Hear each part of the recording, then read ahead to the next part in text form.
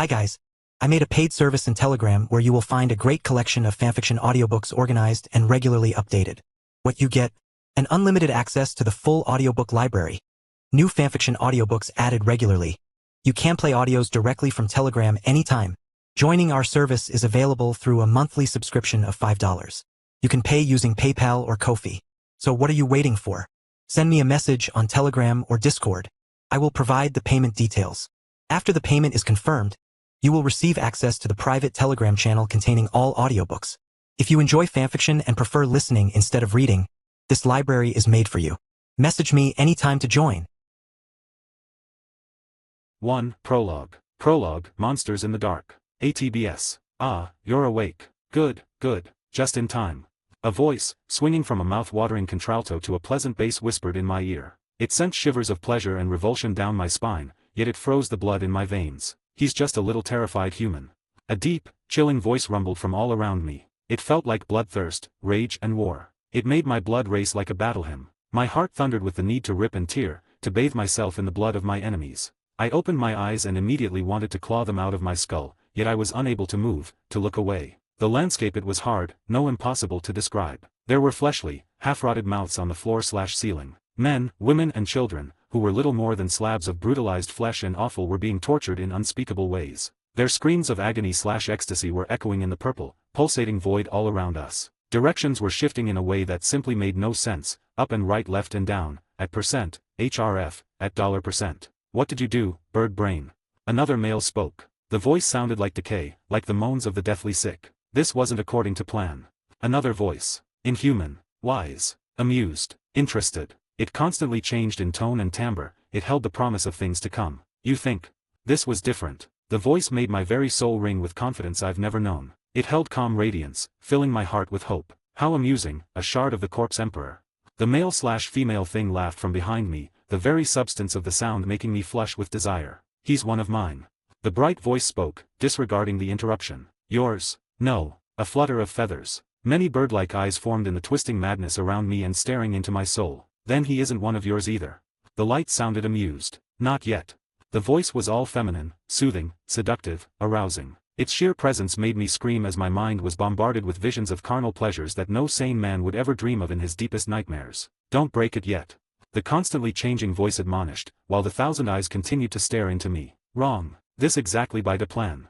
A large, very green face suddenly appeared in front of me and grinned. Those were some huge and really sharp teeth. That just what you get. The green being winked at me. You. The flutter of feathers was getting irritated, though even more interested. We is bored. Another even more green face simply materialized next to the first. 1000 years to same staff. It grumbled. The twisting madness around the faces started turning green. You want change? The ever-changing voice had a distinct tone this time. It was amused, satisfied, curious, fun. We want a fun. The two green monstrosities roared as one. The 13th was born. Something muttered occur, at $%, at that made my mind hurt. We won a new game. The faces chanted again and again. What do you expect just an ordinary man from wherever you got him to do? The only voice I could relate to spoke in a long-suffered tone. Dat unexpected. His flesh is weak. His will is brittle. I could hear the echo of a battle in the voice. I can fix that. The sound of tongue-wetting lips followed the seductive whisper. The promise of I shuddered in more pleasure than a human should be able to ever feel. He's still a human. And alive. There was a wonder as warm light brushed over me. The thousand eyes staring at me crinkled, smiling. Yes. The voice was all sex and lust. Amusement rolled from her/him/it. What say you, little morsel? Ready to play? Don't answer. The light became harsh, searing the yes off my tongue. Game's afoot. The first green face beamed at me. Wyack. His joyful scream washed over me. Reality itself shifted, snapping into focus. My mind suddenly cleared, allowing me to comprehend where exactly I was. If my body wasn't frozen, I would have voided my bowels then and there, before screaming like a little girl and fainting. None of that was allowed. We have a proposition for you. The sensual voice slid over my body like a lover's caress, making me shudder in delight. Choose a boon and be on its way. That was more akin to the roar of chainsaws than a voice. ATBS. I awoke with a startled gasp and looked around. Small, stuffy room, pitch dark. I could hear the soft whine of a servo skull. It felt familiar, reassuring. Letting a sigh of relief, I closed my eyes and fell back into the bed. It was that dream again, though there were a few more details this time. I shuddered as a vivid recollection ran through my mind. Even whispering a word about what I often dream of would be enough to see me summarily executed if I was lucky. I should know I've been training to be an Inquisitor for what felt forever. That was mostly true too. My first memories were awakening in a tiny, empty cell in what I later found out to be one of the Holy Black ships. Let me tell you, the journey to the Most Holy Terra was rather unpleasant, especially when I simply couldn't remember who I was or how I got there. Then I found out that I didn't know the meaning of the word unpleasant, or what agony was for that matter. Not until I found myself securely strapped to a gurney, while a robed abomination that was more machine than man shoved a piece of rubber in my mouth, ordering me to bite down. Then he was out and something shifted around me, letting me get a good look of the place where I woke up. I had mere moments to stare in horror at the dozens of very sharp, very long needles pointed all over me, before the torture implements descended and all I knew was pain. I know I lost consciousness soon thereafter as the agony became too much for my mind to bear. That was also the first time I had the bloody nightmare. When I regained consciousness I was informed of what was expected of me. I had to train my cursed powers and use them in the name of the God Emperor of mankind. Or I could get shot then and there if I was lucky. I shook my head at the memory. It sucked, there was nothing else to say about it. The fucking pain was bad enough. The little fact that it heralded me being able to touch what was literally hell for the first time I could remember was so much worse I shuddered. The mere thought chased off what little vestiges of sleep I had left. I threw the blanket away and stood up. Light up, I ordered. The servo skull obeyed the voice command. A quiet click came from it. A subdued whoosh followed and the crown-shaped basket it wore like a hat was filled with flickering orange flames. I took a deep breath of the sweet incense. The simple familiarity of the smell made me feel a bit better. The dancing flames illuminated my home for the past half-decade since my soul was bound to the Emperor and I was sent back to the Schola. My meager possessions were carefully arranged around the room. That was the stormtrooper sergeant's fault. He who enforced discipline and made sure that we all were presentable all the time, because he wouldn't tolerate anything less. We were on the third such fella ever since I was volunteered for this particular school. The last two suffered rather gruesome and inventive accidents after pissing off a few of my fellow students too much. That bit of fun was swiftly followed by inquisitorial type of justice. It was ever more bloody, long-lasting and gruesome than what my Schola mates could ever think about. The first accident actually made the smarter of us think. It became obvious why most of our cadre weren't Psykers. They were a test of a sort to see how would we act towards them when pushed. When someone went overboard, well at least we got break from classes on the next day and a bit of free entertainment. That also served as additional motivation to study hard and learn how to safeguard our thoughts better. After all, an open mind was like a fortress with its gates opened and sign in orbit inviting various unpleasant types, as Master Hughes used to say, before he got eaten by a demon in class, the poor sod. Fortunately I missed that bit of excitement, because anyone in the same wing of the building had to go very strict screening by the Ordo Malleus folks who were here to teach us, while doing some RNR. A whole third of the people in there were never seen again, though soon we had an upswing in servitors on campus. Totally unrelated. I mean it. When an honest, Emperor-blessed Inquisitor says so, it becomes a divine truth, one that no one sane is going to naysay. I smiled at the good times I remembered and returned my attention to the present. What little I possessed was packed up in a single cargo container, which lay open in the middle of the room. Mostly it held a few changes of clothes, courtesy of the small stipend the students without any other source of income received for expenses. They served as an additional packaging for the most expensive thing I owned, a couple of heavy, leather-bound books covered with blessed seals. They contained various litanies and blessings which should protect a careful Psyker when practicing his warpcraft or facing such a phenomena. Besides that, all I had was my issued gear, which didn't amount to much, because of who I was, a no-one, who lacked a family or any other support structure to help pave my way. So instead of something more functional, I had to relegate myself to a standard-issue carapace armor, a lost pistol and an old, scarred chainsword. Then there were the most important things that, while technically mine, were actually owned by the Holy Inquisition.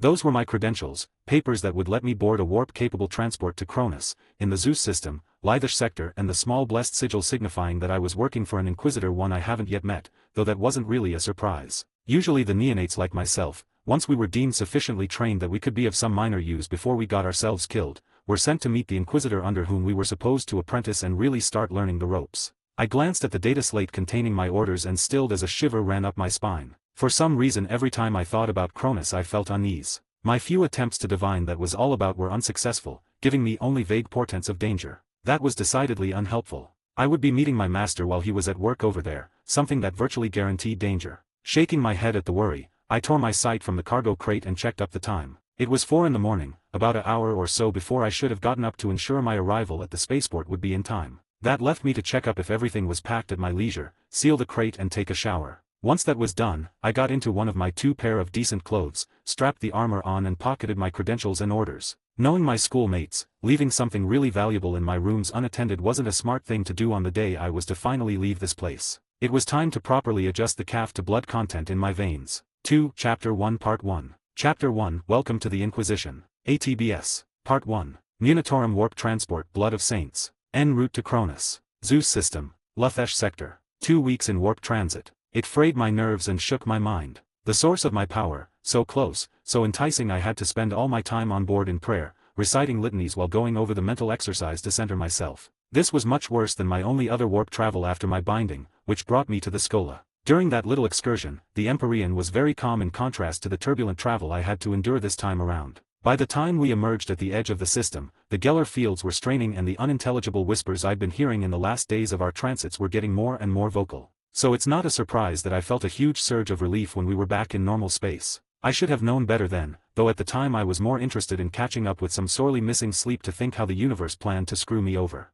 Once I was awake and managed to drag myself to the mess hall, I was still downing my first cup of steaming caf when a naval armsman burst in. "Sir, the captain requests your presence at the bridge." The sergeant gave me a proper salute. "At your earliest convenience."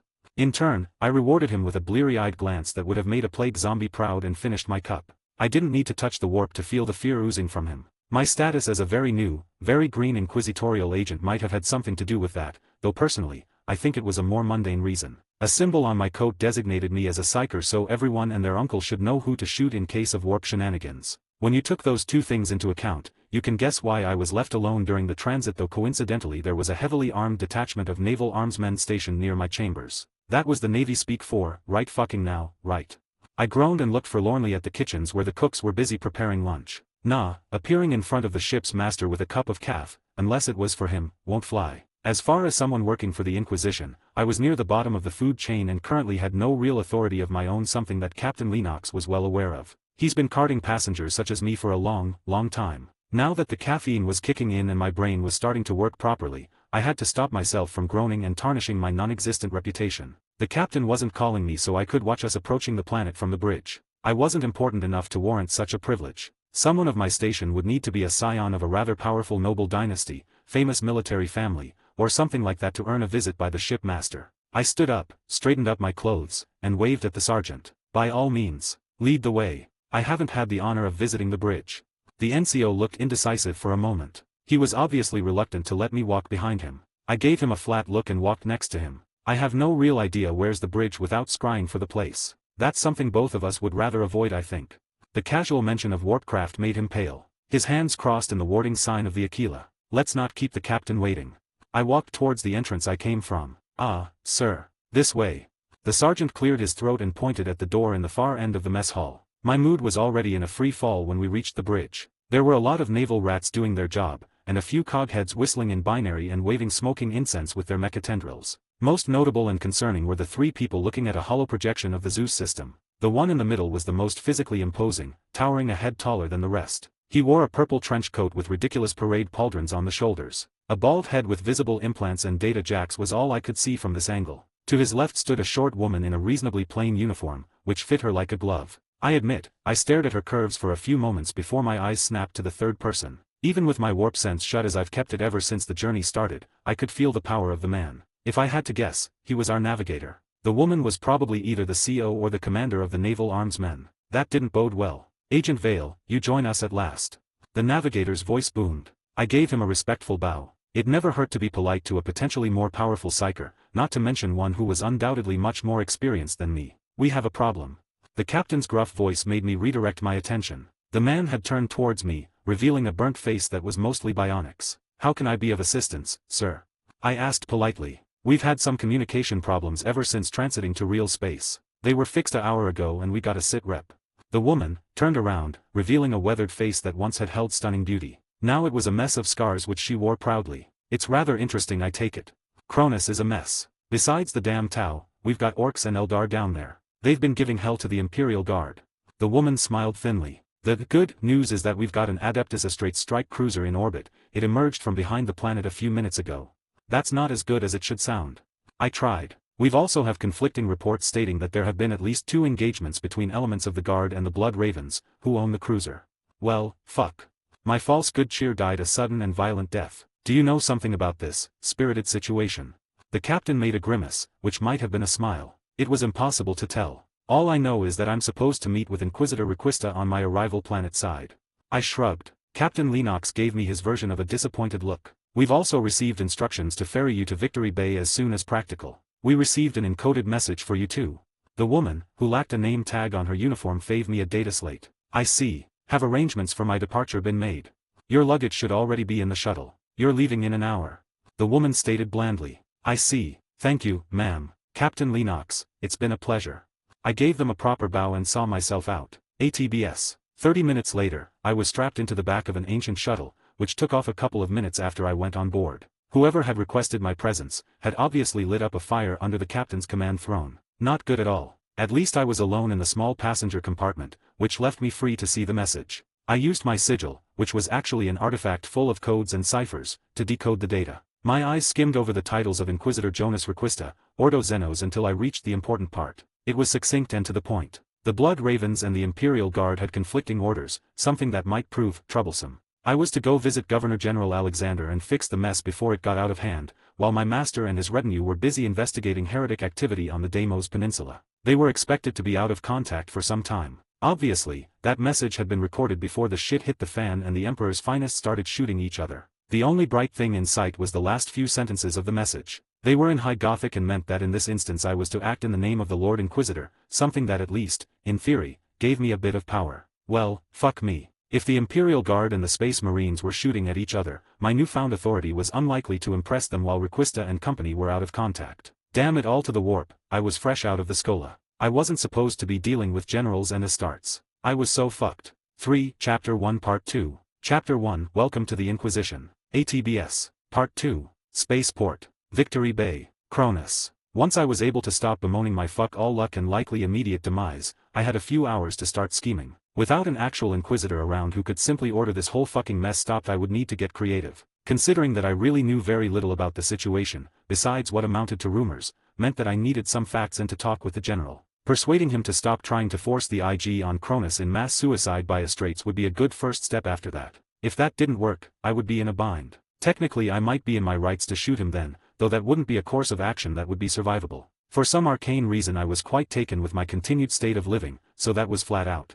Our atmospheric entry and landing went without a hitch and soon enough the ramp opened, revealing a brightly lit landing pad. I looked around. The place was rather busy, but it paled in comparison with the port at Omicron V, the location of my Schola and the only place I could call home until I was promptly kicked out into the outright terrifying world that was this millennium. There were a lot of dockworker, heavy machinery, the inevitable cogheads and soldiers milling around either doing their work or trying to skive off a few minutes of rest. A squad of the latter waited leaning on a chimera next to the steps leading down from the landing pad below me. Obviously they were here for me, because one of them, an NCO, started striding up the steps once I got out into the sun. Sir, I'm Sergeant LaCroix, Alpha Platoon, Baker Company, 71st Battalion, 1st Cronis Regiment. Are you Agent Vale, from His Majesty's Inquisition, sir?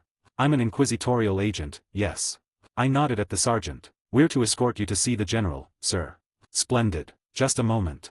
I took a deep breath and let my mental barriers ease up a tiny bit. Touching the warp was both exhilarating and revolting. The sheer raw power at one's command was only surpassed by the perils that laid in wait over there. This time was much worse than usual. The warp here was akin a boiling cauldron, just needing a push to explode into violence. That didn't bode well for anyone. I sent a prayer to the Emperor on Holy Terra that Inquisitor Requista would be successful in his heretic hunt before the imbeciles could do something particularly idiotic and doom us all. I touche a tiny fraction of the power the warp freely offered me, using it to pick up my cargo container and make it float after me. That was an obvious power play, intended to rattle the guardsmen a bit before I started questioning them during our ride to meet the brass. At the moment they were my best and only source of information and I was going to ruthlessly milk that, mind screwing included. As expected, none of the soldiers were particularly happy at my mostly harmless display of witchcraft. It got them nervous, on edge. Shall we go? I beamed at the guardsmen, who were throwing uneasy glances at the cargo crate floating behind me. They reluctantly piled into the Chimera, which had an auto-cannon mounted on top, and I followed suit. Once inside I lowered my luggage to the ground and took a free seat. How's the situation around here? While making my way planet-side I heard some concerning rumors. The troopers looked at each other and hastily shook their heads. No idea, sir. We just do what we're ordered to. LaCroix shrugged. To tell you the truth, my time in the Schola didn't make me a silver-tongued devil. They were too busy teaching us how to literally tear thoughts from people's minds or effective interrogation methods, which was Inquisition speak for how to torture people, while keeping them alive so we could actually learn something. Actually being nice and persuasive, that wasn't something they taught. Such things were apparently mere superstition and never worked. At least that's what Inquisitor Gregory Foch, believed, and he was the one who taught us how to untangle reluctant tongues. Besides, anyone who didn't start singing about any sins he though might be perpetrated by a person he either knew or heard about, was supposedly an obvious heretic who needed to be questioned. I took those lessons with a grain of salt, but made sure that Foch thought me to be a very attentive student who agreed with his methods. Of course I did. I had no desire to be a volunteer like Claudia after mounting off to the Inquisitor. Last I heard the Medici were finally putting her back together and she might return to school in a year or so. Fortunately for her, she was a scion of a minor noble house and they were able to pay for the expensive treatment. Anyone with less wealth and connections would have received the Emperor's mercy if they were lucky. But I digress. I had a squad of soldiers to grill about the mess I had unwittingly landed myself in. I gave them a disarming smile, while I delved a bit deeper in the warp. Their very souls shone around me with the dull light of the Empyrean blind majority of the population. I focused on the people around them and laced my voice with intention and power. The overall situation, Sergeant LaCroix. Give me a summary. Tell me about the issues with the Blood Ravens too. The NCO stiffened and his eyes glazed. The rest of the guardsmen shrunk back from us. I could sense the fear radiating out of them. It was tasty. It's an Emperor-damned mess.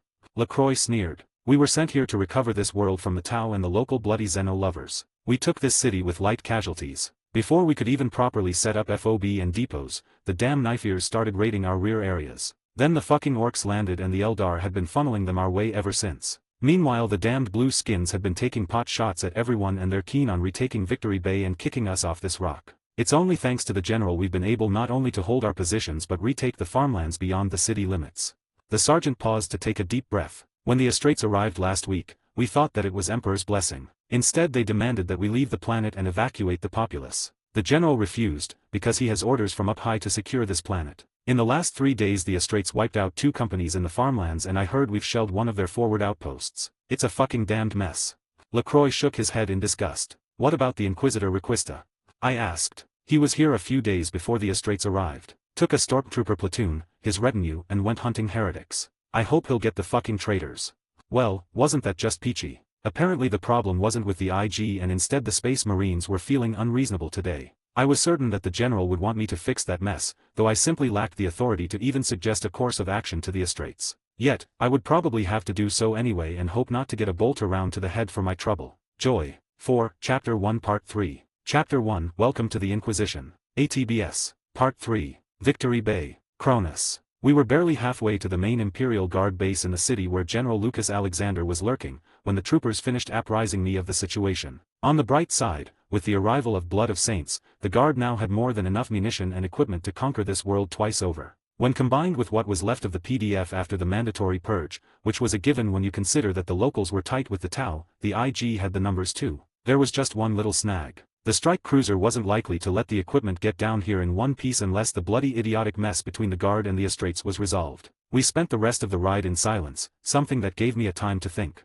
I was idly staring through one of the side gun ports, marveling at the city around us. The place was no hive, just a handful of ornate, tall buildings with the rest sprawling all around us. It was eerie for someone like me, who could only remember a single hive city as the way people in the Empire lived. Most of the buildings, especially the older ones, were typical Imperial engineering, tough things with as much ornamentation as there were thrones for. They were beautiful too, at least in my humble opinion. Then there was the newer construction. It was simply wrong, from the clashing color schemes to the rounded forms without any straight angles. It wasn't something most humans would ever consider building. I frowned. This world was supposed to have been under heavy Tau influence before General Alexander and company came to bring them back in the fold by shooting anyone who wasn't fast enough in decrying the Xenos. At least I didn't have to deal with the Adeptus Auroritas. The few I had the misfortune to meet simply creeped me out even if they were otherwise stunning women. At least the pair I met back on Omicron. I returned my thoughts to the problem at hand and let out a mental sigh. I needed a plan, though most things that ran through my mind ended with my brain splattered over the nearest wall. Betting on the small amount of authority that Lord Requista's missive gave me might have worked if the General Alexander was the one being antagonistic and if he suddenly decided to act reasonable after seeing the data slate.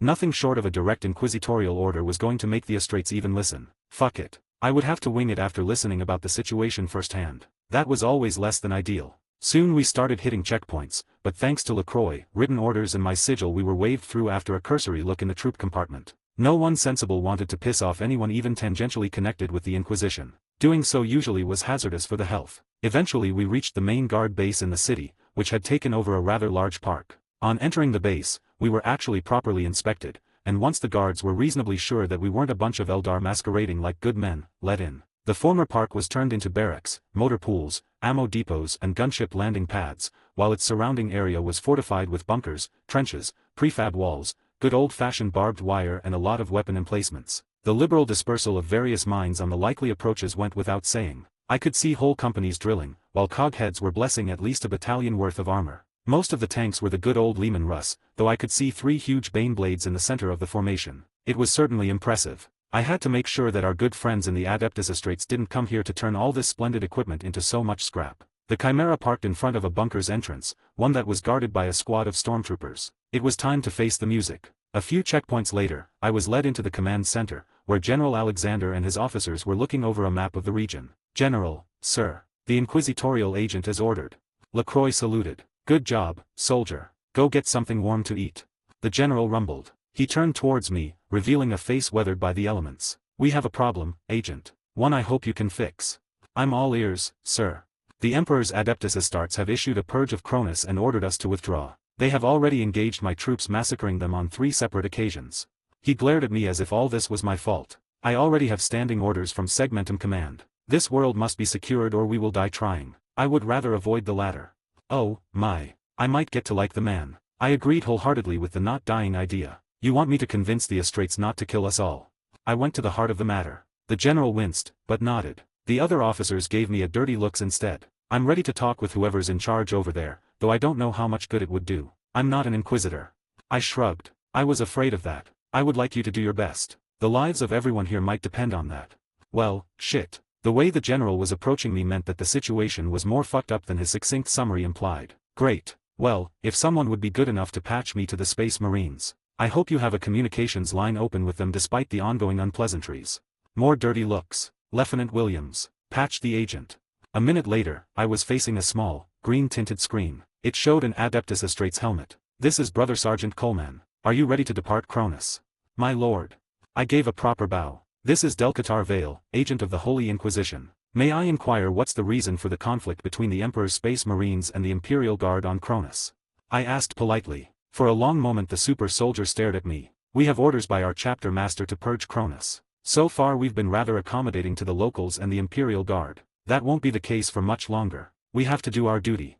"My lord, I believe you're aware that General Alexander and his troops are under orders by the Segmentum Command. To retreat even if the God Emperor's Adeptus Estrates demand it would be an act of treason." "That's regrettable." The sergeant didn't appear to be moved at all. "It was worth a shot anyway. What would it take for you to call off the purge at least until the conflicting orders are cleared up by higher authority?" I asked. "Order by the chapter master or someone with equal authority. Would inquisitorial order do? It might be enough for the force commander to consider ceasefire." Coleman nodded. "May I make 2 suggestions both to the Adeptus Estrates and you, General Alexander?" I asked carefully. "I'm listening." The officer spoke clearly. "I'll entertain you in view of the organization you represent." Coleman's voice was toneless, showing no emotion. "As I understand the situation, there are 3 xenofactions currently operating on Cronis. Tau, Eldar and most recently Orcs." "Correct." The Space Marine just stared at me through the screen. "Then may I suggest that you concentrate all purging efforts against them for the next few days? The same goes for the Imperial Guards." "That's our duty." Alexander sounded eager. "What would that accomplish?" Coleman wasn't buying it. "Not kill loyal Imperial citizens while I go and retrieve Inquisitor Requista. That's my second request. I would want an escort from the Imperial Guard to achieve that objective. I most humbly request that one Space Marine accompany us so he can witness whatever decision the Lord Inquisitor makes and immediately inform his battle brothers of it. I believe that such course of action would benefit the Empire the best. I'll bring this request to Captain Thule." Coleman cut off the connection. "Do you think that this stunt will work?" the general asked. "At worst it might buy your men a bit of breathing space. Sir, are you willing to provide me with escort and transport to the Deimos Peninsula? If it stops the Estrates from shooting my boys and girls even for a few days, I'll do it gladly. What do you need?" "I'd prefer a mech platoon and at least a squad of stormtroopers. Whatever Lord Requista ran into has to be nasty or he would have been in contact by now. I'll see what we can spare." Now the ball was in Captain Thule's hands. 5, Chapter 1 Part 4. Chapter 1 Welcome to the Inquisition. ATBS. Part 4. Imperial Guard Base Final Liberation. Victory Bay, Cronis. Normally I'd laugh at such a request. Captain Lennox sounded rather irritated over the vox. After the Astartes cruiser threatened to blow my ship to pieces for no good reason, I'm inclined to agree. "Send your message and our astropath will transmit it. Do you have any particular destination in mind?" "The nearest naval base with request to make it available immediately to the Inquisition, as well as Segmentum Command." I asked. That might work. My station strikes again. Someone actually experienced and higher up on the food chain would know where to send such a message as mine, so it would light a fire under people's feet. Priority transmission to Segmentum Command and the nearest naval units to the Zeus system, Lithish Sector. Imperial Guard units and Adeptus Astartes Blood Ravens in open warfare on the surface. Reason, conflicting orders from Segmentum Command and Astartes Chapter Master. Higher authority intervention needed to resolve the conflict. Inquisitor Requista has been out of contact for a week investigating heretic activity on the Deimos Peninsula. Status unknown, will investigate shortly. Heavy Xeno presence confirmed on Cronis Eldar, Tau and Orc. Requesting clarification of orders, inquisitorial support and additional reinforcements. Inquisitorial Agent Delcatar Vale, identification. I hope that works. If it wasn't for Inquisitor Requista's orders to send you that message, the Astartes cruiser would have kept jamming our comms and prevented us from contacting the Blood of Saints, just as it continued doing after you left the ship. General Alexander, who had been keeping an ear for my message, grumbled once I was done. It's like they aren't particularly keen on betting that their orders might be countermanded. I must. Any idea what has the noble Astartes ready to murder us all along with the Xenos? I asked. Not sure. One of our scout teams reported finding some kind of relics before we lost contact. When I sent a mech company to investigate, they were butchered by the Space Marines. Alexander looked positively murderous as he relied that little tidbit. Well, I hope they would enjoy the Ordo's investigation on their activities. Alexander smirked at that. I can give you a short platoon, 5 chimeras and a handful of stormtroopers. I hope that will be enough. Me too. Whatever is responsible for Lord Requista being out of contact that long has to be nasty. Thank you for the support, General. Do you have any idea where exactly in Deimos Peninsula Lord Requista went? Unfortunately no. He kept his own counsel. That was suboptimal. It was time to bite the bullet again. Would it be possible for someone to guide me to his quarters? There might be some pointers. I can't decide if you're very brave or foolish. The General raised an eyebrow at me. Try desperate. I know I could be shot when we find the Inquisitor, though the alternatives aren't much better. I'll see to it. A few stormtroopers who ran errands for the Inquisitor are around the base. I'll assign them to you. They know where he stayed in the city. Alexander gave me a sharp nod and returned to planning on how to deal with the myriad of enemies besieging Cronis. That in itself was curious. It would have actually been safer and lower profile if Requista had stayed in the base, and requisitioning barracks for only him and his retinue would have been a child's play. ATBS. When the General said move, the IG usually does so with a gusto. At least the 1st Cronis Regiment, the Liberators as they were now known, did so. Just a few minutes after I sent the message that hopefully would get this mess sorted out if I failed in retrieving Requista in one piece, I was standing in front of the CP, where the promised chimeras were already waiting. Their lieutenant, one Felicia Pitcos, was standing at parade rest, flanked by 2 grizzled NCOs. Behind them, a trio of stormtroopers clad in a armor that looked much more advanced than the carapace every guardsman on Cronis seemed to wear, were lounging on the middle APC. Sir. 3rd Platoon, Alpha Company, 56th Battalion 1st Cronis Regiment, reporting for duty. The woman saluted, speaking with the voice of a drill instructor. She had the bearing of one too, reminding me for the people who handled some of our training in the Shkola. She was likely a promoted NCO, which meant that Pitcos knew what the hell she was doing. I gave her a reassuring smile. My chances for survival just jumped up a bit. Splendid. Are you familiar with the Deimos Peninsula, Lieutenant? I asked. Only by map, sir. We'll be going there to find a missing Inquisitor and his retinue. That earned me a long-suffered look. So I wasn't the only one to suspect that Requista might have chewed up more than he could handle. What's your plan, sir? Find if someone can narrow down where exactly Inquisitor Requista went, and failing that just head into the peninsula and start asking pointed questions. I smiled thinly. I would be getting answers one way or another. I turned my attention to the stormtroopers. Soldiers, I understand that you did a few odd jobs for the Lord Inquisitor and know where he stayed in the city. That's right. The apparent leader of the group nodded and stood straighter. We'll be going there while waiting for the Astartes to make up their minds. About what, sir? The lieutenant asked. If it isn't too much to ask, sir. She hastily added. If they will accept my suggestion to concentrate their efforts on the Xeno instead of trying to kill us as well, at least until we can locate the Inquisitor so he can straighten up this mess.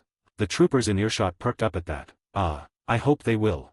Pitcos nodded. Right now I was following the advice of 1st Sergeant Nolan, who was the latest NCO handling my CQB training in the Shkola. He was on the opinion that it was always prudent to make sure that the average IG trooper has at least a few reasons to keep you alive. Doing your best to prevent Space Marines from murdering them all fell square in that category, I think. According to Nolan, such little things increased the likelihood of the troopers actually trying to save me when I was in a scrap and decreased the chance of getting accidentally shot in the back. Multiple times. Your name, trooper? I asked the stormtrooper who addressed me. Corporal Santos, sir. You and your 2 friends will act as my bodyguards until we get the job done. Do you have any idea where the Inquisitor headed to? Negative, sir. Then we're going to check up his quarters for clues. On my authority, so don't worry about getting shot if he disapproves. Where is he staying anyway? Elysium District, to the southwest of here. Lieutenant, I trust there won't be any problem getting there now. I asked. Not that I know of, sir. Let's get going. 6. Chapter 1 Part 5. Chapter 1 Welcome to the Inquisition. ATBS. Part 5. Diomedes Residential Complex. Elysium District. Victory Bay. In hindsight, my idea turned out to be suboptimal. The heavy armed and armored servitors that had us pinned in the end of the corridor made that point very clear. Sir, you could have warned us about them. Santos shouted over the roar of bolter rounds disintegrating the corridor leading to Requista's quarters. Throw a crack grenade or two downrange. I snapped back. Everything started so well too. First, Captain Thule had agreed to be somewhat reasonable and informed us that he would send a space marine to meet us on the main route leading to Deimos. He would also try not to annihilate any more guard companies while we searched for Requista, though he didn't make any firm promises on that point. Getting to the district where the Inquisitor was staying went without a hitch too. It was quite enjoyable too. This place had parks, with actual real trees and plants. It's so damned green and bloody awesome. It was the first time I remember being this close to live plants, you know. Thanks to the view, I was in a rather high spirits when we reached the 10-story residential building where Requista had made his lair. The stormtrooper obeyed and retrieved the grenades from his harness. In the meantime I concentrated, opening my mind to the warp. Touching it was as exhilarating as ever, yet it made me flinch. It felt even nastier and more turbulent than few hours ago. Whatever was affecting it so wasn't good news. With an ugly snarl I fueled myself with the warp's tainted power, channeling and shaping it. Purple energies coiled around my left hand, manifesting in the form of lighting. Allowing the immaterium to enhance my senses, I let my mind expand until I knew where exactly the combat servitors were standing. I gave a sharp nod to Santos and moved faster than an ordinary human had any right to be. My hand leaned over the corner behind which we were hiding and I released the warpcraft I had prepared. That was followed by the corporal throwing the grenades. The eldritch bolt slammed into the chassis of the closest servitor, caving in the armor as if it was a tissue paper, before hitting something important. I could feel the former man freeze in its tracks before the crocs hit, bathing the corridor in fire and shrapnel. The overpressure wave slammed into us next, though my warp-enhanced body and the stormtrooper's armor kept us intact. I didn't release my connection with the immaterium until I was reasonably sure that both combat servitors were disabled. I think that they're done. Check carefully and shoot them a few times to make sure. I grunted and gently let go of my connection with the warp, while quietly reciting prayers to the Emperor. The power reluctantly left me, leaving me weaker and hungry for more. There was something damn wrong with the warp, and considering what exactly it was at the best of times, that was saying something. I finished my prayer, while Valencia and Dole, the other two stormtroopers, gleefully shot to pieces what was left from the servitors. The latter wasn't something I was going to mention to any coghead. They tended to be peeved off and downright murderous about such things. Strange people. I shook my head, trying to concentrate on the task at hand. That was usually hard just after I had stopped channeling the warp. My mind kept jumping to odd places or the desire to open myself for more power. It was a distracting issue, one that I was taught should be mitigated as I gained more experience, and until then I should be praying for the Emperor's protection and hope for the best, or so my instructors taught me. It was too bad that the Emperor was undoubtedly too busy dealing with much bigger issues than one poor, novice Psyker who was liable to get killed while distracted. "It's clear, sir," Santos shouted from down the corridor. I leaned over the corner and winced. The place was torn to shreds from bolter and laser fire, even before the rather energetic way we ended the firefight. Good. Now let's see what other surprises the Lord Inquisitor had left us. You first, sir. You have a better chance of dealing with whatever awaits us in there. Santos' voice lacked any emotion. Don't worry. I won't be using you as bait for any traps. That would be a waste. Were those sighs of relief I heard? I shrugged and carefully avoided the smoldering remains of the servitors. Getting almost killed was my fault. I should have known better. It was a no-brainer that an Inquisitor would have defenses protecting their quarters. When I first saw the combat servitors, humans turned into 2-meter-tall murderous cyborgs with cogitators for brains, I was overconfident. So far my sigil had been sufficient to get me through most everything I faced. Besides, it had a lot of codes buried within it, so I could be identified for who I was. That's why I presented it to be scanned with no care in the world. Codes not recognized. Intruders detected. Those words chilled my blood. Back. I shouted and at the same time disregarded most of what I was taught about safely touching the warp. I sprang through my mental defenses and plunged my mind in the immaterium. The raw power made me feel giddy, like a god among men. The tainted energies ran through my body at the speed of thought, enhancing me beyond what was usually possible for a human. Inquisitorial sigil detected error. Engaging intruders.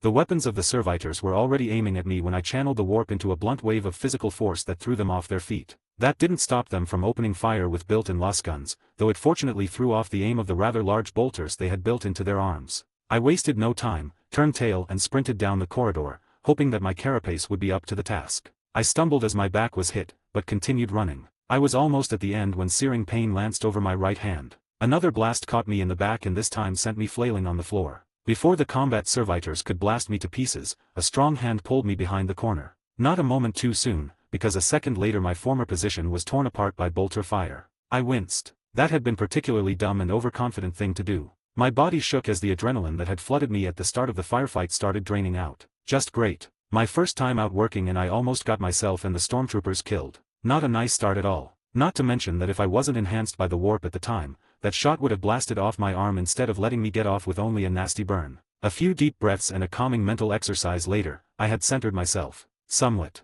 This time I accessed the warp properly, which meant very, very carefully. Its tainted power washed over me, invigorating my body. I closed my eyes, letting my mind wander forward into Requista's quarters. I could sense no more servitors, though there was something blessed, which shone hard enough in the warp that it prevented me from perceiving anything past the corridor leading deeper in the apartment. I pulled out my chainsword, brought it to screaming life and tore apart the battered heavy wooden doors that were in my way. Splinters flew in all directions as the obstacle disintegrated under my strikes. Once I had the doors done for, I looked inside. Even the small corridor I could see was quite opulent. Expensive rugs over marble, walls covered with wooden paneling and paintings. The place looked fit for a noble. Apparently Requista liked his creature comforts. Can't say I blame him really. A warp blast, similar to what I used to disable one of the servitors, obliterated the next door from a safe distance. That turned out to be simple paranoia, because no further attackers materialized. No traps were triggered either, but after my earlier mishap I was suddenly a firm believer in the better safe than messily dead school of thought. I went through the blasted door, ready to jump back in the corridor and run like hell if needed.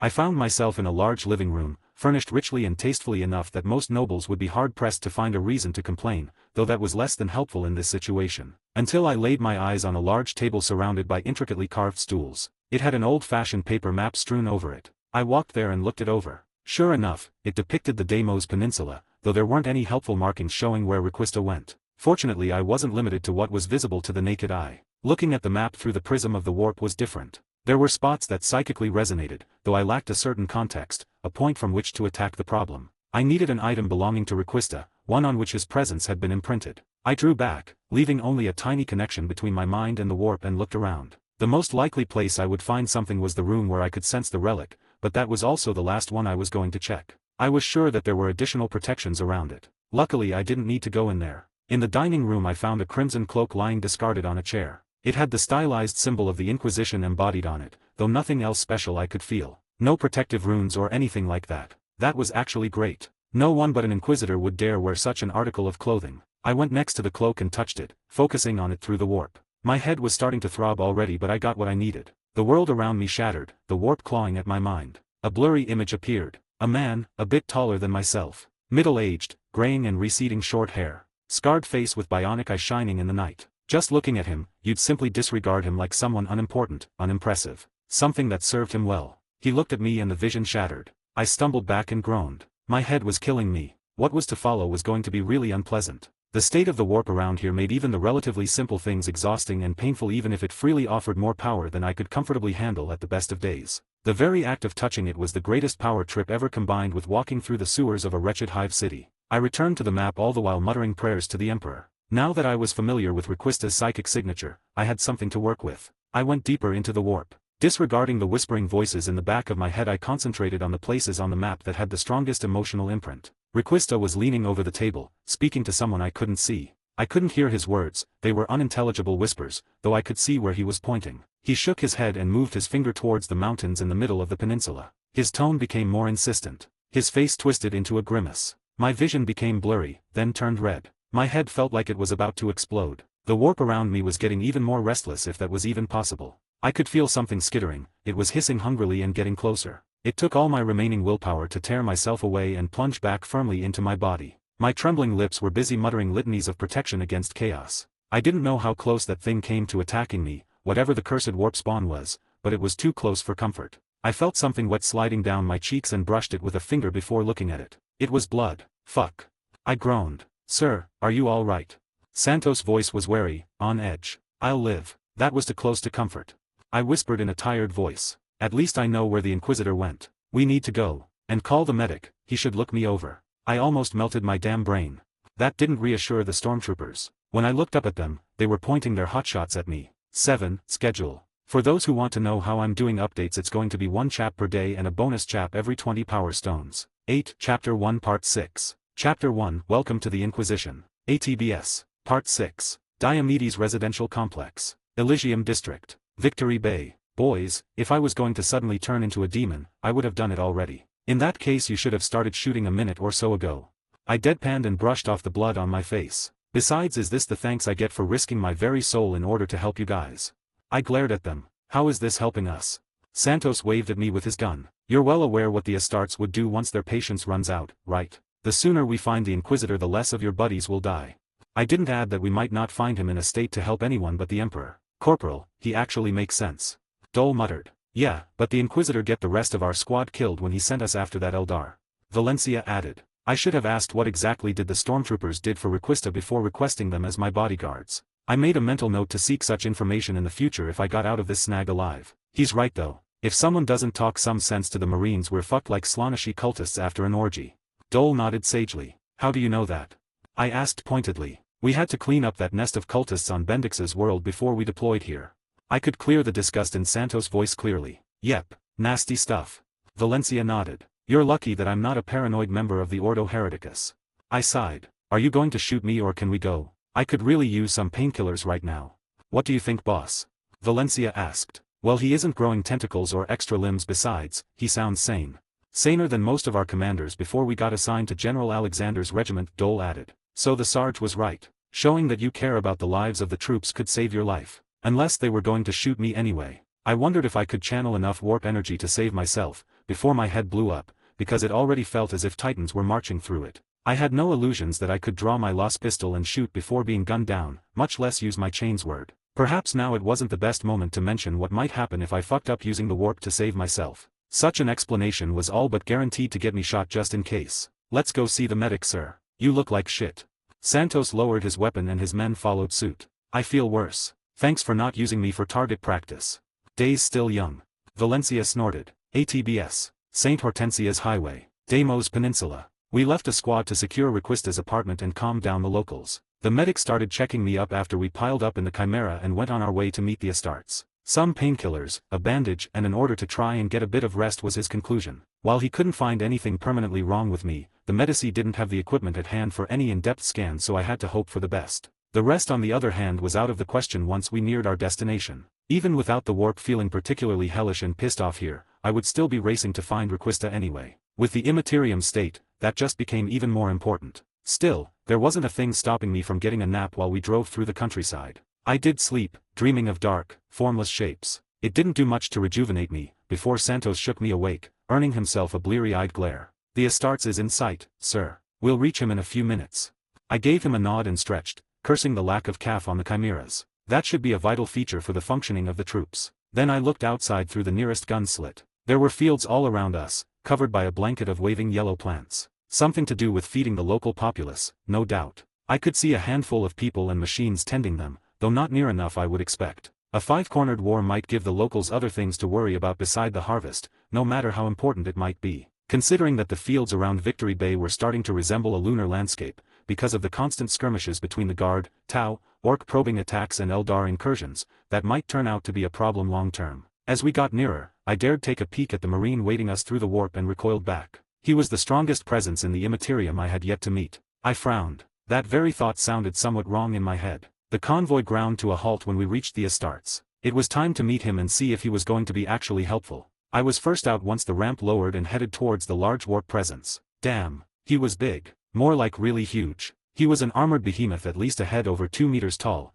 clad in a pristine power armor that was covered with purity seals, which shone in the warp with the power of the blessing they carried. He was leaning on a large assault bike, which had built in a pair of autocannons. A golden plat Warhammer could be seen sticking out of a side compartment of his ride. Welcome. I'm Brother Librarian Antias. The Astartes turned his helmet my way. His voice boomed, carrying over the nearby fields. My lord. I bowed and the lieutenant, who joined us then followed my example. What the hell was a librarian doing out here by himself? So you're the one that made Thule listen to reason. Antias studied me for a moment. I expected you to be taller. I just stared at the super soldier. Did he just make a joke? Then his first words hit me. So not everyone in the Blood Ravens was totally on board with slaughtering loyal Imperial citizens because of conflicting orders. That was good to know. Do you know where we should start seeking the Inquisitor? We should retrieve him before the captain gets impatient again. Ah, yes, my lord. I scried his destination from a map in his quarters.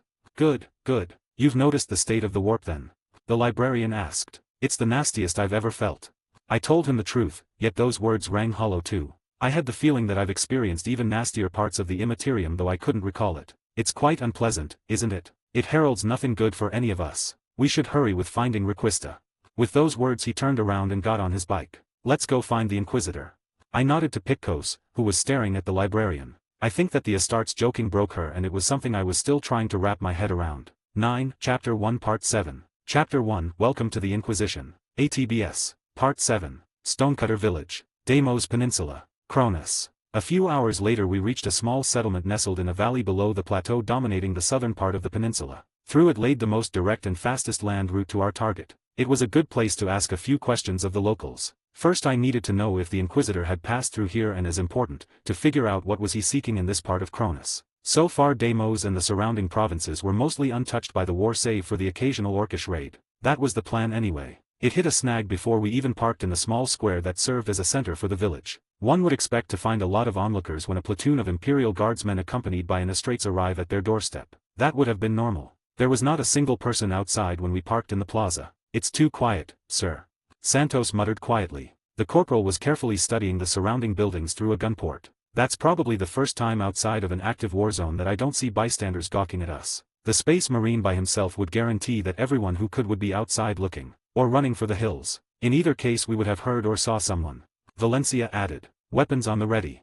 I spoke quietly and drew my pistol. My right hand fell on the hilt of my sword. We weren't the only ones to smell trouble. The rest of the guardsmen dispersed immediately after leaving the chimeras and got under whatever cover they could. The only one who stood seemingly without a trouble in the world was the librarian, though he had pulled his warhammer out of its compartment. I sighed and concentrated, before carefully touching the warp. There were echoes of pain and terror. An odd feeling that resembled death but not quite. Yet, they both felt somewhat subdued. There were no living people here beside us that I could sense, though that was no guarantee. I had to pull back from the warp as my head started pounding almost immediately. The immaterium felt eager, almost hungry. As if it was holding its breath, while it was waiting for something. That wasn't a nice sensation at all. This settlement is empty. Antia's voice was quieter, merely the volume of a rather loud man. Lieutenant, sent a few squads to check the nearby buildings. Men don't leave your buddies out of your sight. There's something very wrong here. I added. The last I spoke quietly so they won't hear it. That didn't help with the librarian who inclined his head in my direction. Walk with me. We'll check the chapel. Antias ordered. I shrugged and walked fast after him. At least he took care to walk reasonably slowly so we wouldn't need to run after him to keep up. The stormtroopers fell in behind me and I saw the lieutenant wave a squad to follow us. She and 2 fire teams remained with the vehicles, while the rest of the platoon moved toward the nearest buildings. Aren't you curious? The Astartes asked when we caught up with him. About what, my lord?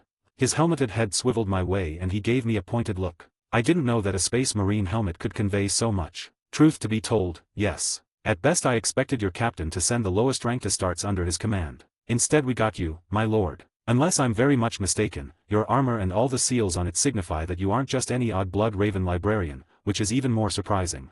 Makes no damn sense, you mean. Was that amusement I could hear in his voice? I shrugged. It didn't. That was Thule's plan, you know. To send you a pair of scout marines, who are due for punishment detail. I nodded. That was much more likely. I disagreed. Finding Requista is the most expedient way to stop this madness. Antia sighed. Unfortunately, the captain doesn't believe him to be alive any longer. Not after being out of contact for a week now. That very well may be the case, though I had to take the chance. The alternative. The Inquisition and Segmentum Command won't be thrilled when they learn about what has already happened. Any more skirmishes between Imperial forces for no good reason would be frowned upon at best. Indeed. Unfortunately our orders don't leave much for interpretation and Captain Thule isn't prepared to breach them even if it mean evicting the Imperial guards from Cronis. I guess that a strongly worded suggestion from an Inquisitor would give the captain the latitude he needs so we can concentrate on dealing with the Xenos. That's why I'm here. There are some of us that would take any chance to avoid spilling innocent human blood. The librarian spoke quietly. We were about to reach the chapel. It was only a short alley away, one which was flanked by statues of Imperial saints. Acting out of habit, I made the sigh of the Aquila and bowed my head. Do you smell that? Dole asked. I could hear him sniffing behind me. A light wind blew towards us from the direction of the chapel and I could barely make out the scent too. It was the coppery stench of blood and it had to be an awful lot of it if we could smell from our position. Set up to provide cover. I snapped at the guardsmen following us. Santos, prepare to breach. Check for traps first.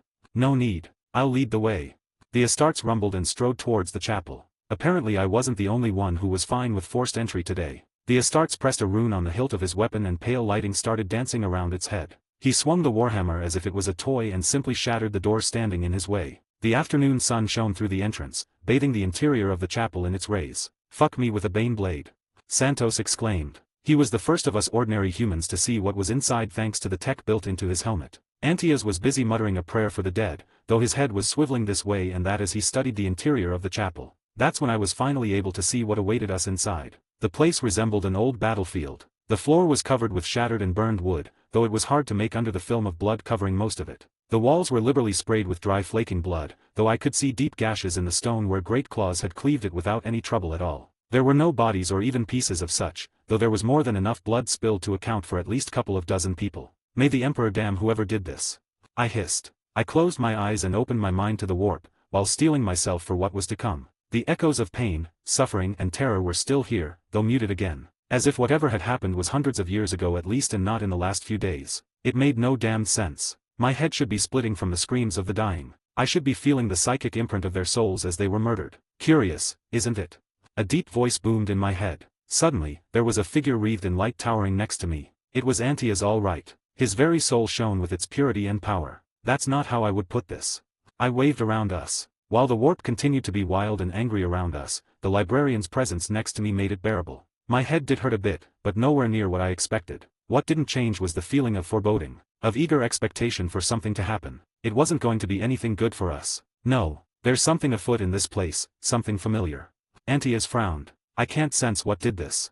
He waved at the bloody floor. There should be something. An imprint, a resonance left from whoever did it. It's as if they had no presence in the warp. I muttered. Exactly. The librarian exclaimed. That would account for the way the murders feel. Blanks perhaps. This at least isn't the work of chaos. We would have known it at first sight. Considering that the Inquisitor came here to seek heretics, this isn't reassuring. The last thing we need is another enemy. True, there isn't anything more we could find out right now.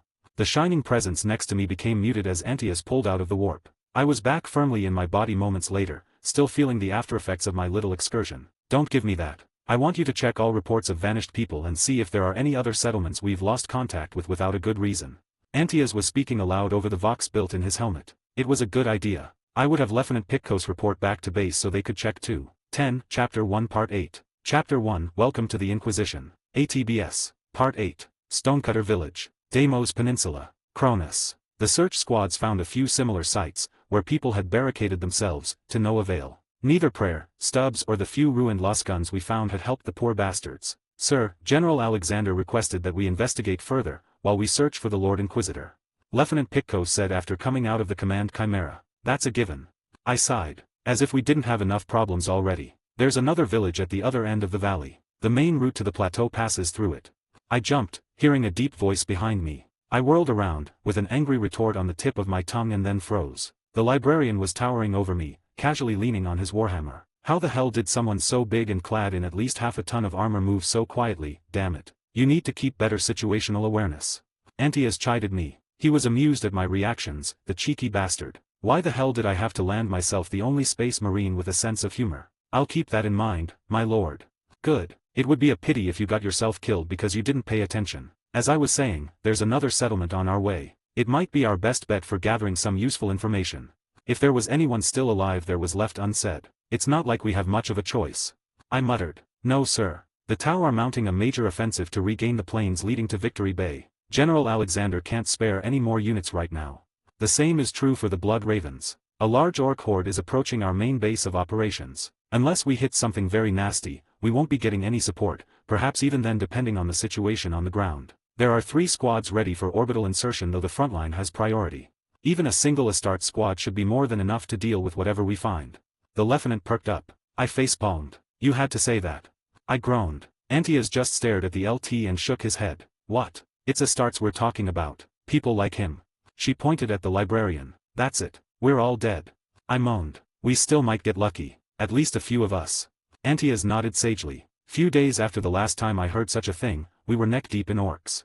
We've checked the whole village, right? Alpha and Beta squads are checking a few houses on the outskirts and we're done. The LT nodded. Unless they find something of note, we're leaving when they finish. Yes. I feel that our time is running out. Antias stated. That wasn't what I wanted or needed to hear. Any news about unexplained disappearances or settlements out of contact without a reasonable explanation? I asked. A lot of people had vanished near the desert further in the mainland, though that may be due to the Tau or Orc bands. We've lost contact with more than a few towns and villages there, though with all the Xeno activity in the region, that didn't raise an eyebrow back at HQ. It might be the usual suspects. Pitkos shrugged. Until we can send an unit there to check, all we've got is guesses. We need to find the Inquisitor and end this nonsense. We have more than enough problems without killing each other. I snapped. That's why I'm here. Antias sighed. Unfortunately, most of my company would rather follow our orders and purge everyone off this planet. ATBS. Genova Town. Deimos Peninsula. Cronis. At least the region wasn't completely deserted. About 10 kilometers from the village, we started seeing people tending the fields surrounding the road. It was reassuring after the bloodbath we found. Even better, there were no accidents or anything else to slow us down. We reached the town about an hour after sunset. This place was a stark contrast to Stonecutter. Genova was lit up so we could see it long before we actually approached. The town was much bigger than the small settlement that got massacred, and perhaps that's what saved. Or it was simply a matter of distance from the base of whatever did the slaughtering. Genova had its inhabitants present too. We could see small groups of the locals clustered on street corners, talking or simply minding their own business. They were staring and pointing at us, especially once they saw our Space Marine. The sight should have brought us a measure of relief. Instead, that's where the veneer of business as usual ended. I could see the faces and eyes of some of the people, those staying close enough to street lights. They weren't happy to see us, or even concerned. No, a lot of them were plain terrified. That started ringing alarm bells in my head. If they were out of contact with the nearby settlements and had people vanishing, something that was likely, they should have been overjoyed or at least relieved by our arrival. With the citizenry being anything but, well, that was problematic. I had the sneaking suspicion that we just found the nest of heretics Requista had been searching for. Look alive, people, this smells like trouble. I spoke. Santos, who had been watching the sights, nodded and voxed a warning to the rest of the platoon just in case if they hadn't noticed. Despite the irregular behavior of the locals, we drove through the outskirts, heading for the town center where the local arbiters and administration buildings were located. Our destination turned out to be a cross between a moderately sized plaza for a town of this caliber, crossed with a park. There were a few 10-story buildings to our right. The administrative and law enforcement centers for the whole peninsula were situated here, even if the biggest populated centers were 50 or so kilometers south of here, built over the far end of the plateau. When we arrived, we found a welcome committee waiting for us. There were 2 men in the robes of the administratum and a single coghead clad in the customary red, who had 6 mechatendrils waving gently behind his back. Each of the artificial limbs ended into either a weapon or tool. A few steps behind the trio we could see 2 rows of a dozen arbiters each. A couple of PDF squads were marching towards the waiting people from the left side of the plaza. From here it looked like they had flak vests and las guns. I hope we would avoid a few hours of speeches and posturing. Santos muttered. We'll just have to sick the librarian on them.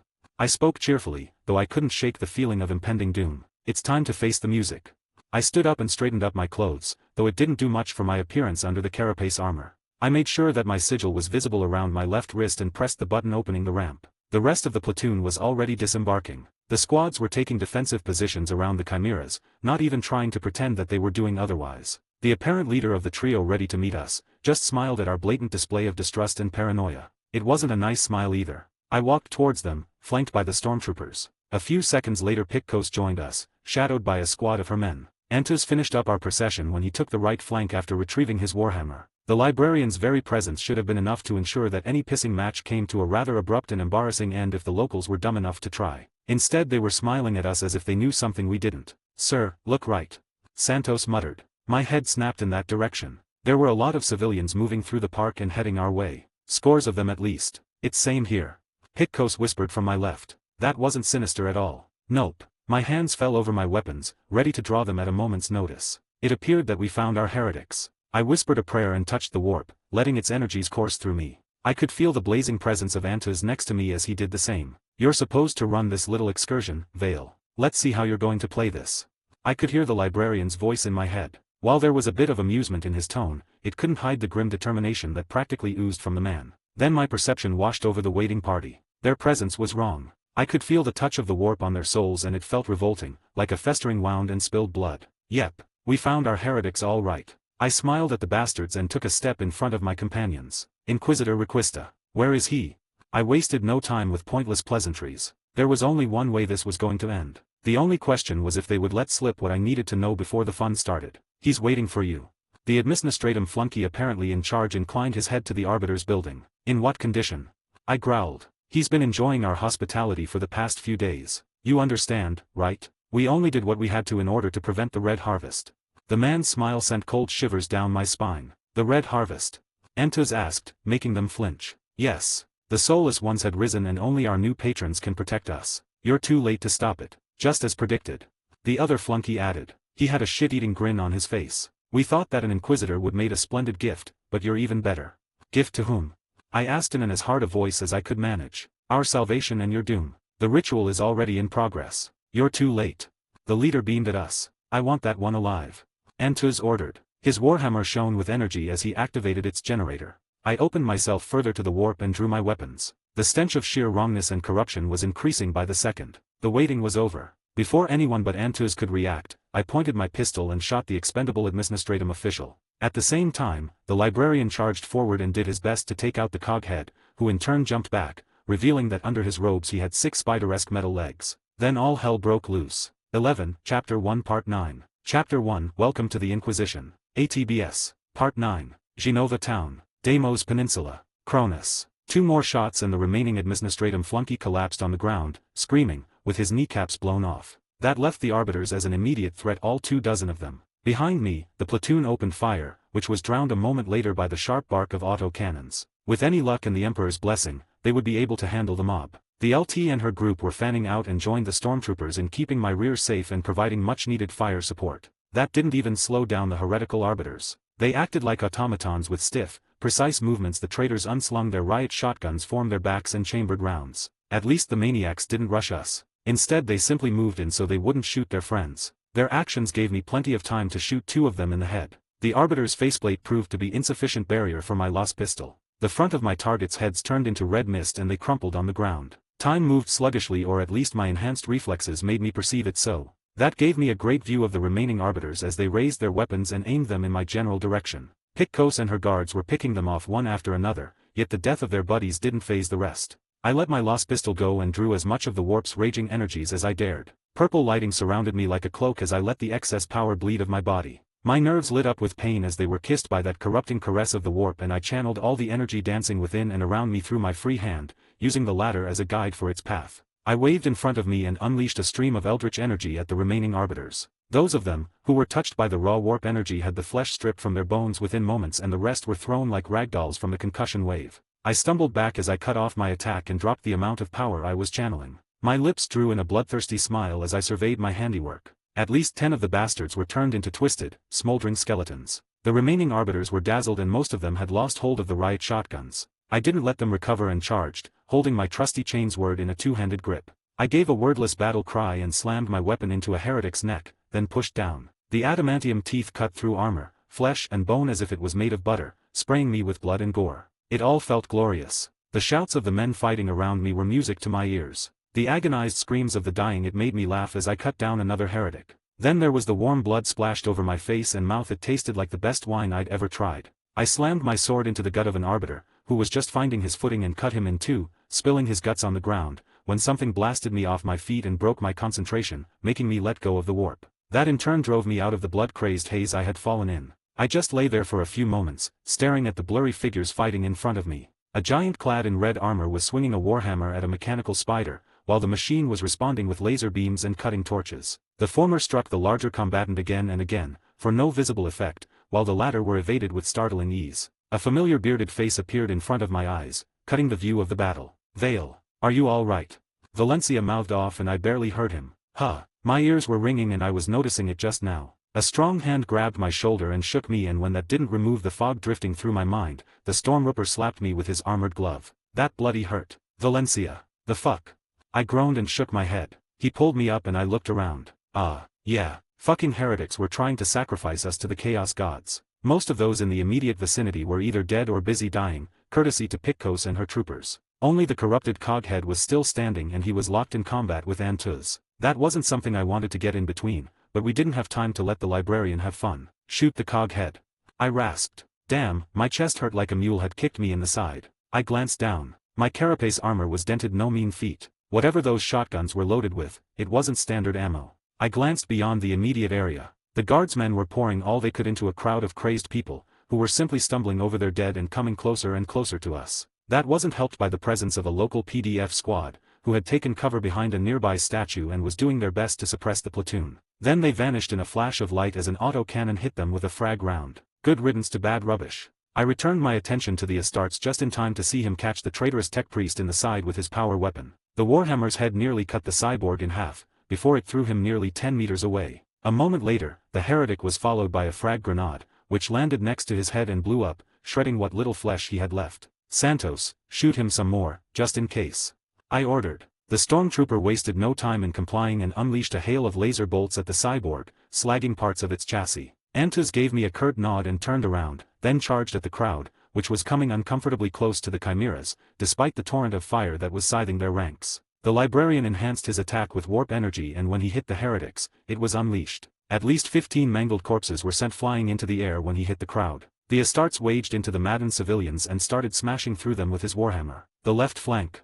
Pitkos shouted, making me tear my eyes from the bloody spectacle. I looked in that direction and winced. Despite the best efforts of the guardsmen, the heretics were almost in arm's reach of our people. The LT sprinted that way, followed by her retinue and the stormtroopers. I grit my teeth, opened myself to the warp and followed suit. It was time to paint the ground red. 12, Chapter 1 Part 10. Chapter 1 Welcome to the Inquisition. ATBS. Part 10. Genova Town. Deimos Peninsula. Cronis. It was sheer madness. Hundreds were already dead or dying, yet the rest of the crowd simply pressed on, caring nothing for the hell they waded into. Lances of coherent light speared through men and women, flash boiling flesh and blowing limbs away. Auto-cannons fired as fast as they could reload, reaping a frightful harvest with their fragmentation shells. Grenades tore apart whole groups of people gone berserk, yet the madman would not be denied. I could see all that as I charged at the pressing crowd. I could feel the bloodlust gripping their hearts. It was like miasma hovering around the locals. For me, it was worse. I could feel their emotions. There was no reason, only rage and the need to tear us apart.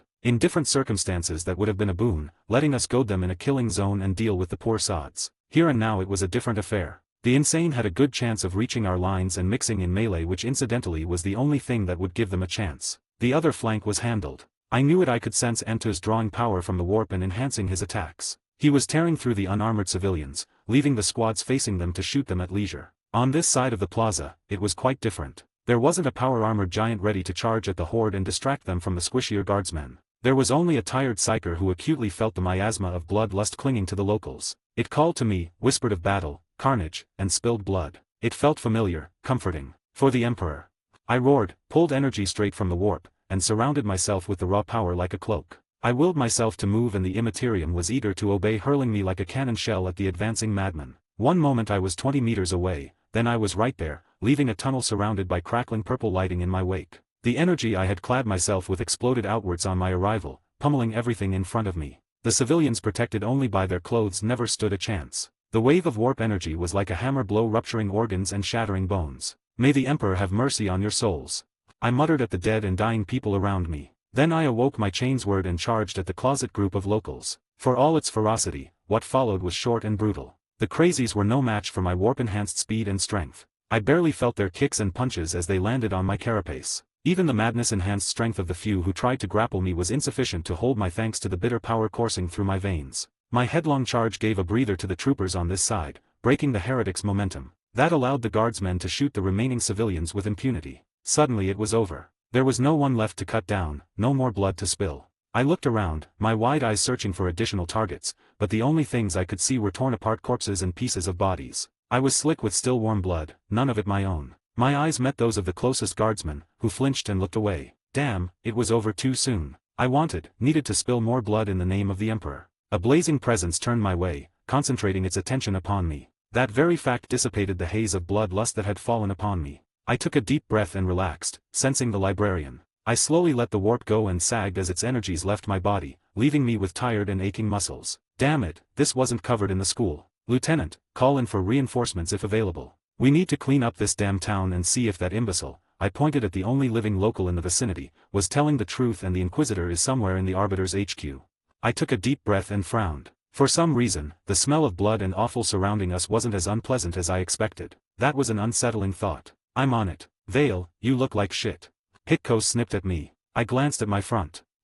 It was splattered with blood and some less unidentifiable pieces. I needed a damn shower. Or a rag to sweep the shit away, though that could wait a bit. There was a traitorous administratum flunky to interrogate. Besides, I needed to retrieve my lost pistol. While I was going towards our crippled captive, I gave Antuz a once-over. The Astartes didn't seem to have even a drop of blood on his armor. The librarian glanced at me and shook his head. I could almost hear him muttering amateur or something like that. At least he didn't try to smite me, considering that right now I probably looked like an unhinged Kernate cultist. Lord Antuz, can we count on Astartes reinforcements?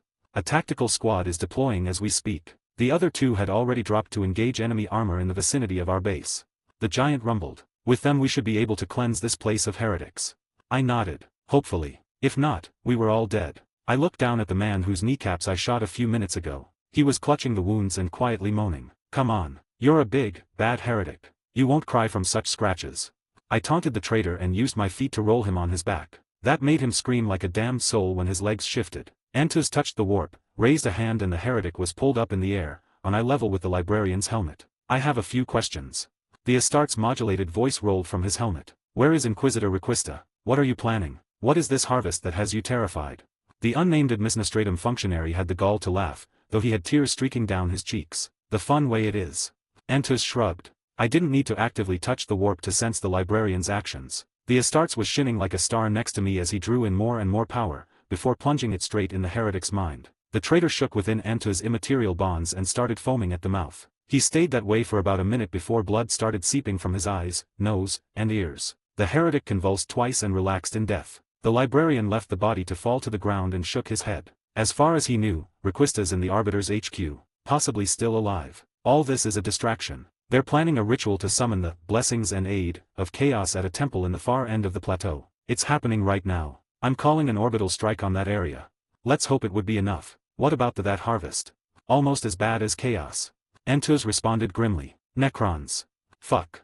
Those soulless machines were covered in the Schola, if very briefly. In short, call the Astartes and at least a naval battle group, then start praying to the Emperor for deliverance. Lieutenant. I want 2 squads securing our vehicles, the rest form on me. We're going to storm that building and rescue the Lord Inquisitor. Be advised, an Astartes team is on its way to reinforce us. And someone give me a rag to clean up this shit.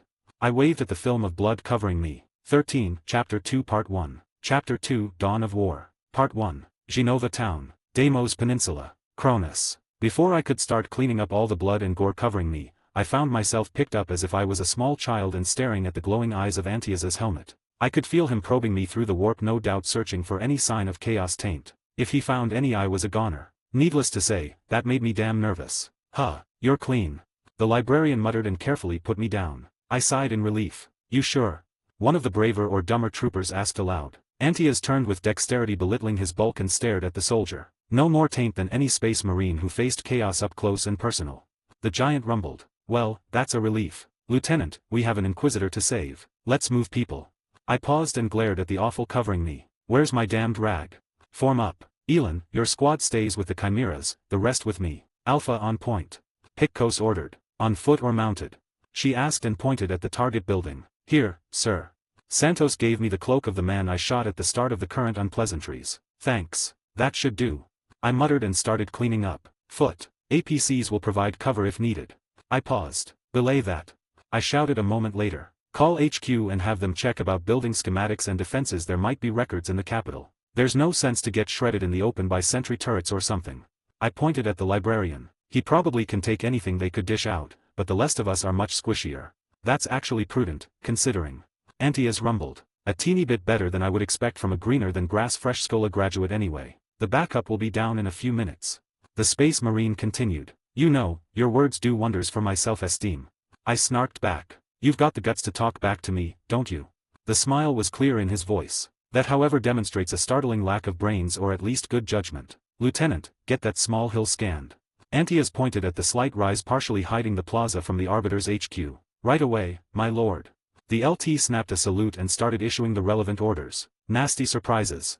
I asked, while trying to remove a piece of, was that a jaw, from my belt. If it was me, I would have at least mined this side to ruin the day of anyone who thought the hill would provide good cover. Just mines? I inquired. I could feel a tiny, very tiny bit of approval radiating from the Astartes. Of course not.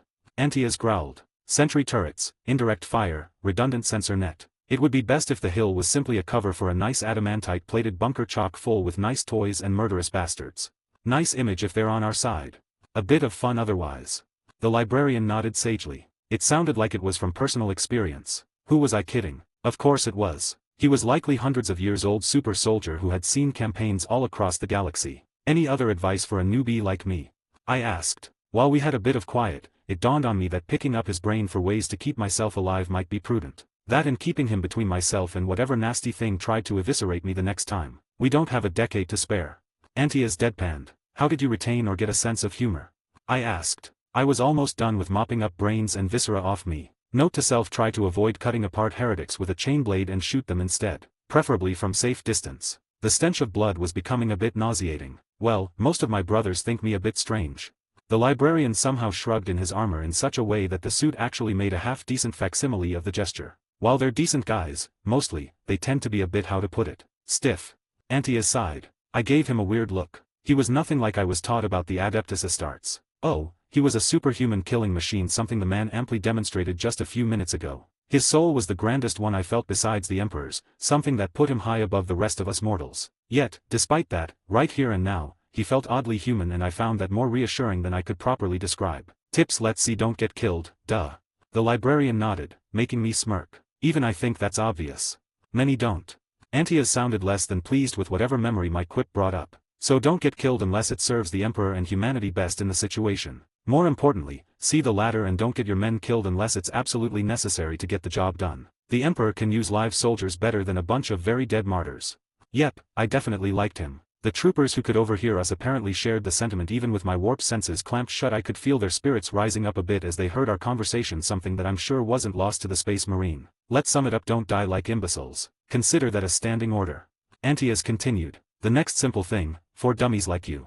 A giant, armored hand rested on my shoulder. Charging Emperor damned heretics like a crazy Kernate berserker, when you aren't wearing a power armor, like you just did, is a great way to die like an imbecile. So don't do that if there's another way. Like ever, or just spare us all the embarrassment of working with you and get your head blown off right away. I won't hear the end of this, would I? I moaned. You made not too terrible impersonation of a Kernate cultist. If I wasn't a reasonable man, I would have vented your brains just in case. Or for sport. Antias spoke in a serious tone that sent shivers down my spine. The librarian's head snapped up and he pointed at the dark sky. They're here. I looked up and could spot a pair of fast-approaching fireballs which appeared to be aiming straight at us. They know that there are friendlies in the area, right? I asked. They should. Antias nodded. Everyone, kiss the ground.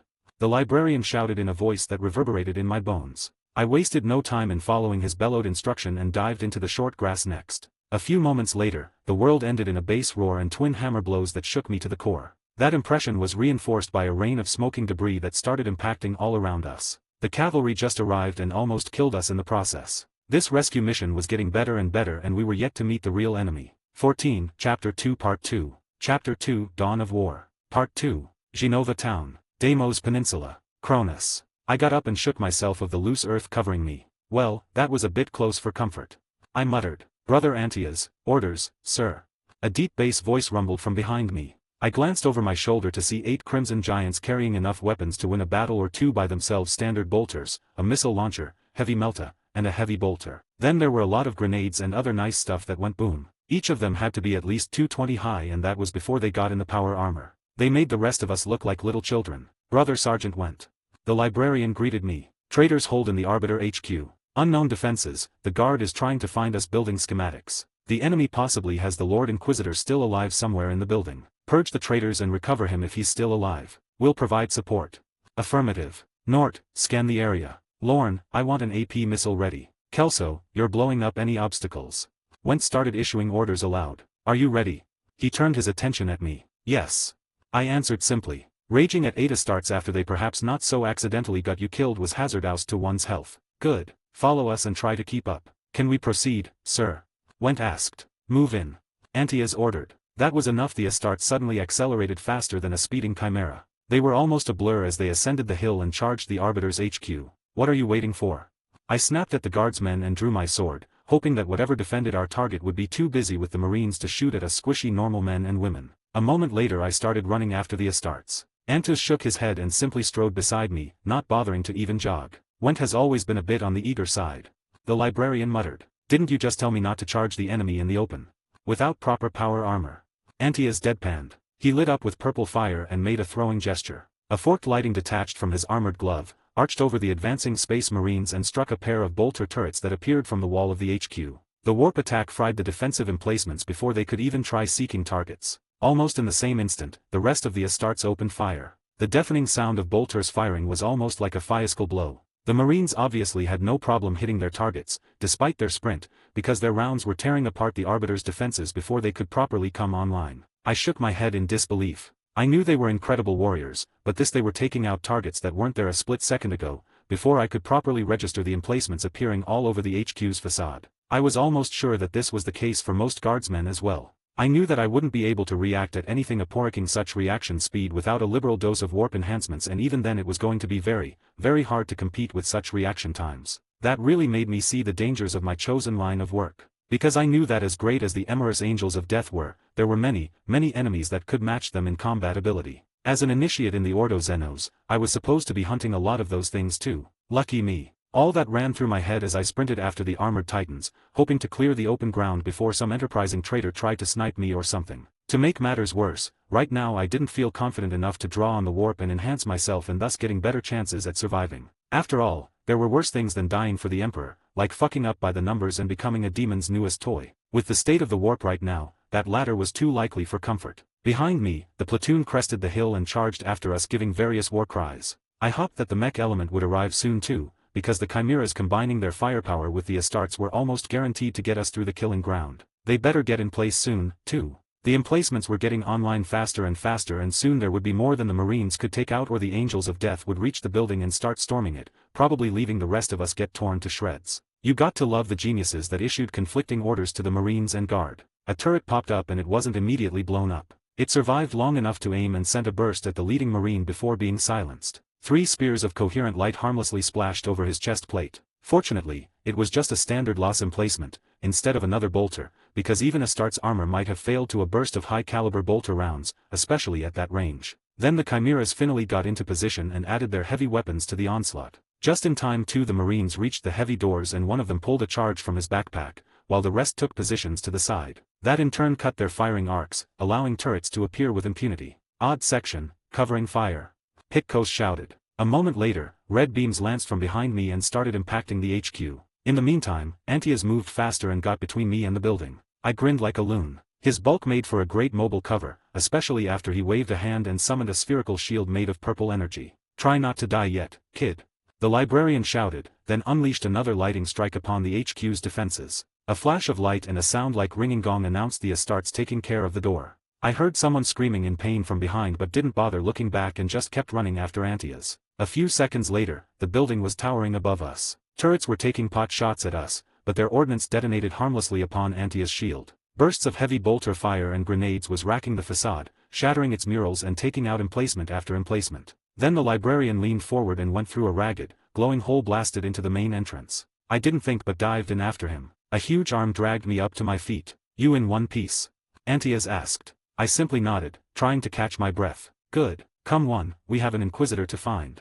"What about the Guard?" I rasped. "I sent one squad back to give them cover. I'll have a chat with Went once we're somewhere secure." The Librarian growled. 15, Chapter 2 Part 3. Chapter 2, Part 3. Arbiter HQ. Genova Town. Deimos Peninsula. "You know, I expected that we would have to fight our way through the whole damn building." I muttered. "That would have been a prudent stalling tactic. Or just blowing us all up." Antaeus was a bright ray of sunshine once again. "That too." I glanced at the plain metal walls surrounding us as we made our way down to the holding cells and interrogation rooms. Went's squad led the way, and so far, with the sole exception of 2 choke points that were protected only by automated defenses, we hadn't faced anything of note. "It's too damn quiet. I can't sense what's below us." "No taint," but Antaeus trailed off. I took him at his word. Usually the things that could block a Psyker's warp senses weren't healthy. Or there were more than a few ways to pull it off, but I doubted that we would be lucky enough for this to be one of the nicer options. "Where are all the Arbiters?" Santos, who was shadowing me, asked aloud. "There should be enough of them to slow us down a bit." Antaeus hummed. The sound came out of his helmet strangely distorted, almost eerie. "No matter where they are, it can't be good for us." "It never is. Chaos tend to work that way. When they aren't busy screwing each other." "Too much information." Santos groaned. The rest of the troopers wisely didn't touch the topic with a 10-foot pole, which in itself was surprising. My temporarily bodyguards were a strange bunch. In front of us, the Marines opened fire, before Went helpfully shouted contact. The sound of bolters discharging within the building was outright deafening. Within moments, the only thing I could hear was the roar of the weapons. The fact that all I could see was Antia's power pack that was attached to his back didn't help matters. Whatever decided to be shot up by the Astartes didn't even slow down their progress, and a few seconds later we were passing through a door frame. The old-fashioned door it belonged to lay twisted in the middle of a large room. By the look of it, it had been tackled and trampled by a space marine. The poor bastard that had been apparently bracing the door was in even worse condition, though he was mostly intact even if his chest made a good impression of pancake. The other 10 or traitorous arbiters strewn all around the room weren't so lucky. They made a great visual aid on the effectiveness of bolter rounds, and let's leave it at that. Did you know that a bolter blowing up your guts makes a worse mess than if you did the same with a chain's word? For some reason part of me was finding the carnage oddly beautiful, while there was another that wanted me to puke everything that I've ever eaten. Weird. I shook my head and looked around, trying not to pay attention to the corpses. We were into an interrogation room, a proper one I mean. While there were some interesting devices to help untie one's tongue, there was a lot of gadgets meant to tell if someone was lying. Granted, most of them were rather crudely made and quite old, but if my training was correct, they should have been rather effective despite that. However, it was clear that the room hadn't been used for its original purpose lately. There were 2 men and a woman strapped into chairs, who were methodically torn apart. Considering that most if not all of the lie detectors appeared to be trashed and not by the Marines, I doubted that the point had been gathering information. No, the fucking traitors had had their fun with the Inquisitor's retinue. At least one of them, I mentally amended. The closest man still had pieces of his jacket left, and while it was soaked with dried blood, a stylized eye patch on the shoulder facing me was clearly visible. That doesn't bode well for the Lord Inquisitor. Antia stated. Not at all. I nodded and averted my eyes from the torn mess that once was a human face. The man who should have been one of my colleagues had been tortured to death. You all have cameras in the helmets recording this, right? I asked the librarian. Somehow, my training came up to the surface, making me look at the situation with professional detachment. I never thought I would be so glad that Sister Joachim's insane training methods, but you can't argue with results. I probably owed her and the rest of my teachers a lot, because I had the sneaking suspicion that if it wasn't for their efforts, I would be either dead or blubbering wreck by now. Of course. It's SOP. Antias nodded. Good. I would request copies of this segment at least once we're back. We'll have to confirm if these people were part of Lord Requista's retinue. Naturally. Just don't touch the bodies, they might be trapped. The librarian added. I won't. It's not like it would do them any good. They're with the Emperor now. I made the sign of the Aquila at the dead agent and turned my attention to whence men. One of the Astartes was busy cutting through a metal door with a power sword. The sound was surprisingly quiet after the last firefight. That or my hearing was shot. Agent Vale, we're approaching the command center, however enemy resistance is stiffening. We should take it in 5. The LT's voice came over my Vox caster. Shortly after we got into the HQ, command came through for us and found a loyal arbiter who had served in this building before being returned to the capital. He was able to give us a rough location of our objectives, the command center and detention cells. After that we separated. Picos went with 2nd Squad to neutralize the building's nerve center, while the rest of us headed towards the dungeon. Good, carry on. I answered. A solid clang sounded a few seconds later. The sword-wielding Astartes kicked the door he had been working on and a massive piece of it flew down the corridor. Paths open. The Marine declared, sheathed his blade and pulled out a bolter. Lead the way, my lords. I waved at the Astartes. Go. We've wasted too much time already. Antias added. The Marines pointedly ignored me, gave a nod to the librarian and vanished one after another down the corridor. A squad of mowed-down traitors later, we were carefully descending through a tight stairwell, which was barely able to take the weight of the Marines. The comparatively flimsy metal it was made of groaned with every step they made, yet it held. It was a good thing that we descended 2 at a time with the rest providing cover or simply staying out of the way, because I doubt that it would have held me 2, much less a third Astartes. The damn weight was nerve-wracking too. This place had ambush practically written all over it. Even crazed cultists would have recognized it as a prime killing ground, yet no enemy materialized. No mines, or improvised explosives. No traps. That didn't bode well at all. At best we were going to find empty cells or just corpses, because I doubted that the traitors were dumb enough to leave a live Inquisitor, no matter their condition, for us to find. Still, we reached the bottom without incident if you don't count the fact that the warp simply cut off just behind the door that was now facing us. Even with my psychic senses clamped shut, I could feel a void, an emptiness that made me feel sick. We just breached the CP. Casualties acceptable. Picos announced while the Astartes were preparing to cut through the door. Outstanding, LT. Any idea if you can patch into building security? One of the Space Marines is working on it. I can confirm. Antias announced. The door should be opened in a few seconds. That's the first good news I got since arriving here. So we must be ready for a really bad one. The librarian added. Little did we know what was happening right now a few hundred kilometers from here, and it was pretty fucking bad. The door quietly retracted into the floor, revealing an empty guard station. Any sight of resistance? I asked. Antias had to order the same info before we got an answer. There were still 2 short platoons in the building, near the command center, though they were busy making themselves scarce. As far as the cameras and sensors were concerned, there were just a handful of still alive prisoners with us down here. An icy ball formed in the pit of my stomach. To say that I had a bad feeling would be a charming understatement. The Astartes led the way and we descended one more level until we reached the cells themselves. "Sir, you many want to see this." Went, who led the way, spoke. His squad took a step to the side, allowing us to pass. Went used his gun to point at a cell to the right. "A present for the Corpse Emperor's servants." That was written with drying blood on the cell's door. "Sweep for explosives and then carefully open the door." Antias ordered. "You squishies better take cover out of the cell block." "You heard the Lord Librarian." I snapped and made myself scarce. My shadows didn't need prompting and followed suit. "It's clear." Antias shouted a minute later, in clearly affronted voice. Obviously he too found the lack of traps and resistance insulting or just a bad omen for the things to come. Yet another great opportunity to screw us over wasted. The fuck was going on here? "You better come here, now, Agent Vale." The librarian spoke formally. "Fuck." I sprinted down the corridor. That wasn't going to be good. Like at all. Damn right I was. Halfway there, I could smell the rotten stench of body fluids. The Marines, who were gathered around the cell door, made me way without prompting this time. The first thing I saw was Went, who was actually standing at attention just inside the cell. Next to him, Antias was on one knee, towering over. My mind refused to comprehend what exactly I was seeing. For a moment I thought that it was a pile of bloody rags used to mop up some bloody mess. I blinked and shook my head. That had once been a man. Now it was a head with most of its flesh flayed attached to what might have been a human torso at one point. "What Uzu, look."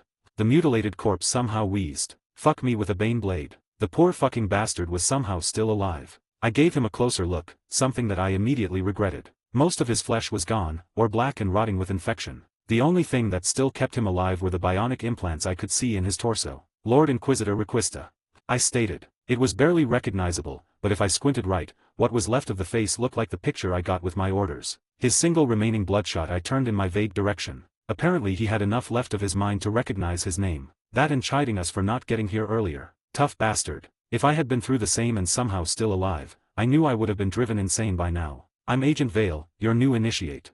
I spoke aloud, hoping that he could hear and understand me. "You late." Requista whispered through missing lips. "I know. What else could I say? People." He rasped. I shook my head. Requista closed his eye and went still for a few moments. I honestly thought that he had passed into the Emperor's light, but then he shook with wet cough and looked back at me. "Chaos Ritual. The Peninsual." His voice was barely a whisper and it was weakening with every word. "We know." Antias rumbled quietly. "Our strike cruiser will be taking out the whole area shortly." "Goo." Requista gave out a sigh that I chose to interpret as one of relief. "Sir, the Blood Ravens Company deployed here and the Imperial Guard have conflicting orders. There were already skirmishes between the two forces. We need higher authority to stop them from killing each other." I spoke in a loud and clear voice. Fuck it. The last thing the dying man needed was dealing with this shit. The whole situation made me furious almost to the point seeing red. Requista's eyes stared at me, as if asking what the fuck could he do about it. I averted my gaze. "Raz." The Inquisitor's whisper was barely audible. "What was that?" Antias stood up and looked around. A moment later he knelt next to a pile of offal in the corner and pulled out a blood and gore covered object. He found some kind of rag and hastily cleaned it up, before presenting it to Requista. The Inquisitor stared in his rosary for a long moment. His mutilated face twisted in something that should have been a smile, but in fact was a vision from hell itself. A burst of what sounded like binary came from his implants and the rosary in Antia's paw glowed with soft golden light. Requista's eye turned and looked at me. "Veal." Requista wheezed. "Aok. Thurin in Ciaet Veal." Somehow he managed to give me a firm nod. "Buyun the Iratek Prrrge Zeno." He rasped for a last time. His eye closed and Requista laid still. I just watched the mutilated corpse. I didn't know the man. I didn't know of him, either just the fact that he was an Inquisitor and one of the toughest bastards that I was likely to ever meet. Yet seeing him die here, like that doing his duty with his dying breath, it changed something. It made me furious. It gave me a purpose. I straightened up and made the Aquila with my hands, before giving a deep, respectful bow to the dead Inquisitor. "Brother Sergeant Went, check the rest of the cells. See if there's anyone still alive in here." I spoke in a voice I didn't recognize. There was no doubt, no uncertainty, just a conviction that I wasn't going to fail Requista. I was going to fulfill his last will and cleanse this world from the traitors and Zeno polluting it or die trying. I could do nothing less. "You heard the Inquisitor." Antias snapped, letting cold fury lace his voice. Went rigid, but then saluted and got out. The librarian turned his attention to me and offered me the rosary. I carefully closed my gloved hand around it. "Things like these," Antias whispered, "they either make or break a man. I have high expectations of you, Lord Inquisitor." 16, Chapter 2 Part 4. Chapter 2 Dawn of War. Part 4. Detention Center. Arbiter's HQ. Genova Town. Cronis. No pressure then. I chuckled mirthlessly. Stop the Adeptus Astartes and the Imperial Guard from killing each other, purge a world from multiple Xeno armies, not to forget the apparent chaos incursion too. I was so much over my head it wasn't even funny. All in a day's work, Inquisitor. Antias spoke solemnly. Santos, incendiary grenade. I won't have Requista's body profaned even further. I ordered my bodyguard after leaving the cell. Sir. The stormtrooper spoke quietly and followed my order once Antias walked out. The soldier threw the grenade in and sealed the door, turning the cell into a crematorium. We have a live one, here. One of the space marines announced aloud in an uneasy voice. I frowned. Whatever could give one of his kind a pause couldn't be a good thing for anyone. I gripped the handle of my sword and walked towards the Astartes. The man was standing next to a cell at the far end of the corridor. His bolter was pointing into its open door, though he didn't open fire. Went and another marine interrupted their search and moved in to cover their brother. I could hear the stormtroopers taking positions behind me and Antia's heavy footsteps following me. What new horror awaited us, I wondered. I walked past a marine who had taken a position to the left of the door and carefully glanced inside. I could see two figures in the twilight. One was a woman, her dead white eyes were staring sightlessly at the door. Her face was a frozen grimace, stretched by gray, taut skin. Another, much smaller figure was clutching the dead woman like a lifeline. A pair of empty green eyes were staring through us, looking at only the Emperor knows what. The kid was skin and bones wrapped in a dirty dress that might have been red once upon a time. She was apparently left to starve to death with the corpse of her young mother or older sister. Still, as fucked up as that was, it didn't explain why the Astartes was feeling uneasy. Undoubtedly he had seen things that were much more fucked up, like what was done to Requista and his people. Antias stopped behind me and looked over my head, then he hissed. Can someone enlighten me? Is she possessed or something? I asked warily. My hand clutched the hilt of my chainsword and I prepared for action. Can't you feel it? The librarian sounded incredulous. The hell? Now that I think about it, yeah, there was no trace of the warp that I could sense. Like it was never there. It was actually soothing. I said so aloud too. She's a pariah. Antias hissed again. That gave me pause. As a psyker, her very presence should be screaming kill me now, getting worse the closer the kid was. Instead, there was nothing. Are you sure? I frowned. I feel nothing that suggests she's a pariah or a blank, though I haven't been close to one before. Very sure. Antias growled and took a step back. I'm sure that I heard a sigh of relief coming from him. That's weird. I shrugged. But potentially useful with Chaos and Eldar around. You want to use her? The librarian asked. Well, I'm certainly not leaving her here since she's not possessed or otherwise corrupted. Though a medical scan for nasty surprises will be in order, I think. You're sure she's not a demon host or something? Very. I've been close to blanks and a pariah before. The feeling's unmistakable. How in the Emperor's name can you stand being so close to her? Antias exclaimed. No idea. I'm weird like that. I shrugged. Hi there. I smiled and waved at the kid, who didn't react at all. Damn it, I wasn't a therapist or something. The little training I got for similar situations was going to be counterproductive in this case, I thought. Santos. A ration bar and canteen. Call Pitcos to have a female trooper waiting us at the entrance. Our new friend might react better to a woman. Trying to get the girl out of her funk with an offer of food and water didn't work. She simply wasn't here and didn't really react when I carefully pulled the corpse of her relative from her hands and picked her up. Totally catatonic or whatever the scientific term was. I growled. Just another life destroyed by the damn traitors. As if I needed another reason to burn them all. ATBS. Soon enough we were back at the entrance, after pausing for a few moments to burn the bodies of Requista's team too. We faced no resistance. The remaining traitorous arbiters were either busy running or got ran down by the guardsmen and Astartes squad working with them. What's the plan, Lord Inquisitor?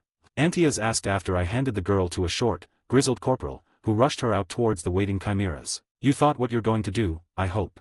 Antias appeared next to me. Go back to the capital and put an end to this damn mess. We have enough problems without trying to kill each other too. I dearly hoped that Captain Thule was going to recognize my new authority and reign in his Astartes. We had whole armies of Xeno to deal with. Fighting among ourselves was going to doom us and every human on Cronis. Good, good. The librarian muttered. Do you think Thule will challenge your chapter master's orders on my say-so? I asked. Antias was silent for a long moment. I believe so. However, there are some of my brothers that would be mightily displeased by such a turn of events. How displeased?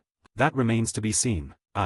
Antias trailed off. The Astartes, who was standing just beyond the effective boundary of the girl's disruption effect, stiffened. His head snapped up towards the plateau above the town. By the Emperor, the librarian whispered. Turned around and stared. The sky was tearing apart as huge wisps of purple energy were rising from somewhere behind the horizon. Lances of blinding light descended from the heavens, likely the Space Marine strike cruiser unleashing its weapons on the far side of the peninsula. I had the sinking feeling that it was going to be too little too late. The ground shook under our feet. A warm, wet wind started blowing in our faces. It carried a faint smell of decay. I felt a faint pressure in my head, but it was a distant thing, that was failed to find a purchase. I shuddered and took a step towards the chimera with the kid we retrieved. The pressure suddenly vanished and I let out a sigh of relief. Whatever it wasn't good for my health, I knew that much. We need to leave. Now. Antias rasped. He stumbled towards the waiting chimeras and straightened up once he got closer. I've never been a witness to a warp storm being born. The librarian groaned. Above us, the tendrils of warp energy continued to race towards space. Lieutenant, we need to get the fuck out of here yesterday. Make your way to the chimeras on the double and don't stop for anything. Move it. I shouted in my vox. Affirmative. What's the situation? We're feeling something weird. A warp storm and something that looks like chaos incursion. Shit. We're pulling out, now. The LT informed me. Sergeant, defensive positions, be ready for anything. I ordered the NCO left to oversee our ride back home. Yes, sir. The aging man said and started shouting orders. What are the odds that we'll be able to pull out without incident? I asked Antias. The librarian didn't answer and instead just stared at the boiling mass of warp energy that was starting to gather in high orbit. 17, Chapter 2 Part 5. Chapter 2 Dawn of War. Part 5. Arbiter's HQ. Genova Town. Cronis. It took 5 nerve-wracking minutes for the rest of the platoon and Wentz Marines to reach us. The news from orbit weren't good. The growing warp storm was threatening to cut us off from reinforcements if it didn't stabilize soon. Even worse, the captain of the strike cruiser told Antias that the orbital strike appeared to be unsuccessful. Before warp-derived disturbances blanketed their sensors with static and other, less pleasant things, the Astartes in orbit saw a chaos gate forming and a lot of traitor forces pouring through. We had elements of a traitor legion on site, which meant that unless we all cleaned up our act, we were dead if we were lucky. My job just got that much more important and I still had no real idea how to do it besides rely on my newfound authority and pray to the Emperor that it would be enough. I spent the last few minutes trying to plan a course of action that wasn't going to needlessly get people killed and reached the predictable conclusion that I simply lacked the experience to do so. I was supposed to be training how to be a proper little inquisitorial agent, not the real thing, damn it. Predictably, we didn't get out without incident. It was that kind of day. Pitcoast just emerged from the main entrance, followed by her soldiers, more than a few of whom were carrying wounded, when I could feel static electricity building in the air. A loud whining followed by a snap crack and a flash of light erupted from the edge of the null field surrounding the chimeras. Chunks of steaming meat and glowing armor exploded outwards and started raining all over the plaza. A dozen or so rapid flashes followed, deploying huge men randomly just beyond the null field. Most of them wore furs and leathers, though that didn't make their wicked chain swords and axes any less lethal. The small warband was led by a pair of even larger traitor marines, who were armored from head to toe and carrying very large guns. I stared at the madman who risked teleporting while a warp storm was being born. For a moment, they were surrounded by a corona of dissipating warp energy, which almost immediately discharged into the surrounding area. My training kicked in just as they gave blood-curdling war cries and charged us with no care for their own well-being. Our Astartes were already reacting, aiming at the madman. However, they concentrated on the major threat, the traitor marines, which gave a chance to the berserkers to close in. I drew my weapons and opened fire at the closest madman. The chimera next to me was lucky its gunner was pointing a heavy bolter in the general direction of the enemy and immediately opened up,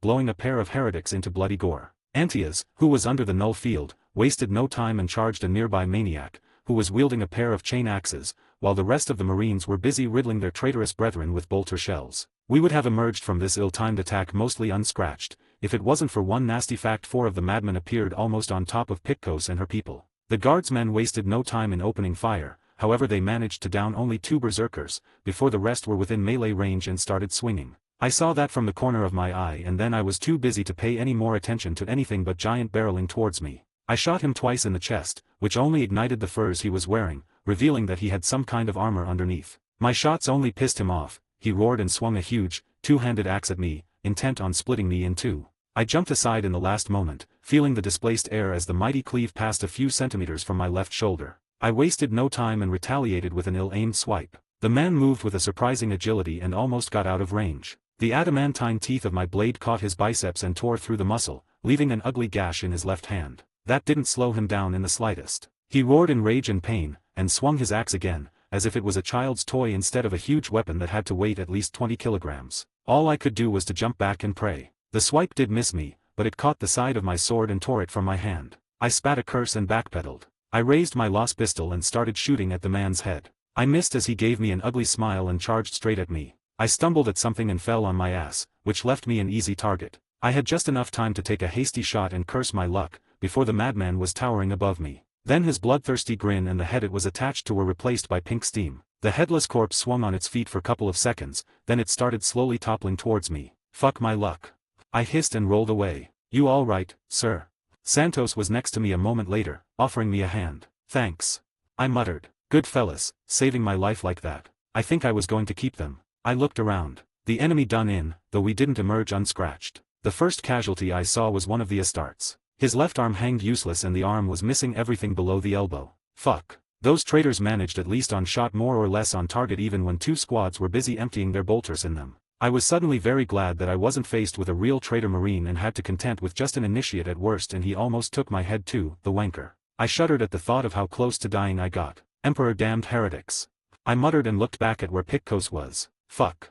The LT was alright, though I couldn't say the same for her people. Those bastards that hit them apparently managed to cut down at least half a dozen guardsmen before being shot to pieces. Almost literally, the maniacs had so many cauterized holes in them that it was a miracle that they were more or less in one piece. Get the wounded on the chimeras and let's move on before they hit us again.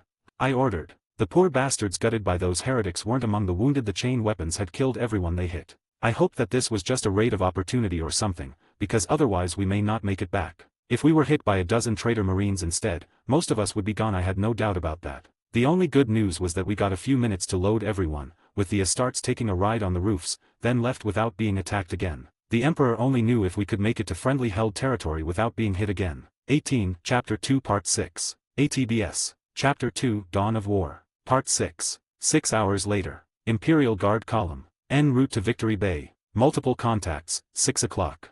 One of Wentz Marines spoke in the platoon's General Vox net. Confirmed. Aircars and bikes. Approaching fast. From the direction of Genova and the chaos incursion that infested the peninsula. At least they weren't in a position to cut off our way. Not yet. Of course it wouldn't be that easy.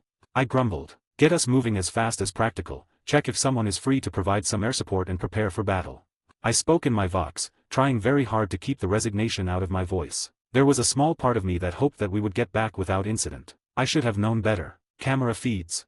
I asked the driver, a young corporal called Oren. Surprisingly, the IG regiment sent to pacify Cronis was equipped with top-of-the-line kit, including some impressive networking compared to what most of the guards had to work with. That included cameras in all vehicles and automated turrets on most chimeras, sparing a soldier the need to expose themselves to use the heavy weapon mounted on top. There were only 2 such machines attached to the platoon, and on the scramble to get away from Genova, I didn't end in one of them. At least the LT and the stray I picked up were a bit safer than the rest of us. On the bright side, there were still cameras on my ride, allowing me to see what was approaching once I went next to the driver. Behind us, there was a small cloud of vehicles, aircars, bikes, and even 2 buses of all things. It was no surprise that they were able to overtake us. While the chimeras were fast for tracked APCs, they had nothing on civilian skimmers that didn't need to mount much in the way of armor, just enough to maybe keep a rich idiot alive if they crashed into something. The big question was what they were armed with, because a few decent missile launchers could easily ruin our day. They're in range. Engaging.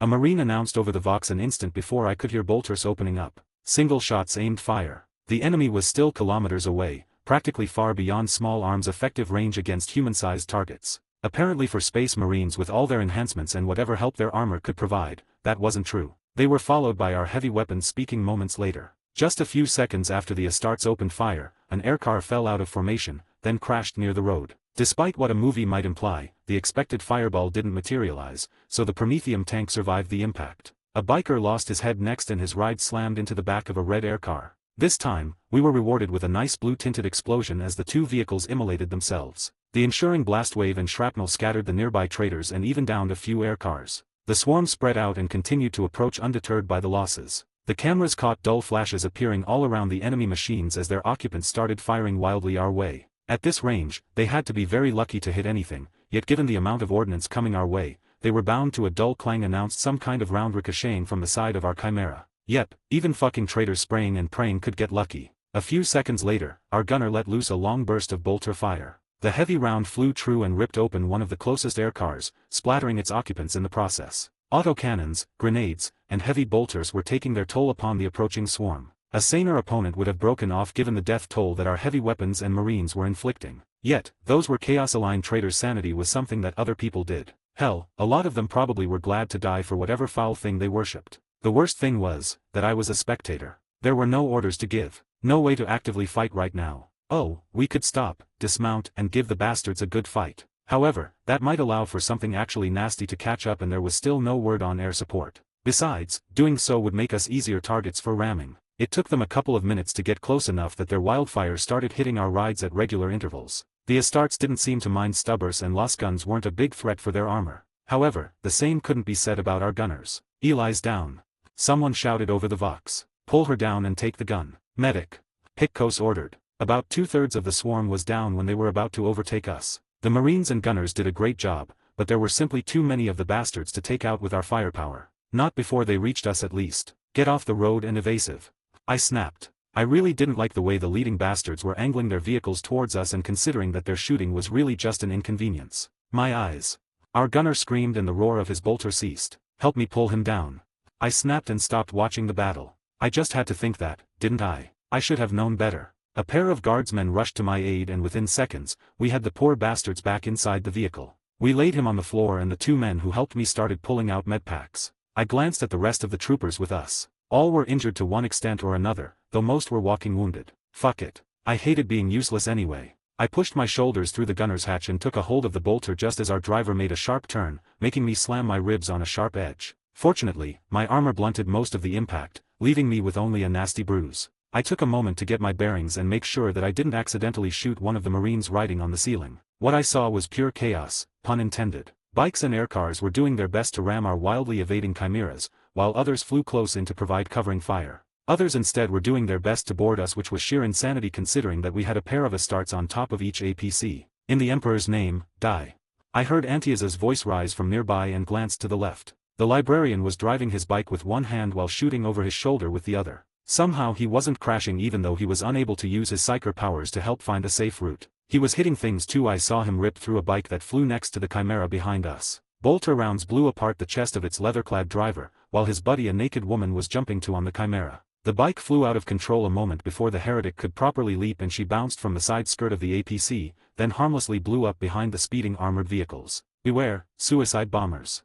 I shouted in my vox. That image made me stop gawking at the insanity surrounding me and I gripped the heavy bolter. It took me a moment to line up a target an aircar that was diving at the Chimera behind us and open fire. My first burst went high, just a round or two clipped the trunk, doing no real damage. I cursed while correcting my aim and let loose. Heavy rounds stitched through the middle of the diving car and detonated, tearing it in two. The front slammed into the road behind us and crumbled like a tin can under tank treads, while the back blew up spectacularly a moment after slamming into a tree. That was fucking awesome. A well-aimed burst pinged from the armor around my bolter. I tried to make myself as a small target as possible, all the while doing my best to fend off the maniacs. Despite our best efforts, they just kept coming. I saw a pair of cultists jumping on top of a Chimera that had to slow down to avoid a ditch. The Marines on top trivially threw the bastards away, before they exploded in a shower of gore. An aircar slammed in the back of the last APC, only to crumble when whatever it was made of was found lacking compared to the armor. Then one of the buses was almost on top of us. The madman driving turned it to the side, somehow making the vehicle drift in midair. For a heartbeat, I thought that the driver fucked up, but then the side aligned with our Chimera, revealing at least 20 people with guns pointing our way. Fuck. I shouted and let loose, emptying the belt into the bus. The Marines did the same, burning through what was left in their magazines in moments. Our combined fire ripped the bus open, spilling people and pieces of people on the ground. Yet, the Emperor-damned cultists didn't care and opened fire with everything they got. Slugs and lost bolts slammed into the top of our Chimera, either bouncing off or heating the armor. The Marines simply shrugged the fire and reloaded, though the one to my right first pulled out a grenade and threw it in the bus, which was threatening to roll in the air and fall on the last APC. The driver of the rearguard Chimera made the engine scream and somehow squeezed off just a bit more speed. The grenade flew in the bus, landing just behind the driver, and blew up, simply disintegrating the front third of the machine. The rest spun out of control and slammed into a patch of trees beside the road, where it flew apart. I need ammo.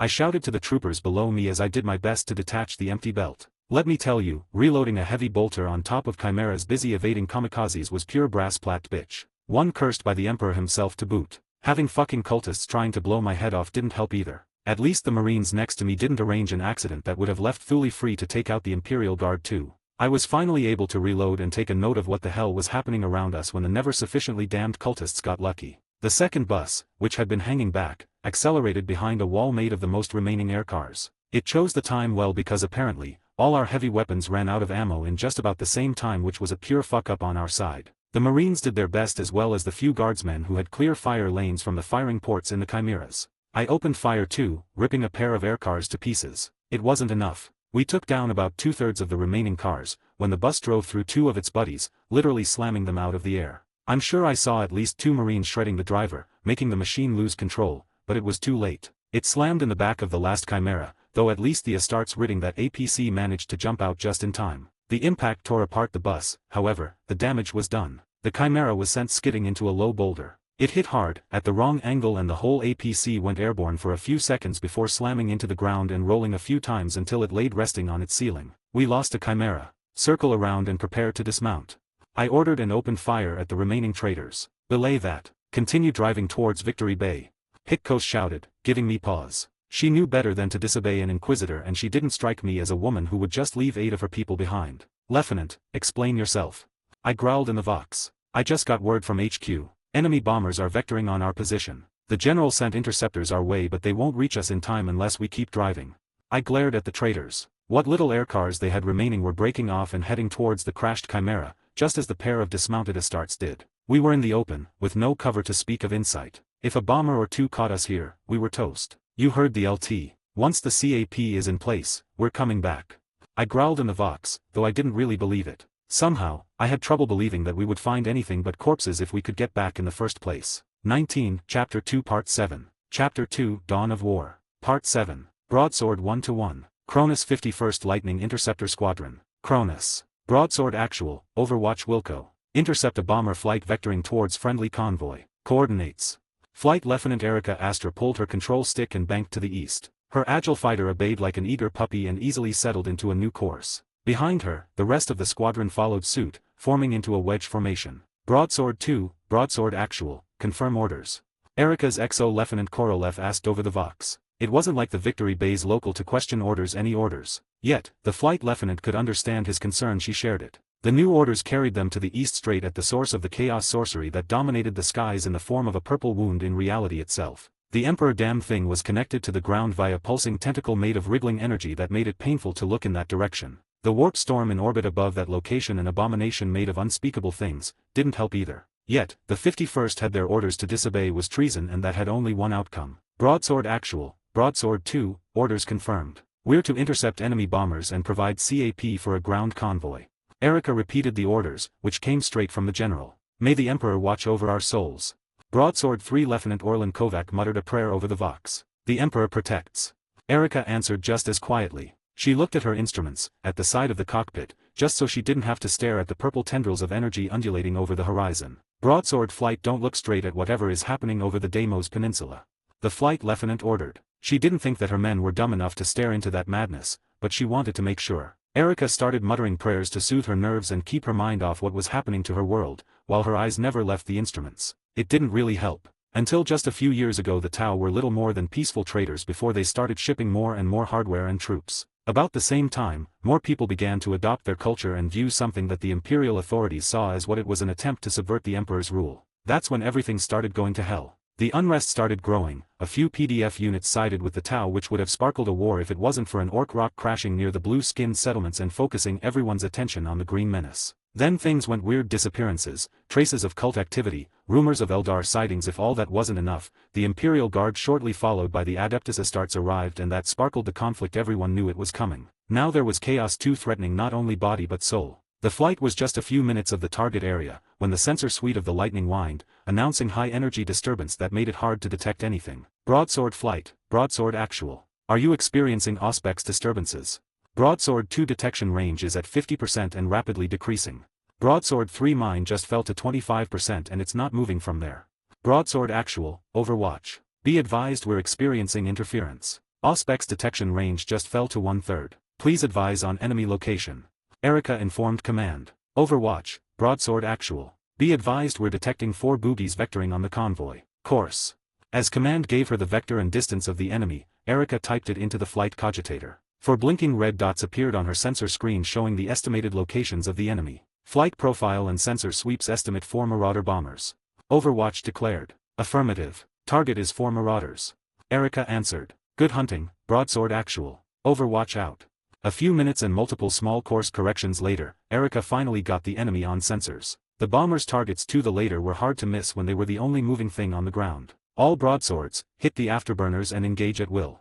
Erica ordered as her flight screamed far above the guard convoy. The bombers were almost in effective range. They would have had a clear shot even earlier if it wasn't for the disturbance that all but guaranteed a visual range dogfight. At least that wasn't too big a problem this time. Broadsword Flight had already expended their missiles while dueling with Tau fighters for air superiority in the vicinity of Victory Bay. The enemy detected them almost at the same time and split. 2 bombers dived, while the rest pulled up. Broadsword Flight, Broadsword Actual. I'm taking the low pair. Eliminate the rest and reinforce.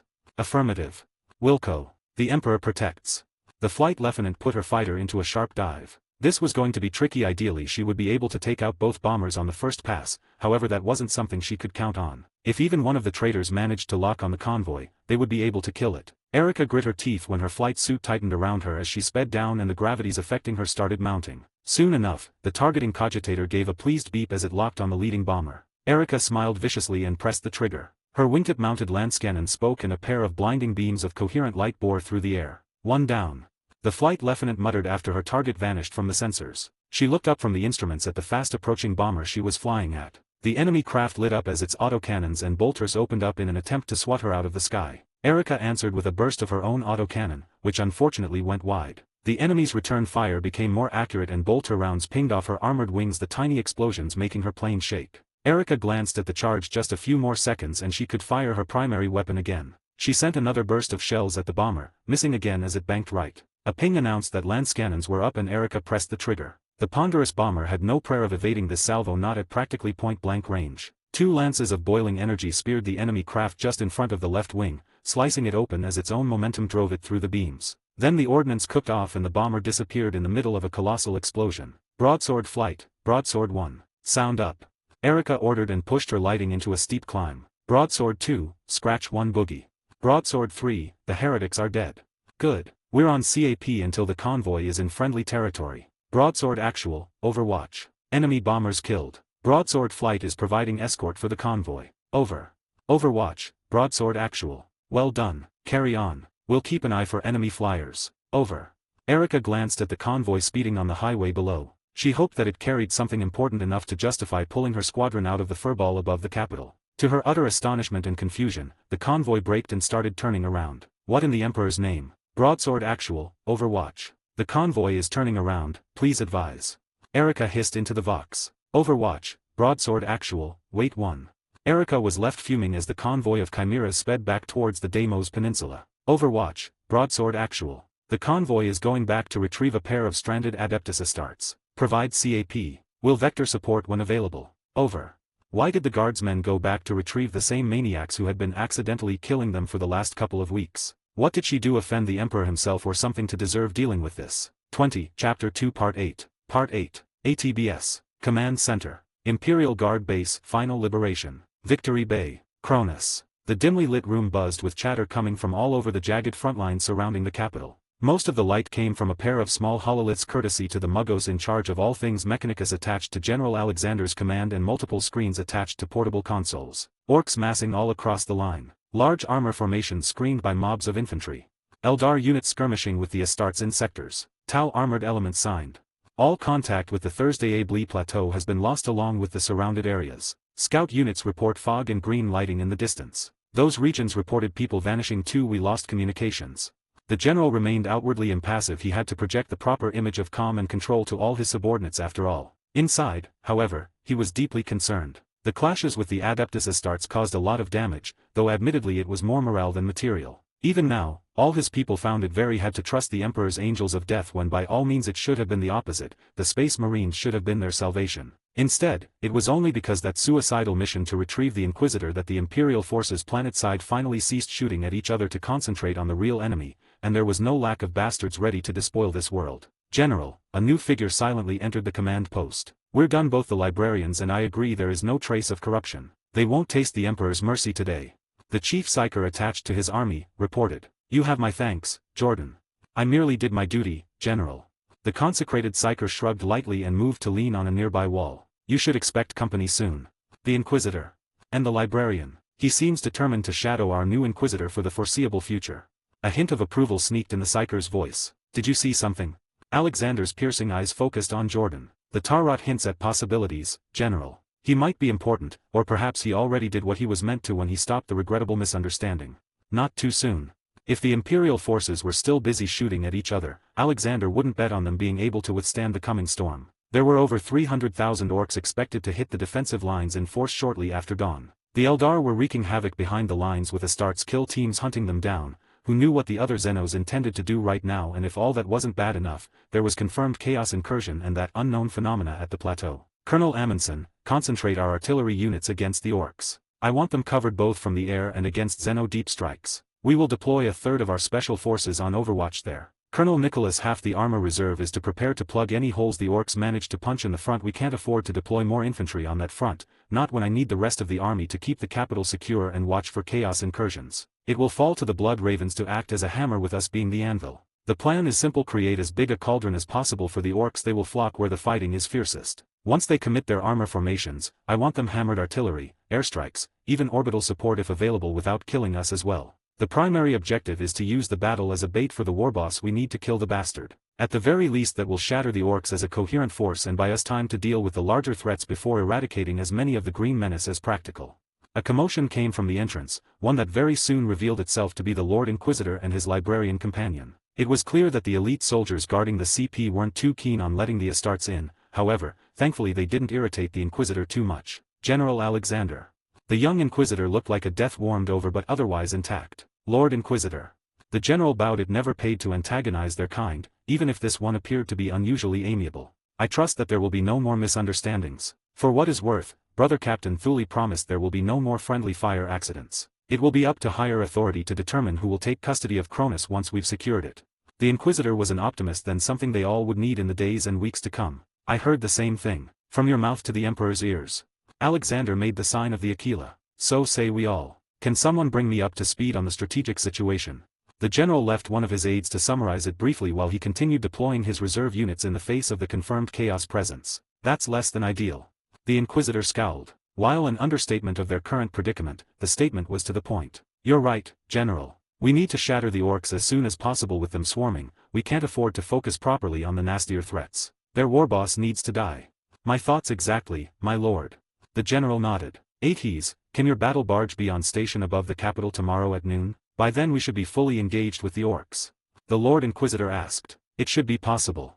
The Blood Raven tilted his head, obviously thinking. Once we've confirmed the warboss presence on the front, we should request orbital support burn as many of the orcs' rear lines as practical without taking us out as well. That should cut off the warboss from immediate reinforcements and allow us to counterattack, encircle and eliminate him. Ideally, we'll take it from orbit. However, if we aren't that lucky, a series or precise orbital strikes should give us a window of opportunity that won't require to break a large part of the general's army in the process. It would be appreciated if your brothers can deep strike a kill team from orbit to assist us as well. We'll lead the operation to reassure everyone that we're all one big happy family fighting in the Emperor's name.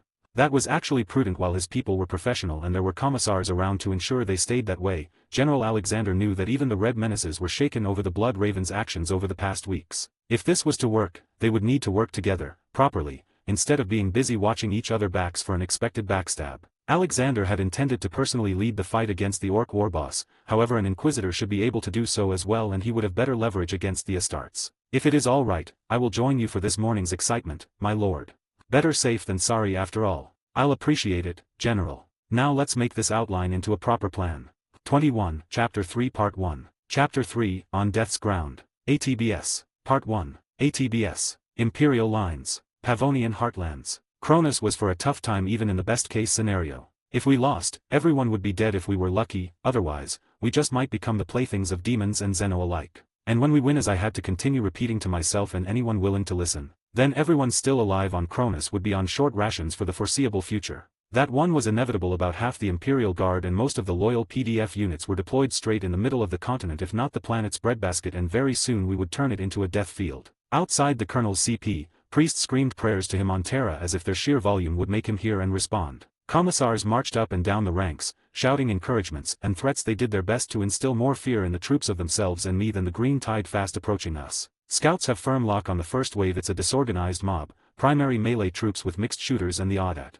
An aide reported. A tech priest wearing a rusty red robe that concealed almost his, or hers, whole body shifted in the far corner of the CP. Mecha tendrils waved in a silent rhythm, red light shone from the hood hiding the Martian's face or what they had replaced it with, and the picture on the hololith in the center of the room shifted. Keep the artillery silent and concealed. Heavy weapon teams are clear to begin mortar bombardment to soften up the horde once the enemy enters effective range. Unless we're in danger to be overrun, kill teams are to hang back. We're likely to get only one chance of this unless the Emperor smiles upon us and the fleet boys and girls manage to fry us a warboss.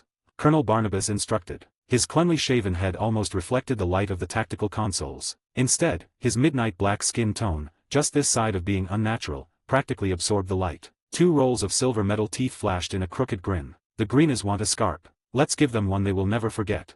Besides a 3-dimensional map of the area of operations, now the hololith displayed 3 Windows feeds from servo skulls attached to the forward observers and scout elements. As far as the horizon stretched, all that could be seen were massed ranks of jogging orcs. Most of them were rather huge, green naturally, but ugly, had tusks that would make the largest of boars feel inadequate, and every single one of them brandished some kind of weapon, often 2 or more. Crude axes and swords were a given, along with armor that was practically whatever piece of scrap they coughed to get their grubby hands on. Some of them wielded even cruder firearms that by no means should be able to fire, yet in orcs' hands were still dangerous. Much smaller figures darted between the legs of the larger specimens. They were even uglier, if that was possible, tiny, gnarled parodies of children that ran in every which way, only to be often trampled or even grabbed for a hungry orc to take a bite of the screaming creatures before throwing the rest away. Dark, choking smoke formed clouds far behind the visible horde, the enemy vehicle formations, if the expected mob of scrap that somehow moved warranted such a lofty title. Designated marksman, greet our guests. The rest of the regiment hold fire until the orcs come closer. Barnabas added. Only now did he turn to address me. Inquisitor, it's an honor you chose to fight beside us today. What are your orders? Barely visible spears of coherent light lanced from our positions, and the few enthusiasts running in front of the advancing mob soon staggered. Smaller pieces of scrap armor outright vaporized, and a chunk of green flesh blew off when green skin burned and blood boiled. Wounds that would have incapacitated the average human if not proven outright fatal merely slowed down the sprinting orcs. Better marksmen didn't bother with body shots and aimed at the heads. Jaws exploded in a shower of superheated bone, eyeballs vaporized, and faces melted. The joyous roars finally turned into howls of rage and pain. Finally, orcs began to fall. We'll wait for an opening. I nodded at the librarian, who did his best to lean on a power maul while clad in all the bells and whistles that a blood raven of his status could scrap together. He's was doing his best to look positively friendly and non-threatening without resorting to warp shenanigans. Needless to say, his effort left something to be desired if the way everyone but the colonel stiffened when we entered the CP. Give us one and we'll do everything humanly possible and then some to bag us a warboss. That's the spirit, Inquisitor. Barnabas' rich baritone echoed around the metal walls of the CP. Orcs entering effective range. It looks like the rest are as eager to get shot as those enthusiasts. The horde surged forward, and even in the CP, we could hear the distinct thumps of mortars. He and Prometheum warheads rained fire and steel just behind the first lines of the huge mob, effectively slicing the advancing horde into smaller, easier to digest chunks. If anything, the bombardment only made the orcs more eager to get to us. Whack! Distant cries echoed above the plain. We might not be able to detect Eldar craft before they begin bombing us. I warned. We've deployed the heavy AA assets covering our artillery and logistics. The light and medium AA is what we have to cover the rest. The colonel gave a small shrug. It wasn't like we could call in more assets. The Aeronautica is out in force as well. Orc mobs moving in all across the line. A Vox operator reported. On the hololith we saw and moments later heard, autocannons, and all other kinds of support weapons let loose, multi-lasers, heavy stubbers favored by the local PDF as squad support weapons, even a few lance cannons that let loose in a less powerful anti-personnel mode. They sacrificed direct firepower for a weaker, continuous beam that experienced teams used to reap a frightful harvest from the approaching enemy. Soon, massed ranks of guardsmen, concealed in reinforced bunkers if they were lucky or relying on mere trenches, sandbags, and kilometers upon kilometers of barbed wire if not, began shooting volleys of laser death. The first ranks of the horde simply vanished, devoured by the firepower arrayed against them. The rest of the nearly mindless brutes only intensified their joyful cries and pushed forward. Mortars, switch! Barnabas ordered. For a few heartbeats, the shriek of falling rounds ceased before the mortar teams fixed the next pre-targeted line and opened fire again, thus serving the next chunk of the horde for our front line. And so it begins. 22, Chapter 3 Part 2. Chapter 3, On Death's Ground. ATBS. Part 2. ATBS. Orc Horde. Pavonian Heartlands. Engines roared, mech boys screamed and laughed at each other, knobs and mega-armored knobs drummed wicked claws into plates of solid metal, chanting. Above all else, countless orcs chanted their joy as one. Wyack. Warboss Gorguts, EAD, Hunter grinned toothily from his perch on top of a huge contraption built by his mech boys. All around him, as far as he could see, vehicles of all stripes drove more or less in the same direction to battle. From boys on kicked-up bikes with skulls from those weak Humvees they didn't have fun with over the past few days, to looted tanks and even some built by the mech boys when they got bored. Life was good. He was surrounded by more boys than he had earned teeth so far. From what he could hear, the Hummies finally decided to bring on those with fight in them. There were even those weird blueskins to fight. It was going to be glorious. At least that was what Gorguts kept telling himself. Over the past couple of days he couldn't help but feel a damn itch in the back of his skull, and tonight, once the sun set, as his horde moved past those mountains to the right, they all saw pretty green lighting that was a proper color, not like those dumb blue boys. The warboss shook his head after it, by instinct turned to look in the direction of those mountains. Even now, with the sun rising and falling upon his advancing boys, he could see forks of deep green color, darker than the skin of most orcs. That picture unsettled something deep in him. His whole body itched for a fight, and Gorguts hoped by morgue that the Hummies would provide. Then, once the Waak swept them away, he could turn the whole horde against that. The warboss blinked as he lost his thought. The itch, the pressure for battle, it grew with every passing moment. It was a drive like he had never experienced before. It was glorious. Waak. Gorguts waved his megaclaw. Faster. Blood axes. Faster, damn you. He needed to fight, now. We're red. We're fast. The mech boy driver roared back. Whatever the fume-drunk little runt did, the giant truck, which was naturally painted bright red, kicked into gear and accelerated. Waak. Gorguts responded and slammed his claw into the ceiling of the truck, denting it. The clang served to relax his urge a tiny bit, so he did it, again and again. All around the warboss, his orcs began drumming on whatever was in reach and beat with him. Now, this was a proper Waak. Gorguts concluded. ATBS. By the time the warboss could see the fighting, the itch was back in full power. His muscles tensed, ready to snap from a pressure coming from within. Far in the distance, explosions, fire and blood flew in all directions. The Hummies fought. Excellent. Advance. Bring us closer. Gorguts roared. The moment he laid eyes on the combat, deep-buried instincts took over. He had to be there, right in the thick of it. His body demanded it, and even as they approached, something within began to change. Hunter began to sweat, and his bloodshot eyes never left the mesmerizing sight of artillery tearing boys to shreds. Go. Drive over them. All around him, the orcs felt the same tension, both in the air and deep within their bodies, and they all surged forward. Divisions worth of armor drove forward, heedless of what was on the way. Boys on foot, bikes, other smaller vehicles, it didn't matter. Anything and everything that stood between them and the fight they drove over or through. Very soon, the faster and more agile bikes and smaller trucks pulled forward and drove through the back lines of the thinning mobs at the head of the horde. It was a time-honored and the often preferred orc strategy: throw endless bodies at the enemy, and if there were points of tough resistance, throw more at them, because they're the scrapping be good. More often than not, it tended to work, if for no other reason because once the enemy at the point of contact ran of heavy weapon ordnance of said weapons overheated, the orc mobs could swarm them. That was a perfect way for younger, weaker runts to prove themselves and grow if they lived. Gorguts blinked at those thoughts as he came closer and closer to the fight. His mind began to clear even as the pressure to join the fray and grow constantly intensified without a respite in sight. These thoughts, they weren't proper orky ones, or were they? He used his megaclaw to scratch his temple and brush away some sweat and skin alike. If he was the Hummies, he would show his hand soon to deal with the danger of the armor. Where did that come from? Golden light shone all across the sky. Clouds and smoke alike trembled and tore asunder as spears of pure energy slammed into the back of the orc armor formations. Boys and tanks alike ceased to exist within 300 meters of the epicenters of the orbital strikes. 2 kilometers away, heatwave flash burned flesh, searing it away from the bone, and melted all metal it washed over. Beyond that distance, the heat itself gradually ceased to be immediately deadly, at least for those safely buttoned in looted tanks. For them, the shockwave that came on the heels of the heat proved to be a proper can-opener. In one fell sweep, the orbital strikes tore off and devoured the heart of Gorguts' horde. Perhaps, he shouldn't have clumped everyone together in such a delicious target, the warboss thought, even as the never-ending roar of the bombardment shook and deafened him. He shook himself and instincts long forgotten took over. Waak. Gorguts roared, and every orc in the region, no matter if they still had working ears or not, heard and felt him. His very will drove them forward, and even crippled boys who by no means should have been able to more than crawl got up on ruined legs, or drag themselves forward with seared hands that were more charred bones than flesh. He felt better than ever. He was unstoppable. No puny Hummies would bring down the orcs on this day. No blue skins, warp spawn, or the old enemies. He was Gorguts, Hunter. He was boss, and he would triumph. Multiple batteries of concealed basilisk and deathstrike artillery chose that moment to speak as one, roaring back their defiance in the face of the Waak. Earthshaker rounds threw off the remaining mobs off their feet, fuel air explosions tore their lungs to shreds before liquid promethium set them all ablaze. The artillery kept coming in constant steel shower, yet the orcs, driven into frenzy by Gorguts' very will and newly awakened instincts, drove right through. The huge machine that drove the warboss tore its way through hills of charred and torn apart orcs. Thick clouds of spore and smoke cut the visibility to almost nothing, yet the mech boy driving could sense the enemy nearby and aimed their way. Soon, they exited the haze to see multiple proper orky vehicles had made it through the artillery. They were slow, much slower they ought to be, as they grind their way through mountains of corpses.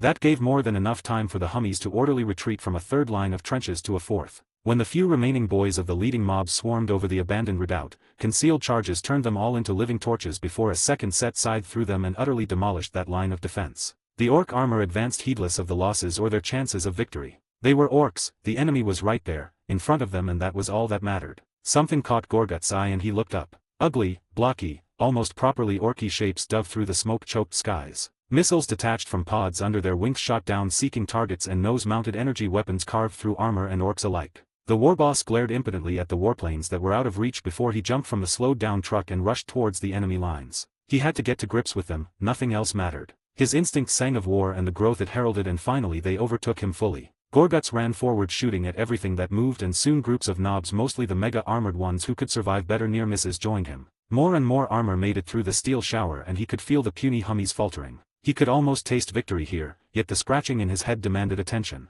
The warboss jumped over the remains of the last abandoned trench, and unstoppable tide of knobs followed him. The heavy armored boys charged straight in even as Gorguts himself slowed down. What he saw gave the scratch in his head the opening it needed to tamper his bloodlust. Orderly ranks of human tanks waited for them. They were dug in right behind the next line of trenches. More of them and larger models approached from behind them. He glanced up and saw the CAS plane swinging in for another pass, and if that wasn't enough, 3 falling stars streaked through the air seemingly straight at him. There was one single thought filling Gorgut's mind at that moment. I should have planned this one better. But, as if waiting for him to get this realization, the humans opened fire as one and drowned his screaming knobs in an avalanche of coherent light, fire and high explosive death. There was nothing to it. They had to break through, get among the humans or die. What?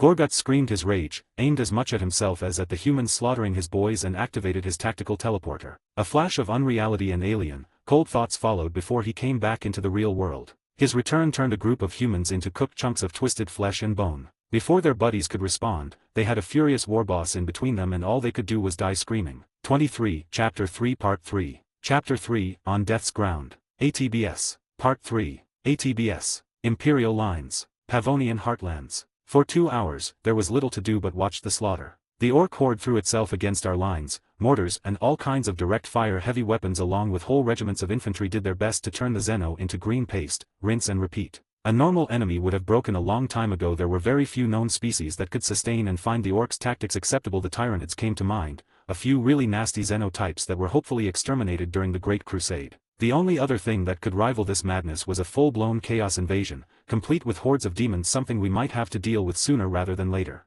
Unfortunately, the slaughter wasn't a one-sided affair. While a relatively small portion of the mobs that impaled themselves on our lines were armed with projectile weapons, in absolute numbers there were tens of thousands of them using the other Xenos as live shields. Their accuracy was terrible too. However, if you sent enough bullets downrange, you would eventually hit someone, by sheer luck if nothing else. The exchange rate was ridiculous. Tens of thousands of orcs were gone with a few hundred injured guardsmen, and the last time I checked our dead were in the lower double-digit range. Yet, the green screaming maniacs kept coming. Soon, the guard had to abandon the first line of trenches after mountains of corpses cut their firing lanes to almost nothing, and orcs using their dead as cover came perilously close to reaching the first line of defense. The mortars and heavy weapons went to maximum rate of fire to cover the orderly retreat, and whole regiments pulled back to the second line of trenches and bunkers. We lost a few more people shot in the open by lucky orcs before the retreat was complete, and once a large number of the Xeno swarmed the abandoned position, the charges built in for precisely this purpose detonated. The whole front line lit up in hundreds of simultaneous explosions, and thousands of orcs ceased to exist in a blink of an eye. They kept coming and dying. A smarter enemy would have been wary about us pulling off the same trap. When the guard had to abandon the second trench line, the orcs didn't care. They swarmed the abandoned positions and for a second time died by the thousands for no gain. Then a third and a fourth before their armor formations approached. We saw it all in high definition thanks to hundreds of servo skulls spread all over the front, providing intelligence and scanning for stealth units, either unusually cunning orcs or more likely and dangerous Eldar raiding parties. Speaking about those particular Xenos, since dawn they had made themselves scarce, and instead of feeling relief, I waited for the next shoe to drop. "Do we have eyes on the warboss?" I asked while scanning the various sensor feeds. Nearby, Antias stood with closed eyes, and if you didn't know better, you might think he was asleep. Instead, he was scanning the warp for any really unpleasant surprises like Eldar assassins or demon incursions. Negative. Whatever they're burning for fuel is creating a fume cloud above their armor formation that confuses even the warships as aspects. A young captain reported after consulting with our resident Martian, who incidentally handled the communications with the Blood Raven's battle barge in orbit. "The Xeno armor is coming too close. If we have to handle them the hard way, we'll suffer unacceptable losses," I concluded. The colonel nodded in relief. Unfortunately, there were in fact certain Imperial commanders, Inquisitors too, who would be all too eager to get to grips with the enemy and damn the consequences. Those nice folks, especially if they were among the Commissar Corps, would be all too eager to shoot anyone disagreeing as a defeatist. Muggos, sent my compliments to the captain along with request to remove as much of the Xeno armor as possible without demolishing our own lines.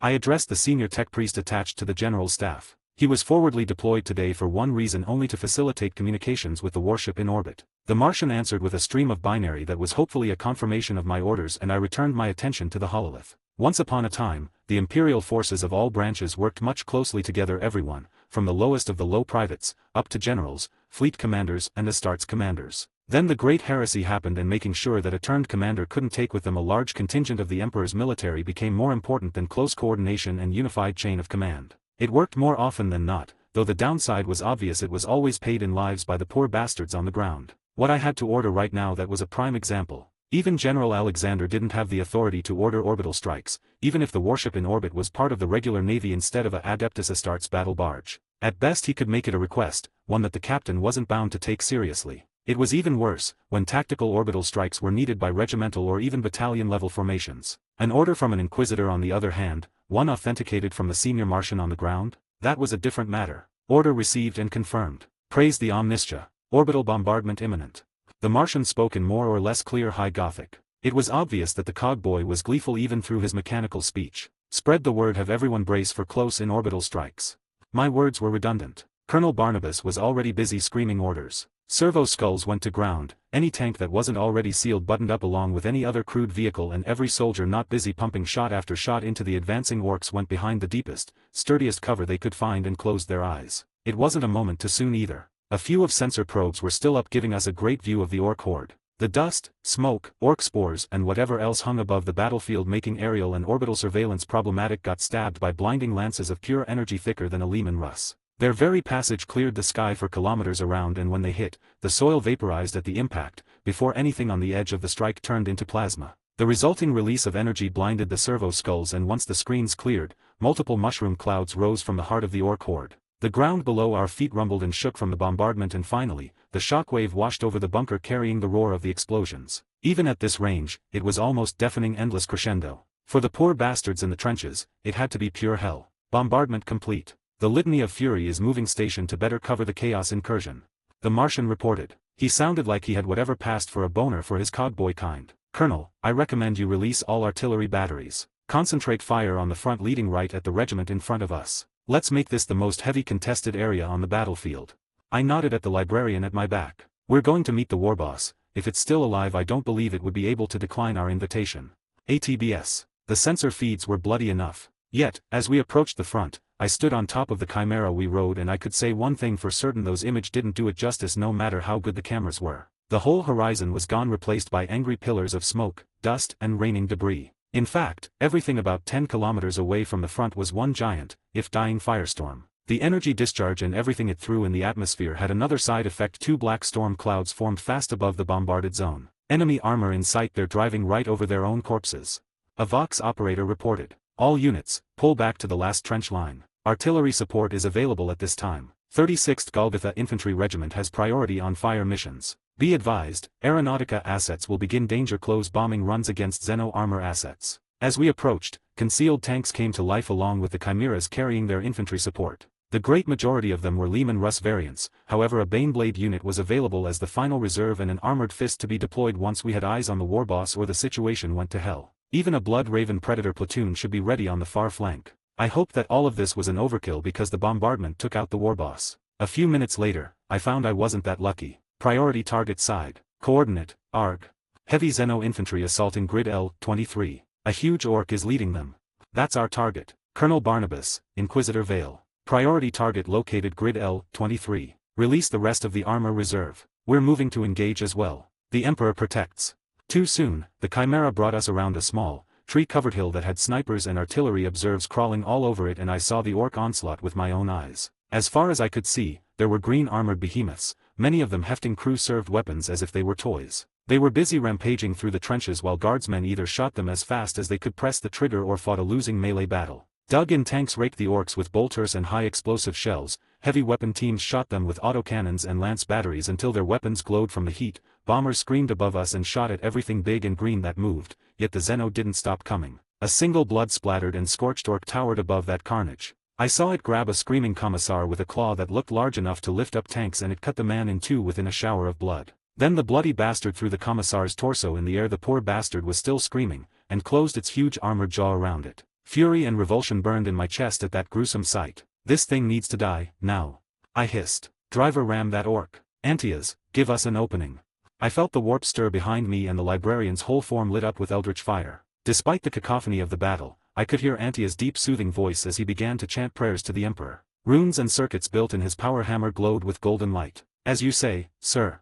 The driver sounded less than thrilled, however apparently he decided that charging a rampaging orc boss was less hazardous to his health than disregarding even a suicidal order from the Inquisition. Smart man. I drew my chain's word and carefully opened my mind eye to the warp. Prayers and chants meant to focus my power fell off my lips, and sickly sweet energy raced through my veins. My sight sharpened, my heartbeat quickened to unhealthy level, and the world around me began slowing down even as the power within me grew. I pointed my sword at the warboss, and purple lighting danced over its adamantite-tipped teeth. The chimera below us roared as the driver put it into high gear, and we charged the green monstrosity. 24, Chapter 3 Part 4. Chapter 3, On Death's Ground. ATBS. Part 4. ATBS. Imperial Lines. Pavonian Heartlands. I perceived the world in slow motion through warp's enhanced senses. The air stank the unfathomable stench of ozone from energy discharges, burned orcs, fear, human blood and other fluids assaulted my nose. I could see men and women fight, scream curses and prayers to the Emperor, and die as the advancing orc knob slammed into our lines. A group of heavily armored monsters jumped above a trench and tore everyone apart with wicked claws, only to lose their legs as the fortification blew up as a final fuck you from the guardsmen.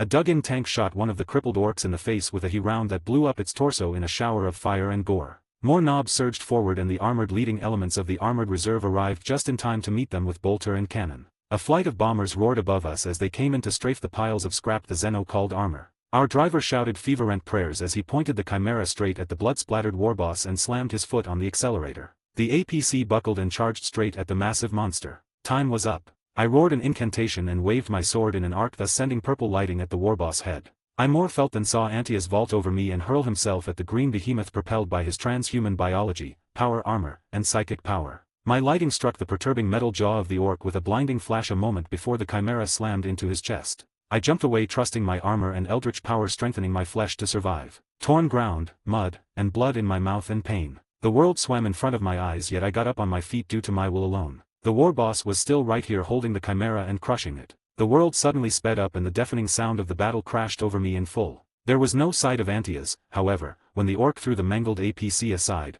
I could see his face clearly. Its left side along with the metal jaw on that side were simply gone. Scorched flesh and bone stared at me in a grotesque parody of sneer. I saw something blinking below the orc, then Antias was upon the monster swinging his weapon in a golden arc. The warboss parried with glowing power claws and leveled his hand cannon at the librarian. Only then did my mind fully kick back into gear and I charged at the orc without thinking things through. I spat an incantation and arcs of burning warp ran down my arm until they surrounded my hungry chain's word. I pointed it at the orc and unleashed the attack at his cannon. Eldritch lighting slammed into the weapon and threw the metal, eating through it with ease. The cannon's barrels twisted and blew up when the warboss tried to shoot Antias. The warp shook and twisted as something passed right through it. The aftershock shook me to the core, and it was only the Emperor's mercy that I didn't lose control of the powers running through me and blew off my head or worse. Multicolored lighting surrounded us, tasting blue. The air cracked and screamed in torment, and I found myself on my ass staring dumbly at 4 towering titans painted red. The Terminators, for they could be nothing less, wasted no time and charged at the orc with inhuman speed. To Zeno's credit, the assault didn't deter it. It actually laughed so loud that his guttural joy drowned the war around us. I saw his muscles bulge as warp energy seeped into them. With a shove, he sent Antias stumbling back and in the same motion backhanded a space marine sprinting at it with hammer and shield. The Terminator took the blow on his shield, lighting cracked and the Angel of Death flew back from the impact. A second Terminator clashed with the ruined cannon, his power ace bit deep into it, yet even as weakened as it was, the Astartes weapon couldn't properly cut through it with a single strike. The other 2 space marines were more successful. One lit the orc's back on fire with a huge flamer while the other slammed a lighting claw into the back of its right knee. The warboss howled as his leg gave away before power claws tore into the bulky junk covering its back. Antias had recovered and was upon the beast again even as the axe-wielding Terminator kept pushing down, pinning its left arm. It raised its huge claws to strike that never landed. The last Terminator didn't even bother coming closer again. Instead, he threw his hammer at the orc's elbow and the strike made his claw fly harmlessly above the librarian's head. The warboss flinched away from the incoming power hammer in the last moment, and instead of pulping its head for good, the force weapon slammed into its right shoulder, crushing flesh and metal alike. The beast's burning and slicked backpack discharged arching electricity and raw warp power for a split second. That was all the warning the Space Marines got. They moved as one, stepping back just in time. Reality twisted and screamed in agony, the warboss twisted with it, and then it was gone. For a few long moments, the only sound over the battlefield was the roar of barking Imperial weaponry. Hundreds if not thousands of orcs stared at the space where their warboss used to be. Whack! The armored beasts roared as one and charged at us, yet some of the smaller ones that had survived up until now slowed down, and here and there, a few of them broke and ran. I shook my head trying to process what just happened before my training kicked in despite the concussion I likely suffered. I grit my bloody teeth and forced my power to cooperate. Scalding warp energy bubbled in my veins as I got up. It was just in time too, because a group of knobs was busy butchering a fire team in the trench beside me and I was their next target. Long lines of heavy bolter shells flew past me and stitched through the knobs. The Terminators fanned out in pairs and jumped in the fray while Antias raised his power hammer and warp fire surrounded its head. He jumped in a way that should have been impossible in his armor, and even my warp-enhanced sight had trouble following him. One moment he stood where the orc vanished, a blur, and then he was at the trench beside me. His hammer slammed into a knob towering a head above the Librarian and fire exploded from the impact, burning the beast to ash. A fiery corona flew in a semicircle in front of Antias, lighting up everything on fire. I sent my own warp powers into the fray by launching a lightning bolt at a knob that disregarded the fact it was burning and charged the Librarian, screaming obscenities. My attack cracked its armor and staggered him, momentarily pausing its advance. The knob never had a chance to resume its advance. What looked like a bright white laser beam turned it into flying bloody chunks. I dared a glance over my shoulder and grinned like a maniac. The armored reserve was finally in place, unleashing the Emperor's own wrath upon the Xeno. For the Emperor, no mercy.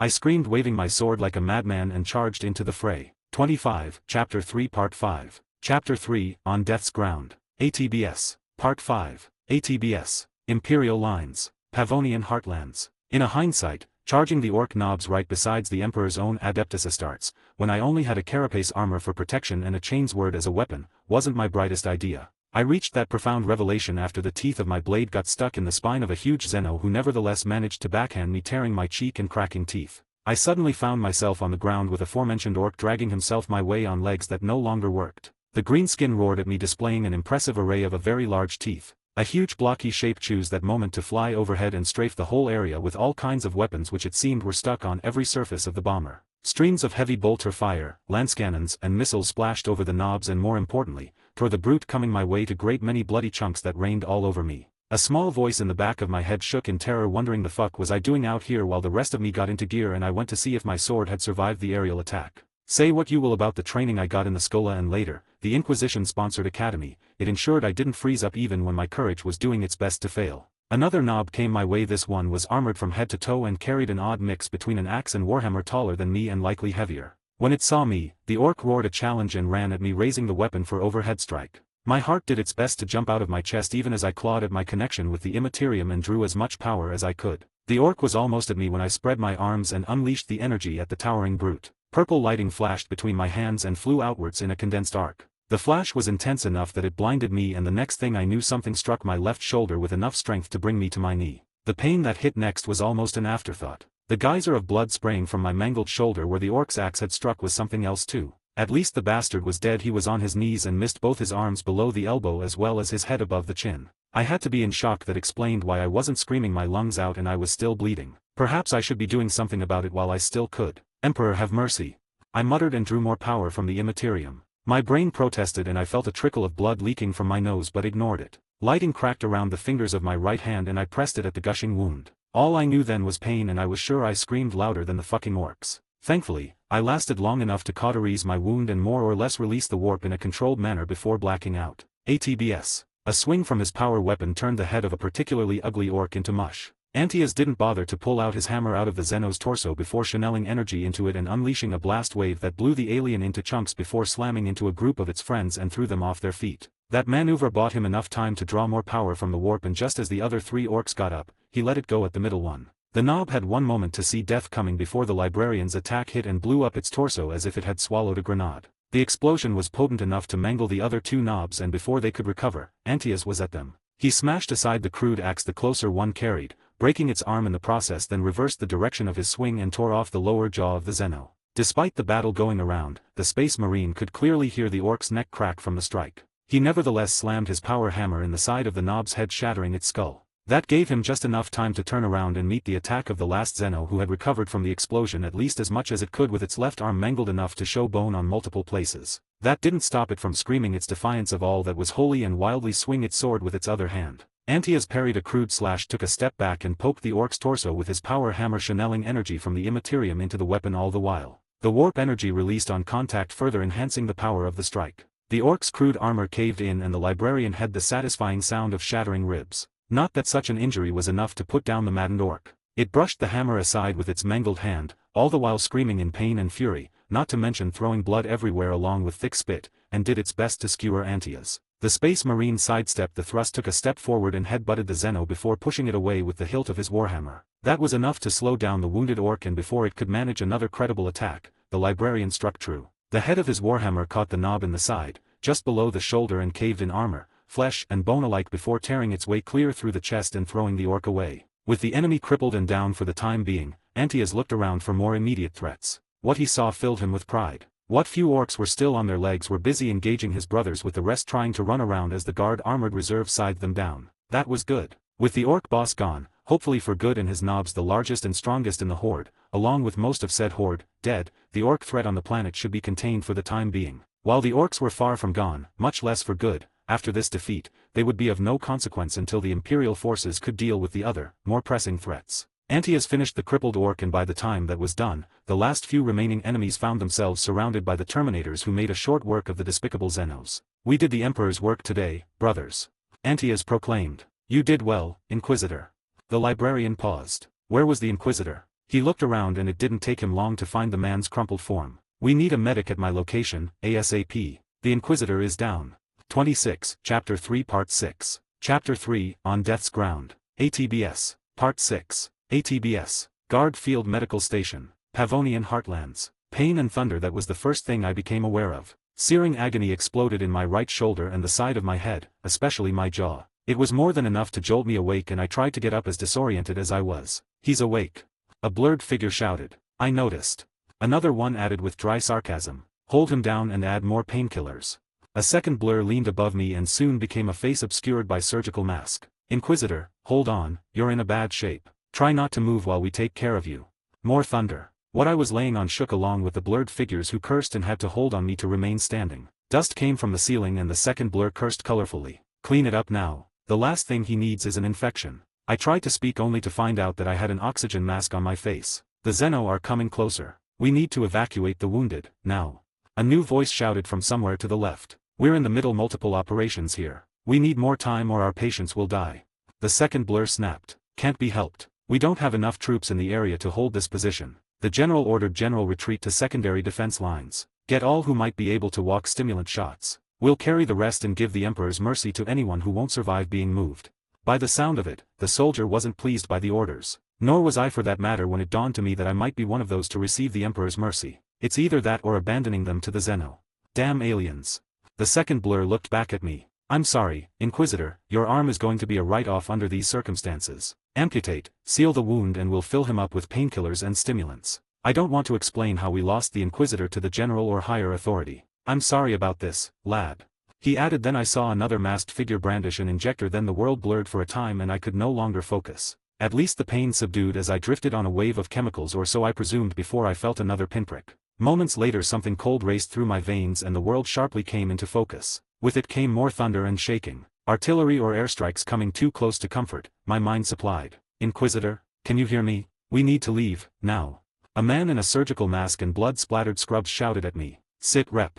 I managed to rasp through raw throat and parched lips. "The Tau are about to overrun this position. We need to pull back, now."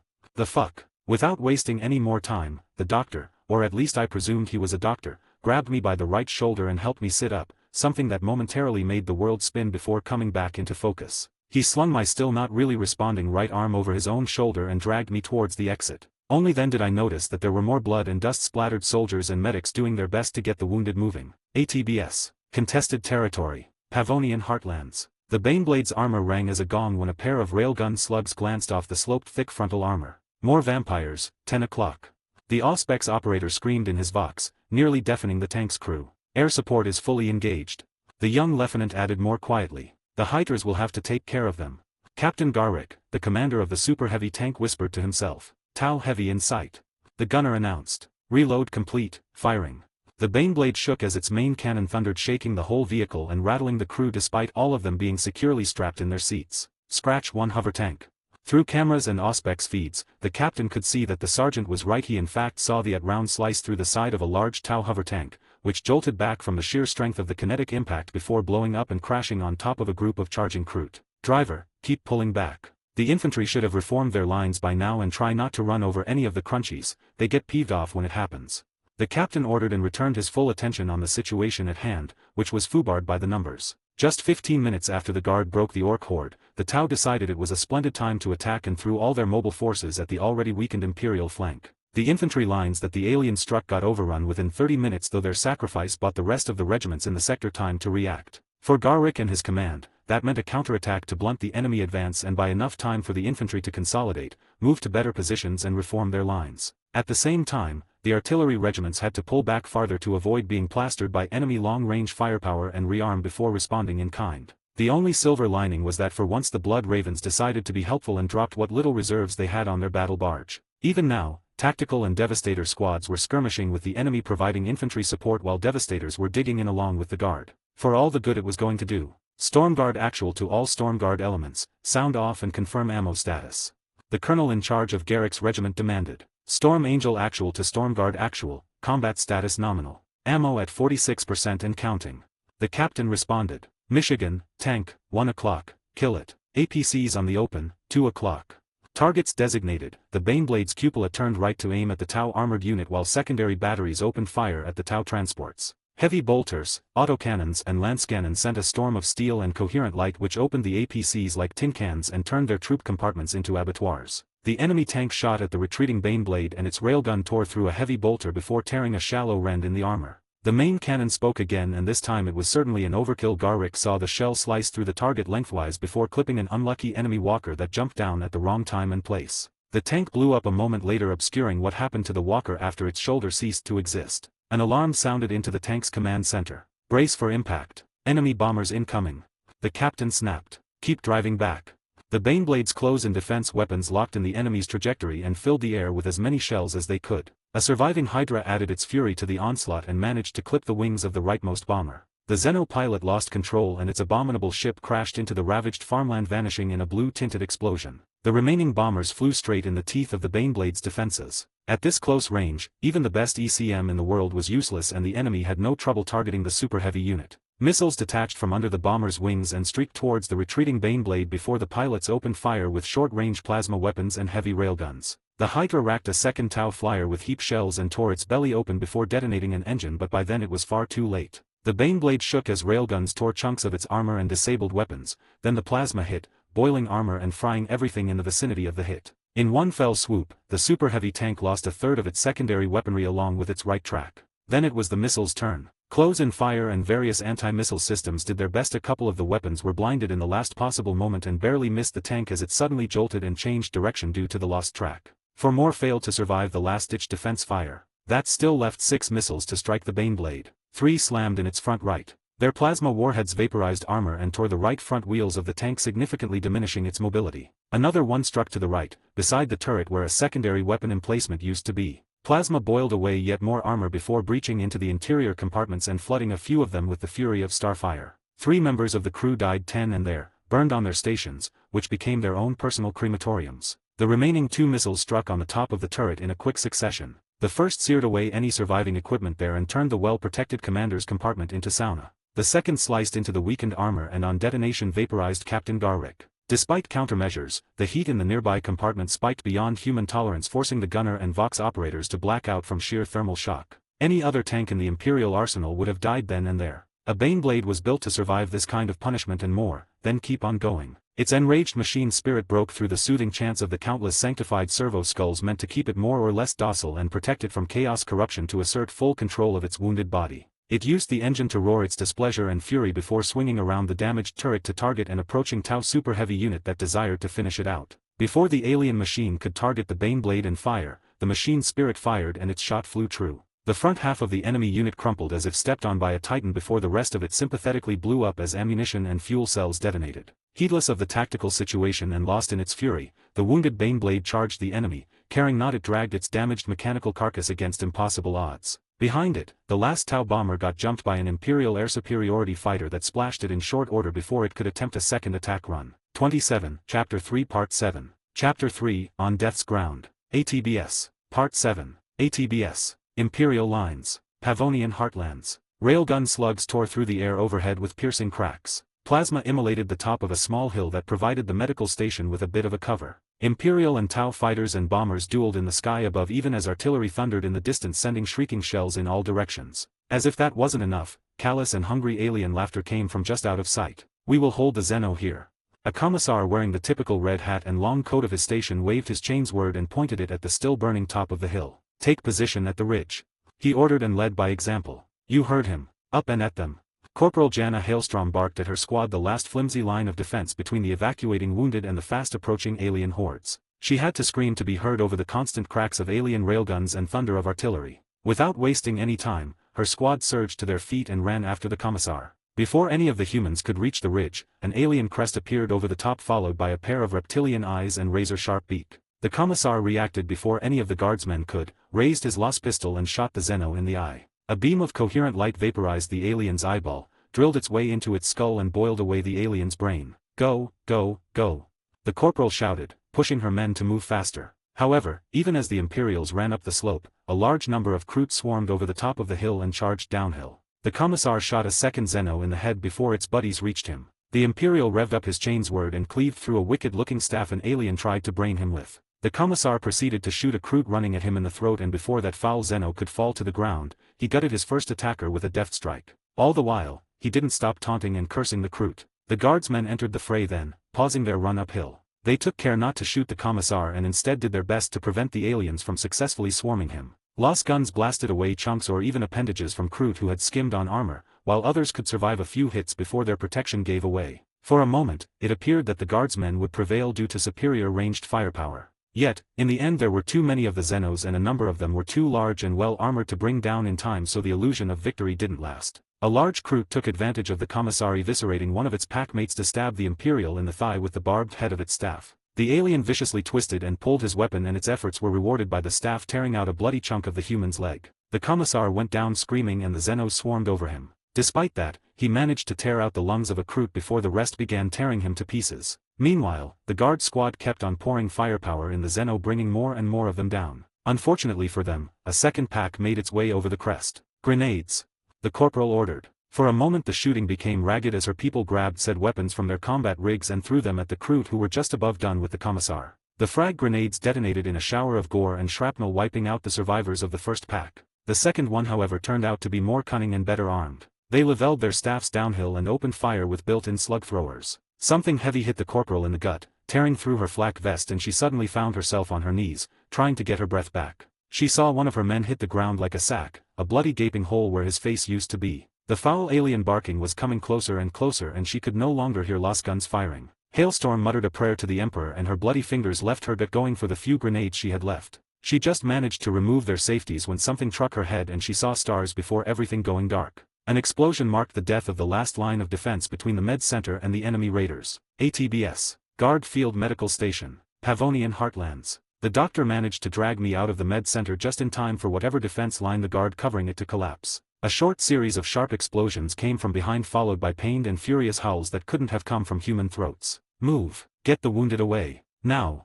the doctor keeping me steady screamed. Some of the soldiers helping their buddies put them down and went for their weapons. A nearby chimera turned in place and headed towards the hill to the right, and the multi-laser on its top opened fire, sending blinding flashes of coherent light overhead. "Incoming!"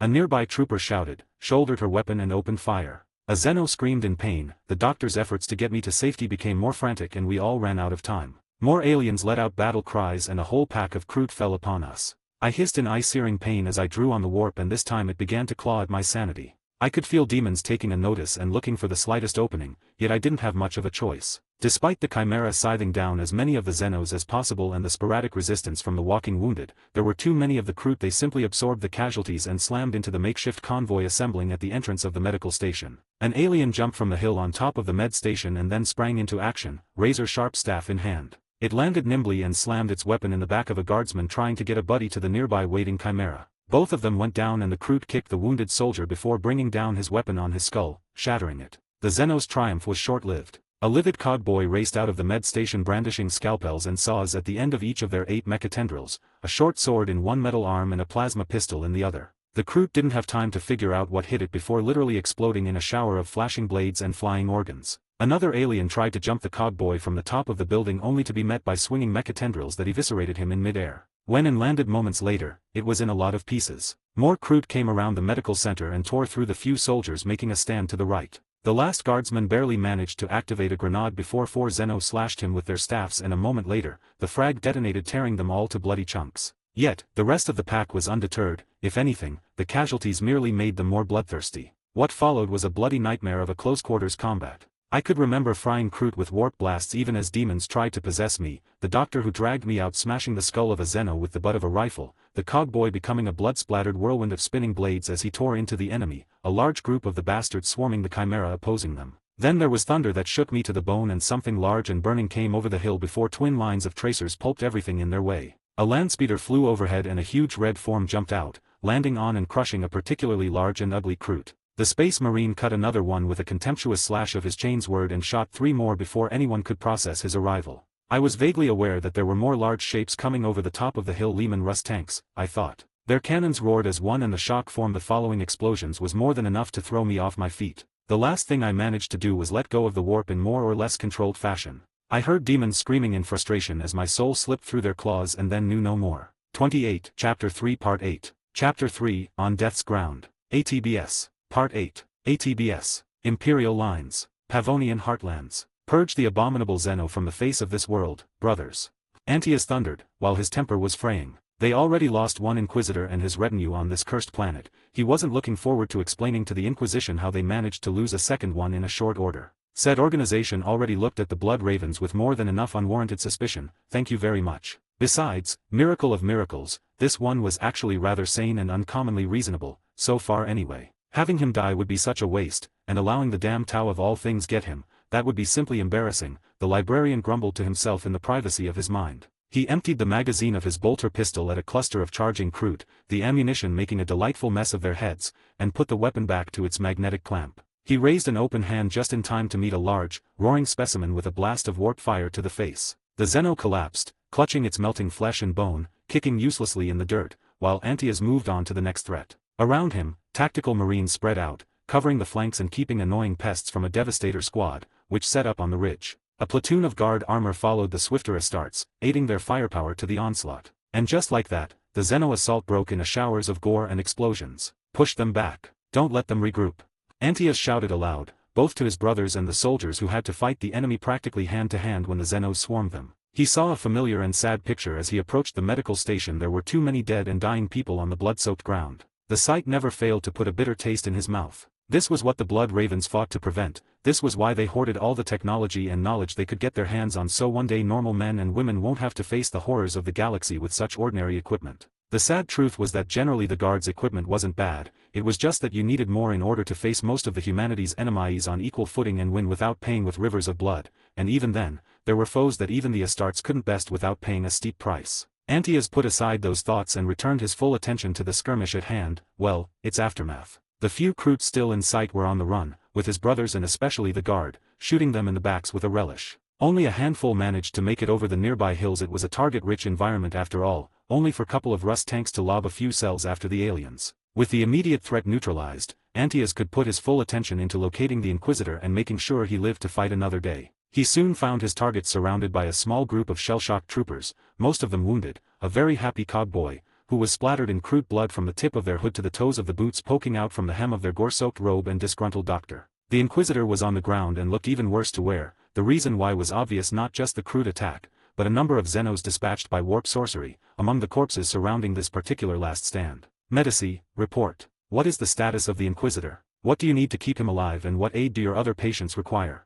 Antaeus demanded answers. While what was left of the forward positions could not be held with the available assets, an orderly retreat bleeding the alien bastards was very much in the cards, now that their treacherous sneak attack was more or less contained. Transports, medics, drugs, the Emperor's blessing, some of those poor bastards are going to need it all.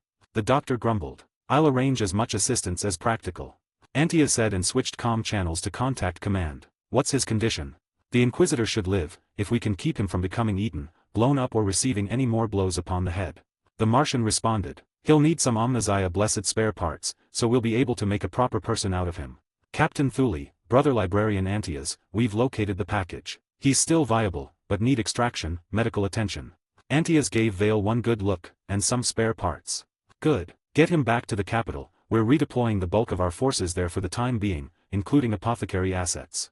Affirmative, sir. We'll need transports and medics to evacuate the wounded before completing the tactical retreat. ATBS. Apothecary. Victory Bay. Cronis. Streams of binary, sterile smell, comfortable bed and the absence of pain somehow, those things didn't tell me that I've merely had a particularly nasty nightmare. The cogboy's speech intensified when they noticed me stirring. I cracked my eyes open to see couple of blurs nearby. One was reddish-brown, as expected, however, the other one was much larger and gayish in color. Inquisitor, you're awake. Good. A deep, jolly voice boomed with enough strength to make my bones rattle. I'm pleased to report that the operation was successful, and you'll have all your new bits and pieces operational in a short order. What? I blinked at the giant figure, trying to process what it just told me. My brain wasn't working quite right, probably all the drugs, which sounded both wrong and right for some reason. What?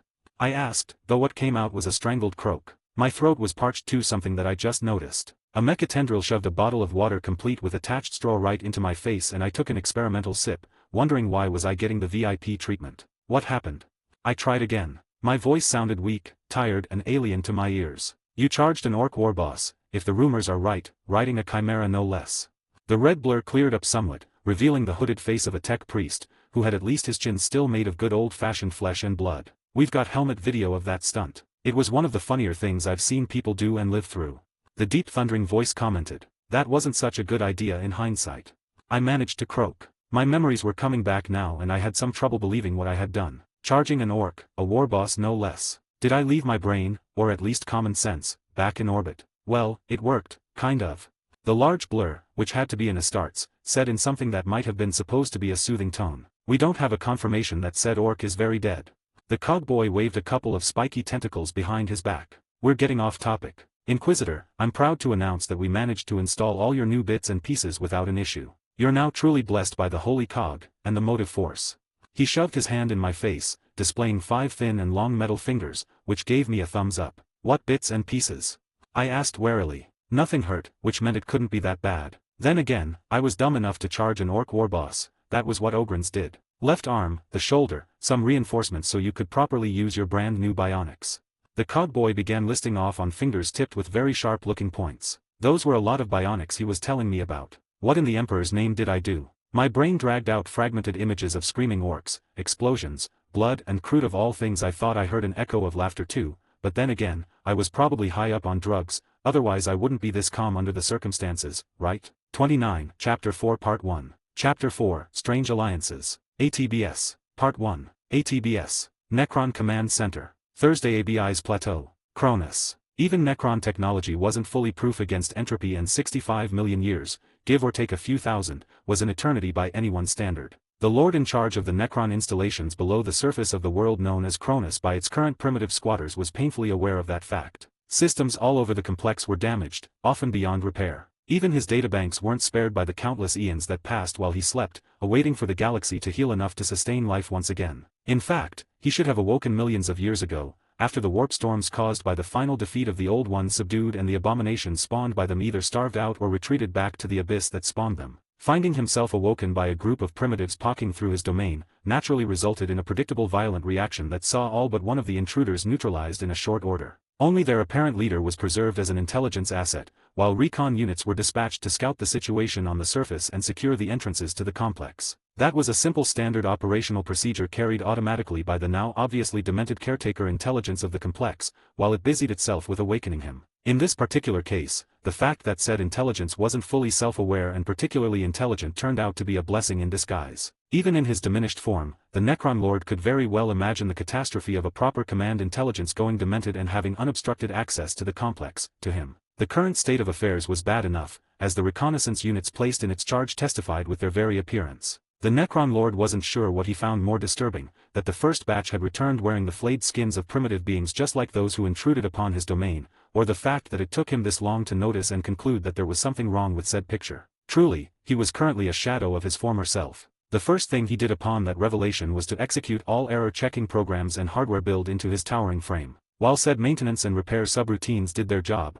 the Necron Lord peered at the blood-splattered automatons. There was something disturbing in their appearance that scratched at his incomplete databanks. Their presence felt wrong for a lack of better word. He set up some cycles to keep an eye on them and any others like them, before shifting most of his attention to the command intelligence. The state of its databanks and programming was even worse than his own. That was probably the best explanation for what the examination revealed. A data entity like the command intelligence wasn't supposed to experience emotions, no Necron was supposed to have retained their own, even if the Lord himself was a proof that truth was anything but absolute. Yet, there it was, an amalgamation of corrupted code and damaged hardware leading to unintended consequences. The command intelligence had been enjoying itself by ordering its automatons to hunt down and butcher anything and everything that found its way within its domain. It was either a stroke of luck or a glitch that forced it to comply with the contingency directives, keep a captive for intelligence purposes and awake him in the first place. That was something it should have done thousands of years ago when the first of those primitives had stumbled upon the Necron tunnels. Instead, it was a testament to how much he had degraded that the command intelligence could surprise him at this stage. By all means, it shouldn't have been bright enough to suspect what the Lord intended to do, much less do something about it.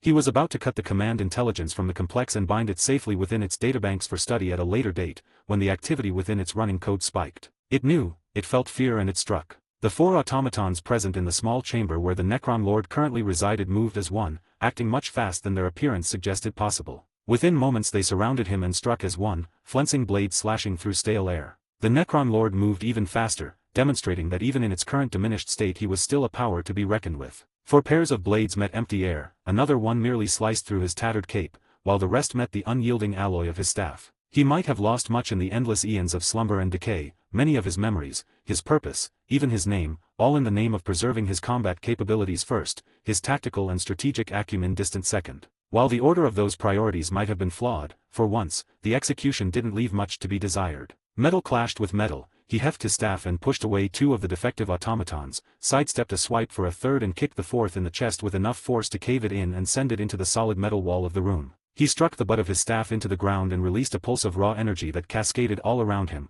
washing over the assailants and, more importantly, slamming into the chassis protecting the command intelligence's core. The discharge stunned the automatons, and instead of going after them, the Lord levered his staff at the data core and blasted it to slag. With that threat hopefully dismantled, he returned his attention to the rogue Necron warriors. 2 of them were on the ground, shaking as raw energy overloaded their frames. The third one phased out of reality only to appear behind the Lord and do its best to skewer him. The Necron leader let go of his staff and twisted around impossibly fast. He caught his assailant by what passed for its wrists and squeezed, leveraging the superior strength and construction of his own frame to crush the joints. He slammed its metal forehead into the face of the automaton for good effect, then planted his right foot on its chest and shoved, thus tearing its arms off. He threw them away, pointed his right palm at the crippled automaton and melted a hole through its head with the weapon built into said hand. The time it took him to dispatch that attacker gave enough time for the other 2 to recover from the overload and find their feet. They charged him, one coming straight at the Lord, while the other one phased out, preparing a sneak attack. For its trouble, the first automaton received a point-blank blast that decapitated it,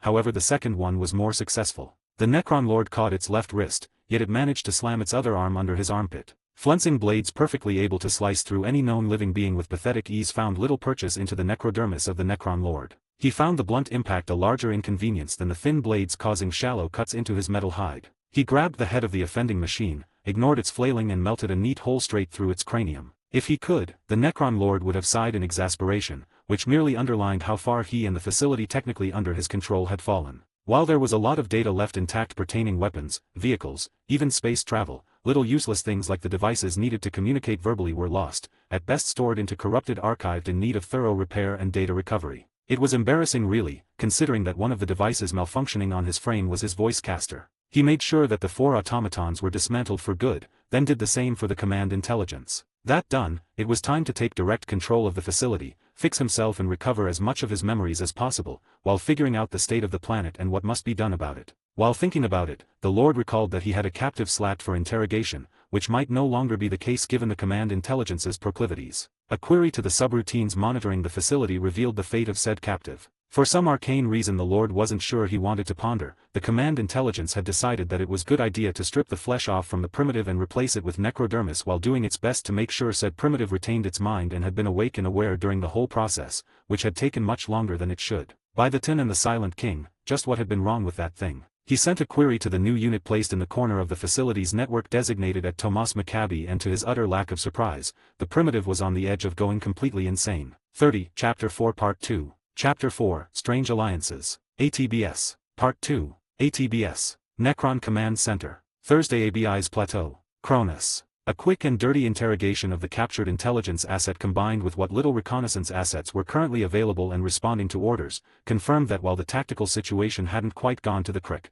it was heading there fast. A nearby peninsula was busy falling in the hands of warp abominations and their thralls. The Eladari had an expeditionary force present on the surface, which was in the process of establishing a forward operation base. They were busy stirring the so-called orcs, a fortunately devolved crick strain, which needed purging before it could evolve and become a credible threat. Next came the primitives. The intelligence asset species, now designated humanity, were supposedly the dominant power both on the planet and, if the asset could be believed, across the galaxy too. The Necron Lord needed independent confirmation on the later point. From what little he could detect, the humans on the surface might be numerous, yet they appeared to be the most technologically stunted species running amok on the Toon world. Last and arguably not the least, were the so-called Tau, the blue-skinned primitives. Recent events, namely a large-scale engagement between the available human, Orc and Tau forces, pointed towards the fact that cooperation with the former would preclude cooperation with the later. That state of affairs was less than ideal. All preliminary projections pointed at a defeat being statistical certainty if the available Necron forces had to engage the various squatters by themselves.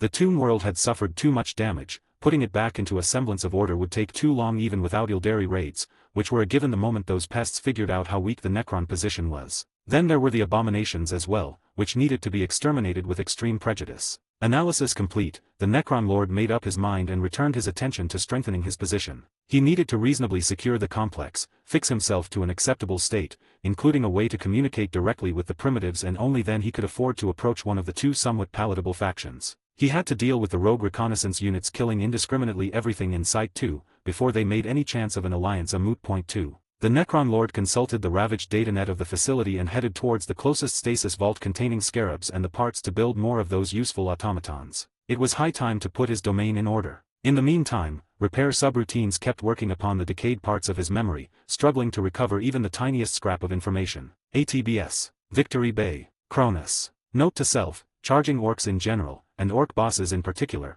while riding a chimera and waving a sword like a maniac is a bad idea. I had the metal to prove it. A large part of my right side was now bionic, either because the orcs mauled it, or the Tau and their emperor-damned Kroot fucked it up. Now that the painkillers were out of my system, the bionics itched something fierce, not to mention the parts where they connected with flesh, bone, and worst of all, my nerves, hurt like son of a bitch. That was normal too, at least according to the cogboys. Filling me with more painkillers would numb the pain, however it would also significantly increase the time it would take for the bionics machine spirits to get comfortable where they were and learn to work in concern with me. Or something in that vein. I wasn't paying too much attention at that point. I was too busy trying to restrain myself from strangling the smug cogboy lecturing me with his macadendries. My consolation prize for getting mauled nearly to death and crippled was that the plan worked, more or less. For the time being the orcs were too busy running or fighting among themselves, and we shouldn't be suffering concerning attacks from that corner until they managed to get themselves a new warboss, which would be never if we had anything to say about it. That in turn gave us some breathing space to deal with the other threats on Cronis.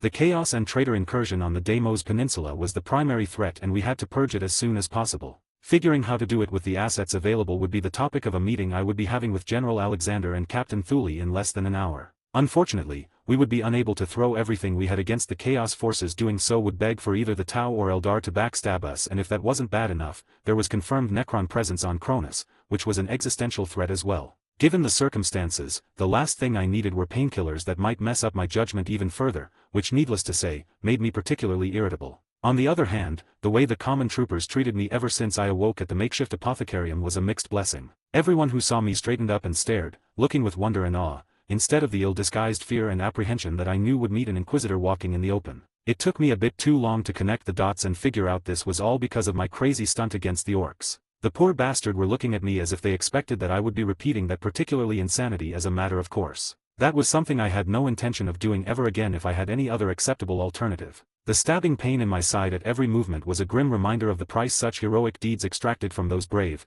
or insane enough to attempt such stunts. Inquisitor, I'm glad to see you back on your feet.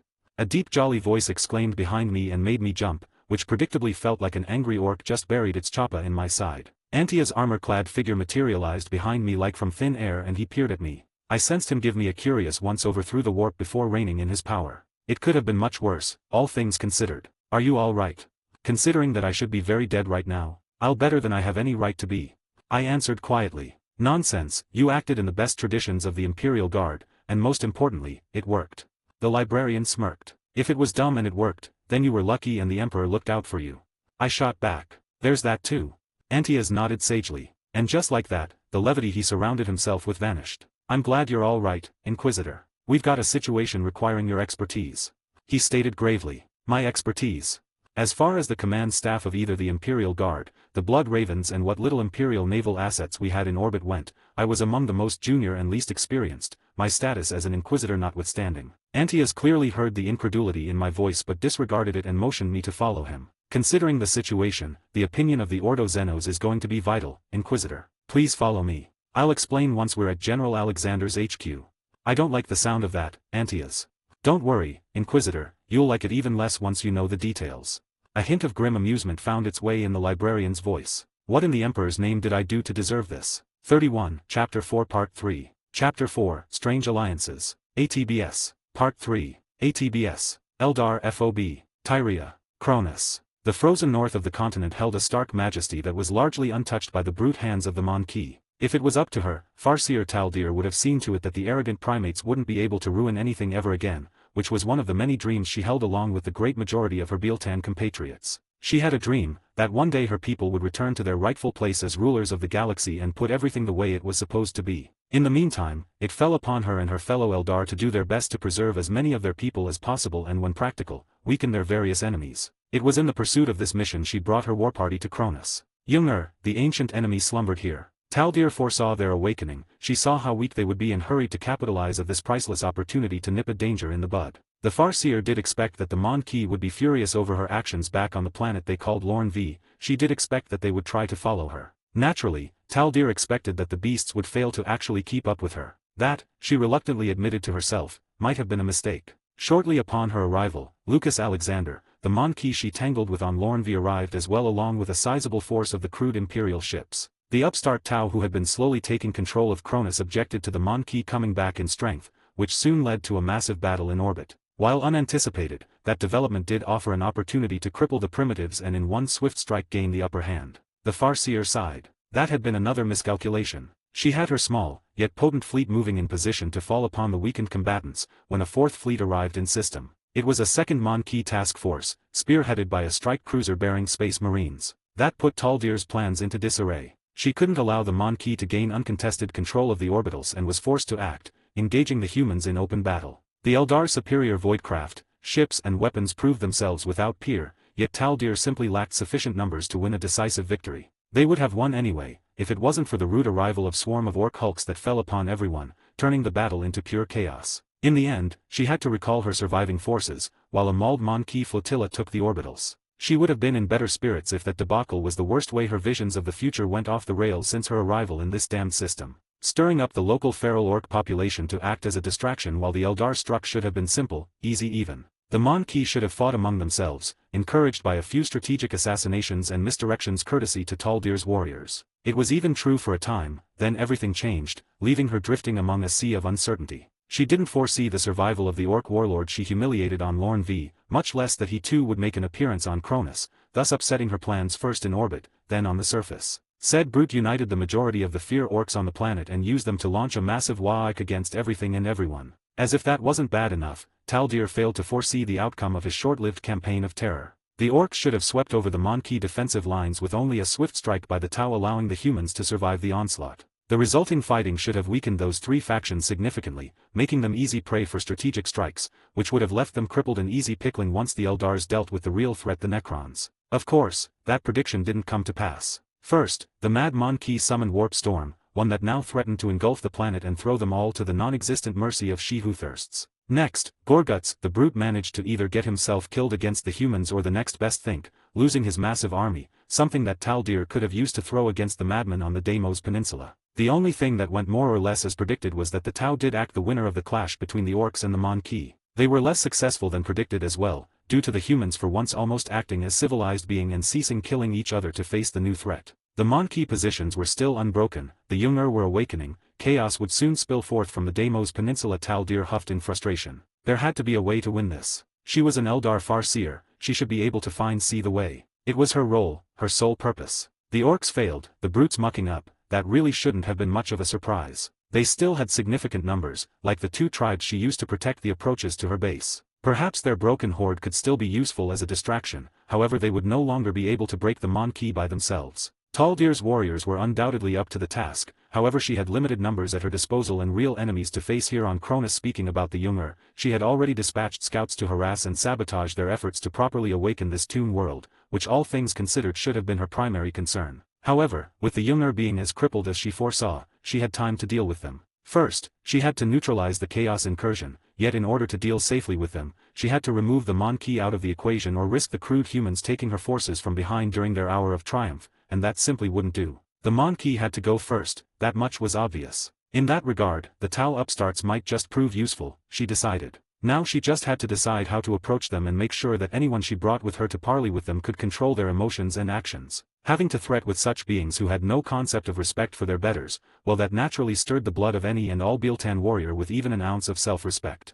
ATBS. Tau Military HQ. Cronis. Shaso Kreis had seen his share of debacles before, at the hands of the human super soldiers and their insane cultists. Unfortunately, his emergency deployment to secure Cronis had all the hallmarks of yet another disasters. If he had to face just the regular human military, the Tau commander was sure he could prevail. All things considered, his people's technology and better tactics were generally superior to what the Imperial Guard could bring to the battlefield. The presence of the human super soldiers changed the equation, and not in a good way. The arrival of a orc warboss who united the local feral population was a further complication, one that should have worked in the Tau's favor. Kreis stared at the detailed tactical display and grumbled a quiet curse. The plan had been solid: let the enemies of the greater good exhaust each other before striking at them, and using superior mobility and firepower to defeat in detail the survivors of said clash. The plan came close to working as well, even if the orcs fared much worse than even the most pessimistic projections. The fire cast struck the flank of the weakened human defenders and were on the verge of a breakthrough that, if exploit, could have ended this campaign in one master stroke,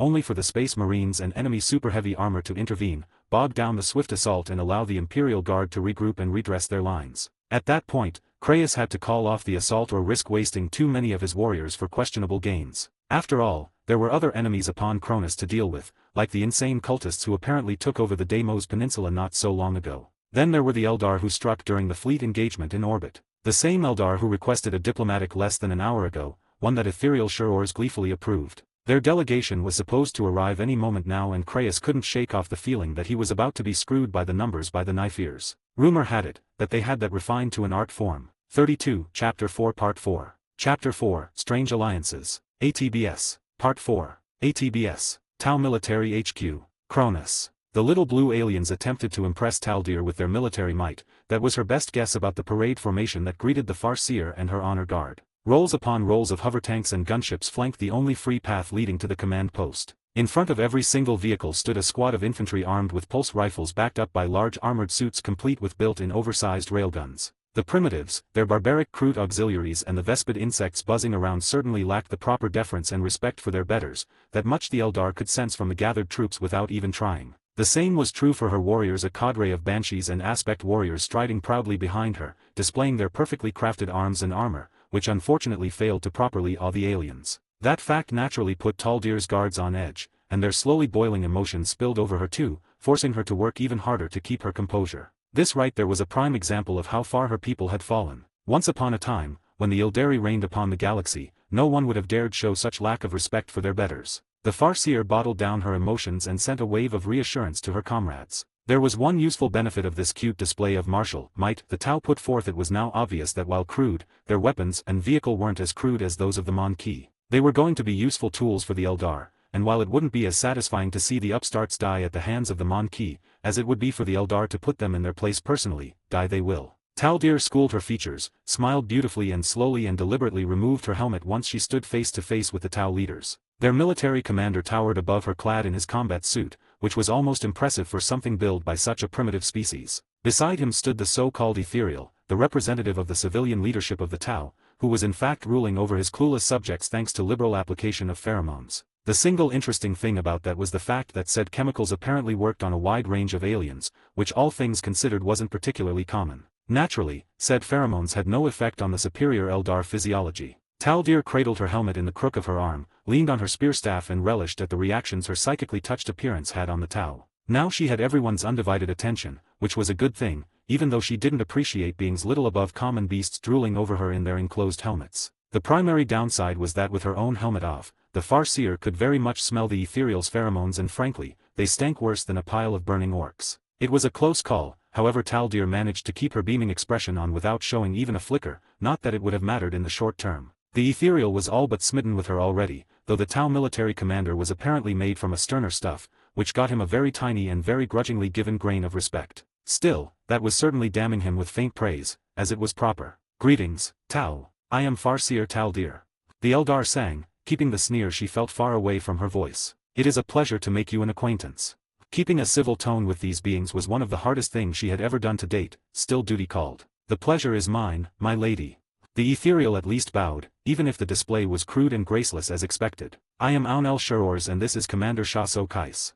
The commander merely gave her a sharp nod, which merely underscored the unease he radiated. He was struggling with the emotions her appearance stirred within him, which was both amusing and infuriating. An exchange of empty and false platitudes, at least on Taldir's side followed, before finally the Ethereal invited her and her party to enter the command center. At least, inside the Tau had proper climate control and the place was almost clean enough to pass muster. The command and control instruments were actually close to adequate as well, at least for species blind to the tides of the great ocean. Both of you are important, busy people, Commander, Ethereal.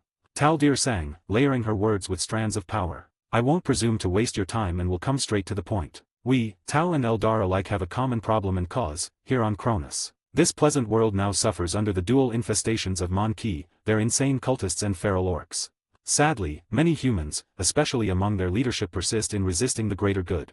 The Ethereal uttered sadly. It is a tragic state of affairs, truly. Taldir nodded in commiseration, valiantly resisting the urge to roll her eyes. We're here to address this tragic turn of events, are we not? She smiled charmingly. I propose an alliance. Together, our people can do great things, we can put to rest the threats plaguing this world. For the greater good, of course. For the greater good of the Eldar species anyway. I'm heartened to hear you say this, my lady Taldir. The Tau grinned at her and in its glee sprayed even more pheromones into the enclosed space of the command center. Doing so, he came a heartbeat away from being incinerated from the inside out, while Taldir struggled not to choke on the stench. I am overjoyed you approve of my suggestion, my dear Aunel. Taldir gushed. Shall we discuss the details of our new arrangement? An hour later, Commander Kais struggled to figure out how exactly he ended up agreeing to spearhead an offensive straight into the teeth of the human defenses in order to reduce them once and for all. The plan was solid, if expensive. Eldar strike teams would move in behind the front line, disrupt enemy command and control, hunt down artillery and either neutralize or slow down their reserves. That in turn would allow the Tau to pierce the defensive lines, use their infantry to annihilate them once cut off, while their more mobile units would move through the breaches, exploit them and crush any and all reserve formations. Once that was done, they would strike in concern at Victory Bay and erase the Imperial Guard presence from the planet, cut off and contain the Space Marine stronghold as well. Phase 3 would be to dispatch the insane cultists while leaving strong enough force to fix the human super soldiers in place. Dealing with them for good and finally hunting down all the feral orcs on Cronis would be the capping stone of the whole campaign. The plan was deceptively simple in outline. Now Kais had to flesh it up into something his soldiers could put to actual use. While he still felt some unease about the alliance, it had the water cast's mark of approval. In fact it had Shuror's gleeful and full support, which was enough for the commander. As usual, the Ethereals knew what they were doing. 33, Chapter 4 Part 5. Chapter 4, Strange Alliances. ATBS. Part 5. ATBS. Victory Bay. Cronis. When all was said and done, I've been too busy, my mind too preoccupied to appreciate Victory Bay. Ironically, now that I blithely walked towards the next impending disaster, I spent a bit of time to look and enjoy the sights, if for no other reason to keep my mind from jumping to the worst possible conclusions. First and obviously, while a large city, Victory Bay was no hive, which was a good thing, otherwise everyone would likely need a rebreather at least in order not to choke on the fumes. There were actual trees lining up the streets, even various parks dotting the place, even if they were on the small side. There was a freshness in the air despite the promethium smoke from countless military vehicles doing their best to choke it down. Even the architecture wasn't entirely in the Empire's preferred Gothic style. There was a distinct lack of gargoyles and such leering down from most buildings, which was a nice change as well. Actually, the place was quite vibrant, especially now that we were here in force and people were cheering us when not too busy working or aiding in fortifying the place. While there were a lot of fools who actually welcomed the Tau on Cronis, there were even more good Imperial citizens who were glad we were here to deliver them from Xeno rule, which was heartening. My brief moment of levity withered as we approached General Alexander's command center. The surrounding space crawled with at least an order of magnitude more security than the situation as I knew it warranted. There were trenches, bunkers and dug-in heavy weapon emplacements all over the place, tanks covered in fighting positions, sentinels milling around with glowing multi-lasers, even a bomber flight circled overhead. 2 infantry companies stood near the entrance of the CP, looking uneasily at it. One was made of Kasrkin commandos in sealed carapace armor carrying heavy weapons, while the other held the bulk of the Ogren we had planetside if I recalled right what Alexander had available. Needless to say, that sight didn't fill me up with confidence. I glanced at Antia's, however his helmet wasn't much help in divining what fresh threat to life and limb awaited us. The cog boys were here in strength too, if the excited chatter in binary coming from the CP was anything to judge by. At least someone was happy about whatever this was. I suspected I wouldn't be as overjoyed as our AdMech contingent appeared to be. Moments later I was proven right. Inquisitor, I'm glad to see you more or less intact. Alexander gave me a firm nod when he has me enter. There have been certain new developments requiring your attention. Thule's huge form stood beside the general. The captain of the Blood Ravens was barely able to fit into the room though it wasn't particularly small. The commander of our Astartes contingent offered a silent nod in recognition, however left the explanations to Alexander. I'm at your disposal, General. What is the situation at hand? Alexander glanced at the cogboys who if anything, grew more and more excited by the moment. First, our friends in the Mechanicus keep searching for a most holy relic while aiding us in fortifying the city against Xeno incursions, the arm cannon of a blessed god machine as they put it. We'll have to recover and protect it at all costs, obviously. While he delivered that explanation in a matter-of-fact manner and with the proper panache, it was obvious that Alexander wasn't thrilled at the need to secure yet another critical point, one that wouldn't be of military benefit for our campaign to liberate Cronis or avoid losing the planet and be murdered horribly for as long it took for reinforcements to arrive. The silver lining here was that when the cogboys at large heard what their local counterparts stumbled upon, there will be Mechanicus assets racing our way, for all the good it would do to us in the short term. That's an excellent news, praised the Omnistia. I offered a smile to the cogboys and topped it off with the sign of the Aquila. However, as nice as this turn of events is, I don't believe that why you called me, General. Unfortunately not, Inquisitor. There are 2 items of interest that concern us all, and they're linked. First, a few hours ago, a Xeno diplomatic party or what passed for it approached one of our recon teams. The leader of these Necrons on Cronis wants to negotiate. As a sign of goodwill, the sarcasm Alexander could put into words was something to behold. He offered us concerning bit of intelligence, one that was just confirmed by orbital surveillance and Astartes reconnaissance teams. The Eldar and Tau met not so long ago and all signs point at them forging an alliance against us. The Blueskins are currently mobilizing for an all-out assault on our positions. Well, we were fucked. That thought aside, Necrons wanted to negotiate. What insanity was this? Then you want my opinion on meeting the Necrons and using them against the other enemies of humanity desecrating this world. I chose my words very carefully. Correct. Alexander stated flatly. We have the forces available to deal with the Tau, especially when working in concern with Captain Thule's Astartes. However, we're likely to suffer heavy casualties we can ill afford when the Deimos Peninsula is swarming with heretics and agents of the great enemy. They should be our priority target, however.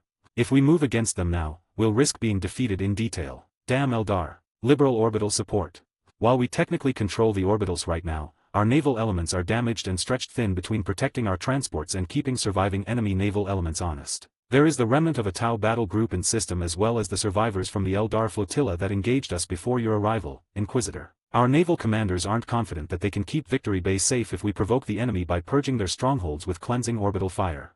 This was likely the longest I've heard Thule speak to date. The Blood Raven captain didn't bother hiding his frustration and displeasure at our strategic situation. In that case, it might be prudent that we at least hear what the Necrons want to say. To the best of my admittedly very limited knowledge, this might be the first time these particular Xeno are willing to talk with us. If nothing else, a meeting might be a source of precious intelligence, which the Ordo Xenos will appreciate. The possibility of such meeting and the Eldar Tau alliance is the reason for the increased security, is it not? Yes. Alexander nodded grimly. The Nekron Envoy told our recon element that he'll be along soon after we decide to meet with him, no need to try and contact them. So there was another reason for the large contingent of cogboys stuck in the command center. You think they're listening to us right now, or at least that is what they wanted us to believe. I concluded. We've provided all available countermeasures. The head cogboy announced. We're fairly confident. Static electricity washed over us, green lighting blinded me and I scrambled for my lost pistol, while clawing at the warp for power and trying to blink off bright spot away from my eyes. Greetings and salutations. A deep, bombastic voice announced. Hold your fire. Thule's voice thundered, bringing me to a halt. If even a few of us tried to shoot in the well-packed-up command center, we were liable to murder more of our people than whatever Xeno trickery just descended upon us. The Mechanicus contingent didn't necessarily agree, if the angry binary chants echoing throughout the CP were anything to go by. The ominous hum of powering-up weaponry reinforced that impression. Finally my sight cleared and I saw a small dark green machine floating above the hololith table which was dominated the center of the room. The thing was shaped like an insect and its form was disturbingly familiar. I'm the voice of the Necron Lord of Cronis, who unfortunately has his voxcaster currently damaged. The unknown voice continued. Despite the artificial tang of said voice, the choice in words and inflection was distinctly human. We're ready to arrive and conduct negotiations, preferably before the Eldari and their newest minions come to kill you all. Everyone in the room, even the floating Xeno device, turned their eyes upon me. Allowing you to come here would allow you to attempt a decapitation strike. I began. However, you could have teleported a bomb instead. I continued, my mind racing. So much for the AdMech countermeasures. Most disturbingly, now that our cyborg friends had a few moments to get over their outrage, more than a few of them chattered excitedly while observing the Xeno device. The thought never crossed my lord's mind, honestly. Sure. I glanced at Thule and Alexander. Both had their weapons drawn and at the ready, however neither of them appeared willing to immediately attack. The general gave he a tiny nod, while Thule remained still as a statue. I'm willing to allow a diplomatic meeting. We won't attack your envoy during it unless provoked. I carefully didn't extrapolate what might be considered a provocation. Good enough, I guess. Stand by, we'll be there momentarily. A moment later, a second flash of light blinded me, prompting almost everyone present to curse. When my sight returned, there were two tall metal figures in our midst and everyone aimed their weapons at them. Fortunately, no one pressed the trigger. Yet. 34, Chapter 4 Part 6. Chapter 4, Strange Alliances. ATBS. Part 6. ATBS. Victory Bay. Cronis. The smaller figure had an uncanny similarity to a human. If I didn't know better, I would have concluded that the Xenos took some poor bastard, stripped the flesh from his bones and replaced it with metal. The other one was much larger, in fact it competed with fully armored Astartes for size and had to hunch leaning on a staff-spear hybrid, which cracked ominously with sinister green energy, the same one that shone from the envoy's eyes. Greetings and salutations, humans. The smaller figure declared grandly. That was the same voice we spoke with through the insect-like machine, which still floated above the hololith. I am honored to present the Necron Lord in charge of this tomb world. We hope this is the beginning of a long and mutually beneficial friendship. It bowed with a flourish and I'm sure no one shot it due to the sudden movement only thanks to the Emperor's mercy and the fact we were all too stunned by the display to react as fast as we usually would. If the Xeno were hostile, they just missed a great opportunity to mow down a lot of us while we were too busy gaping at them. Everything we knew, everything we've been taught and experienced so far went in the face of such a cordial greeting, which naturally meant this was either a trap, there was something we didn't know, or the universe had decided to cease making any sense whatsoever. The damnest thing was that the alien actually sounded genuine, go figure. You requested this meeting, Xeno. Explain your intentions.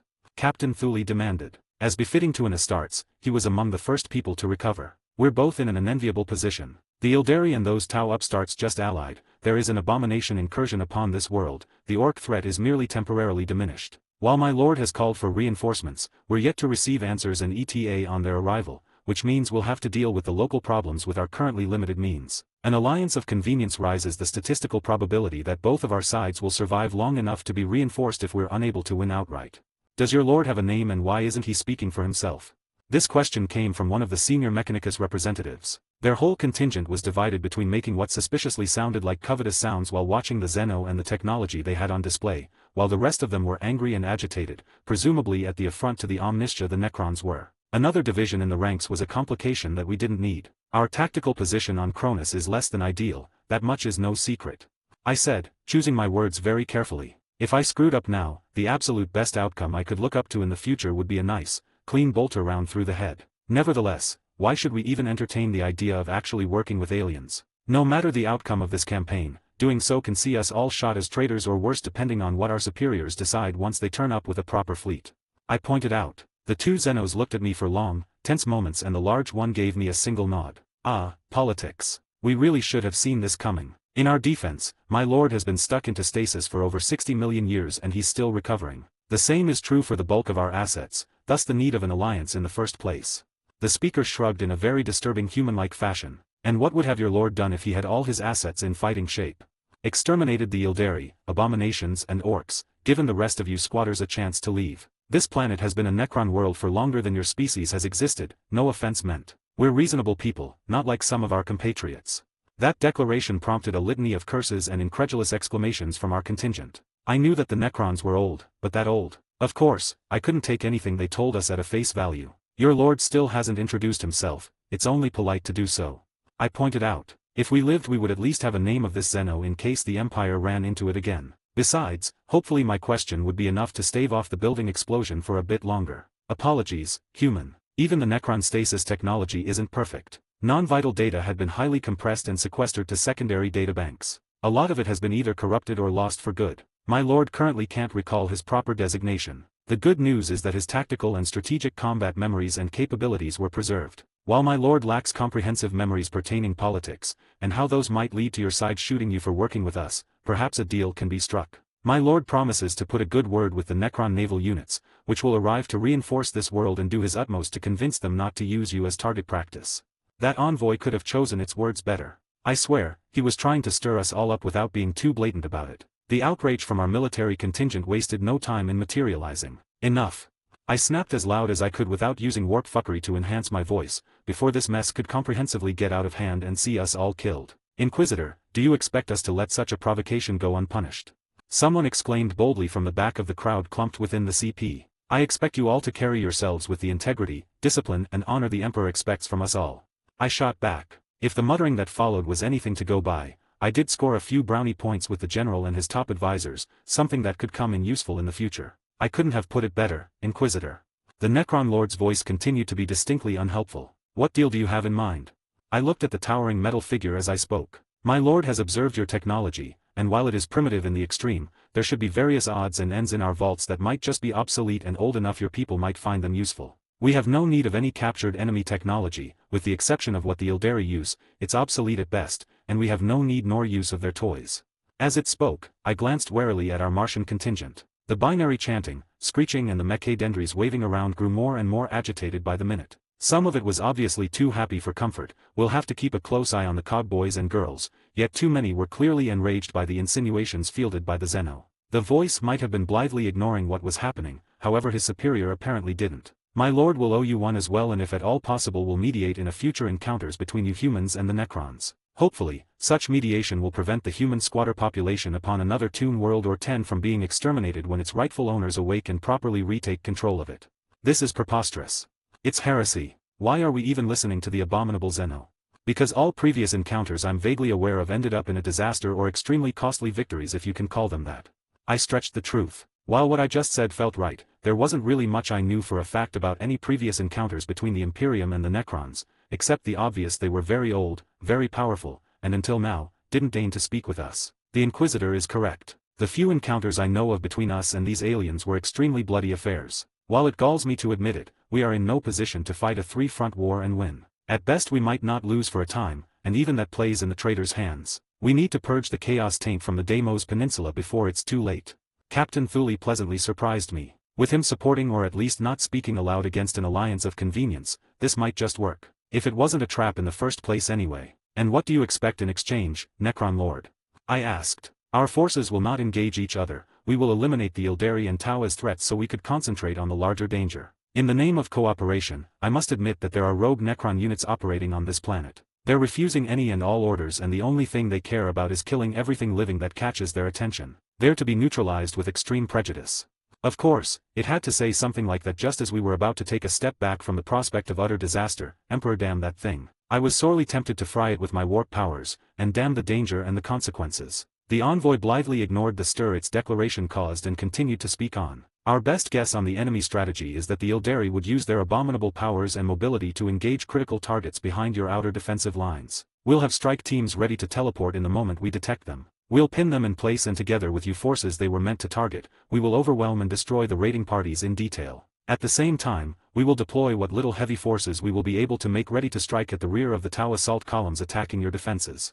That might work, in theory. The odds are great that my boys and girls will shoot first and ask questions never when they see Xeno troops in their sights. General Alexander cut in. Our forces are nothing like those Ildari whims and the primitive blueskins. You can't mistake them. They're nothing like humans, and in everyone's experience, aliens were out to get us killed or worse since forever. Alexander stressed. A larger concern, if we actually agree to this, is the possibility of your rogue forces coming in at the worst possible time and causing this potential alliance to fall apart. I added. One of my primary objective is going to be to hunt down these renegades. So far, they're in limited numbers, primarily the guard forces left under the control of the command intelligence, which was meant to take care of this world while we slumbered. However, at this time my lord can't say for certain that all the forces we'll be putting out of stasis would have retained their sanity. While we will retaliate if fired upon without provocation, we will take no umbrage if your soldiers have to take down rogue units. This was getting better and better already. At this rate, if I lived long enough to make contact with a proper Inquisitor, I was going to be so fucked Slaanesh would be taking notes. Of course, living that long was a questionable prospect given the state of our Mechanicus contingent and the dirty look certain officers were throwing my way. We'll need more in order to keep to this alliance, especially if it is to survive the arrival of our reinforcements. I cut in. Like a guarantee that you will be vacating this world once it becomes practical. Let's be serious, Inquisitor. What happens after we have dealt with our mutual problems would entirely depends on whose reinforcements arrive first and in what numbers. At that point, the best either of us could do is to plead with our people to honor our alliance. That said, depending on the state of our facilities on this world, it is actually not in the question that we might be forced to ultimately take anything useful, demolish the rest and leave, so you might get your wish. Those words actually made many of my compatriots relax a fraction. Do we have an accord, or should we simply leave and watch the Ildari Tau Alliance have their wicked way with you humans while we dig in and prepare to hold our stronghold until relieved? I looked around. No one was particularly happy with the current development, with the very obvious exception of a group of Martians. General, Captain Thule. I asked. As the ranking representative of the Ordo Xenos, my opinion is that given the circumstances, a tenuous alliance with the Necrons on Cronis is in the Empire's interest for the time being. What say you? Well, we might get shot as traitors for this, however if this is going to give us a better fighting chance against the other aliens and the chaos, then I'll grudgingly agree. Alexander reluctantly offered his support. I'm not looking forward to explaining this to our superiors, much less the Inquisition at large, however I have to agree. The tactical and strategic situation here on Cronis is less than ideal. In that case, we do have an alliance, no matter how short-lived it might turn out to be. Hopefully, my fellow Inquisitors weren't going to torture me to death as a traitor and a heretic for signing up on this. 35, Chapter 5 Part 1. Chapter 5, The Battle of Victory Bay. ATBS. Part 1. ATBS. The Battle of Victory Bay saw two unconventional, some say heretical, alliances come into play. First to form was the one clearly disfavored by him on Holy Terra. The treacherous and despicable Eldar made common cause with the subversive and opportunistic Tau. Against them stood an amalgamation of the Emperor's own Astartes, the valiant Imperial Guard led by General Militant Lucas Alexander, surviving PDF regiments and various Adeptus Mechanicus assets, who received aid from an unexpected corner, a Xeno species that had called Cronis its home for countless centuries and slumbered for eons below the surface. I'm speaking about no other but the enigmatic and dangerous Necrons, who were little more than rumors to the Imperium at large during those days. The details around the formation of the tenuous alliance remain obscured to this day, however one thing is clear: it formed shortly after the Tau and Eldar struck their own compact, perhaps as a direct answer to the changed strategic situation on the surface. While there was no doubt in the valor, faith and discipline of the Imperial defenders, there simply weren't enough of them to fight and win against 5 different armies, especially when they were cut off from the Imperium at large and thus a source of reinforcements and resupply. The Imperial Guard and Space Marines already met an Orc horde in open combat and vanquished it, suffering moderate casualties in the process, only for the despicable Tau to strike at their weakened lines in the Guard's moment of triumph. While that treacherous attack was repulsed with heavy Xeno casualties, it served as a stark reminder that the war for Cronis was far from over, and in fact it would only grow harder from then on. This led the Imperial defenders to craft even more extensive defensive positions in and around Victory Bay and its surrounding areas. When the Xeno assault came, it smashed straight into the Imperial defenses. A Century of War, biography of General Militant Lucas Alexander. 10th edition, published 995 M40, Kadaya. ATBS. Victory Bay. Cronis. How a species so crude and primitive like the Monkey managed to claw its way to be the currently dominant one in the galaxy, Farseer Taldir would never know. Those beasts were not only foolish and ugly, they were blind and deaf as well. While in this instance those traits worked to her benefit, she couldn't get over the fact that these things were an actual credible threat to the Eldar as a whole. That simply underscored how far her people had fallen and how important it was that they retake their rightful place as the undisputed rulers of the galaxy. Through sorcery, high technology and naturally superior skill, the Eldar under Taldir's command managed to slip multiple strike teams through the crude and porous Mon-Ki defensive lines. The worshippers of the corpse god had dug in deep enough that a headlong charge in their guns would have been folly even for superior Eldar warriors. However, that was really of no consequence. Why face them head-on, when slipping behind their backs and slamming a poisoned blade in their heart was trivial, especially when the Tau were around to act as a distraction. The only unanticipated development so far was the presence of cloaked Jünger drones, which weren't up to the task of properly evading the Eldar's senses. It was obvious that the old enemy would be keeping a close eye on the slaughter upon to unfold and alter its tactics accordingly. Ideally, Taldir would have struck at the Necrons earlier, however with Chaos' presence on the planet in increasing strength, the crippled soulless machines had to wait before falling under the blades of the Eldar. A litany of psychic messages bombarded the Farseer. Stealth specialists were in place or ready to teleport in and strike, with other forces that were less adept at sneaking around keeping to ground before charging at the sound of the guns. Rangers had picked up enemy officers to assassinate, warp spiders were ready to deploy and shred infantry, so they could clear the way for other aspect warriors to butcher the Mon-Ki artillery. Tanks, weapon platforms and air assets attached as escorts waited to dash in just beyond detection range from the human defenses, and they would do so the moment the Tau offered themselves as distraction. Taldir herself led a party of banshees and various hand-picked warriors through what passed for human architecture, relying on her own gifts and those of her comrades to keep them out of sight as they advanced towards the Mon-Ki command center. She would see to it herself that Lucas Alexander would never again attempt to meddle into the affairs of his betters. It was as she foresaw it, the Tau took longer than originally anticipated to muster for this all-out assault, which honestly was to be expected. No one in the whole galaxy could move with the speed and grace of the Eldar, which was one of her people's defining traits. They were without a peer not only at small tactical scale but army-wide as well, something unfortunately Taldir lacked the assets to properly demonstrate on Cronis,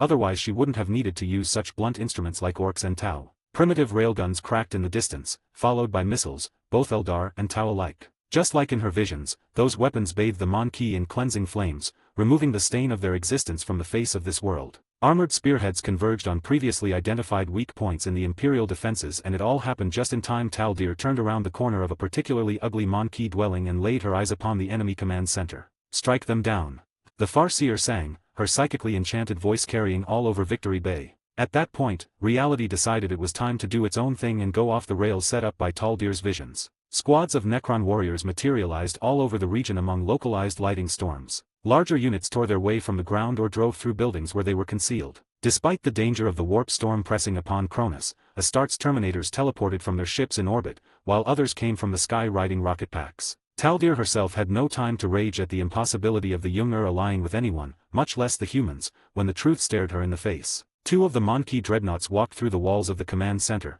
while a Necron Lord strode through the entrance and levered its staff in her direction. There would be time for recriminations and trying to figure out how her visions misled her so badly later. Now it was time to fight and kill. They were Eldar, no one could stand against them. "You think you have us trapped?" Taldir sneered. "Think again."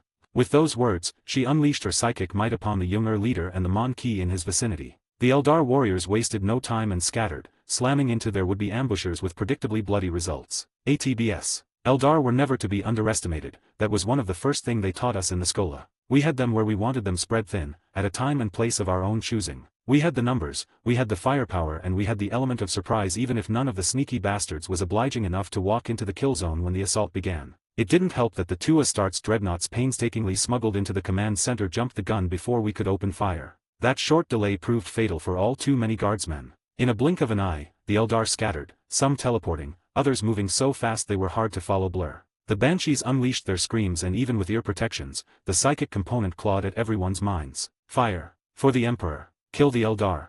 I screamed at the top of my lungs while calling on the powers of the warp to enhance my body. The Space Marines were first to recover and open fire, followed by Karskins and veteran guardsmen. Devastator squads laid down murderous suppressive fire while tactical Marines focused their fire upon the nimble enemy to bring them down faster. A warp spider materialized upon a gargoyle leaning at the street below us, aiming two pistols my way. Before it could shred me, Antaeus blasted it away along with the ugly statue with a concentrated stream of warp-delivered lighting. "The Emperor protects!"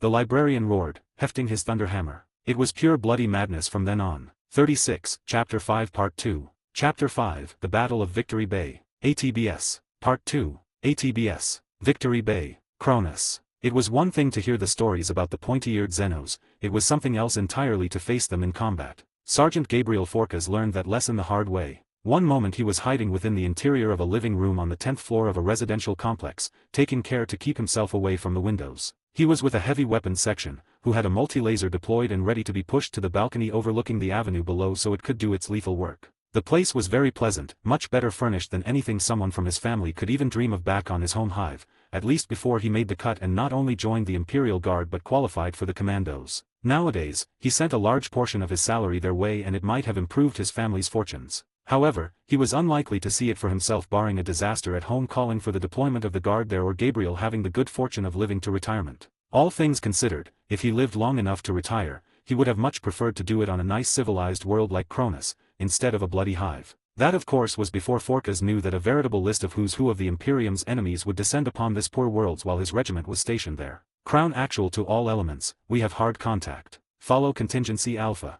The general's voice cracked over the vox built in Gabriel's sealed helmet. Moments later, a commotion happened outside and he heard the Inquisitor ordering them to execute the ambush. Immediately it became painfully obvious that their portion of overall plan had already went to hell. Before any of the commandos could reach the windows, a lithe armored figure materialized in front of them. Forkas didn't think, he simply acted, countless hours of training kicking in, and dove for the ground while triggering his hellgun. The only reason he survived the initial onslaught was because the Xeno concentrated on the larger threat. It used dual pistols to literally shred Gabriel's buddies and paint the room red with their blood, then it simply vanished again, before the sergeant could avenge his comrades. The commando didn't waste any time on curses or regrets, instead he rolled around, retrieved a grenade from his harness and threw it in the middle of the room, before dashing for the door. After what just happened, going to the balcony was going to be suicide for no good gain. With his back covered for a moment, he had a choice to make go low, and either cover left or right if the damn Xeno waited for him in the corridor. Gabriel chose right, and rolled through the door spraying laser fire. No alien materialized to turn him into ribbons, which was a small blessing.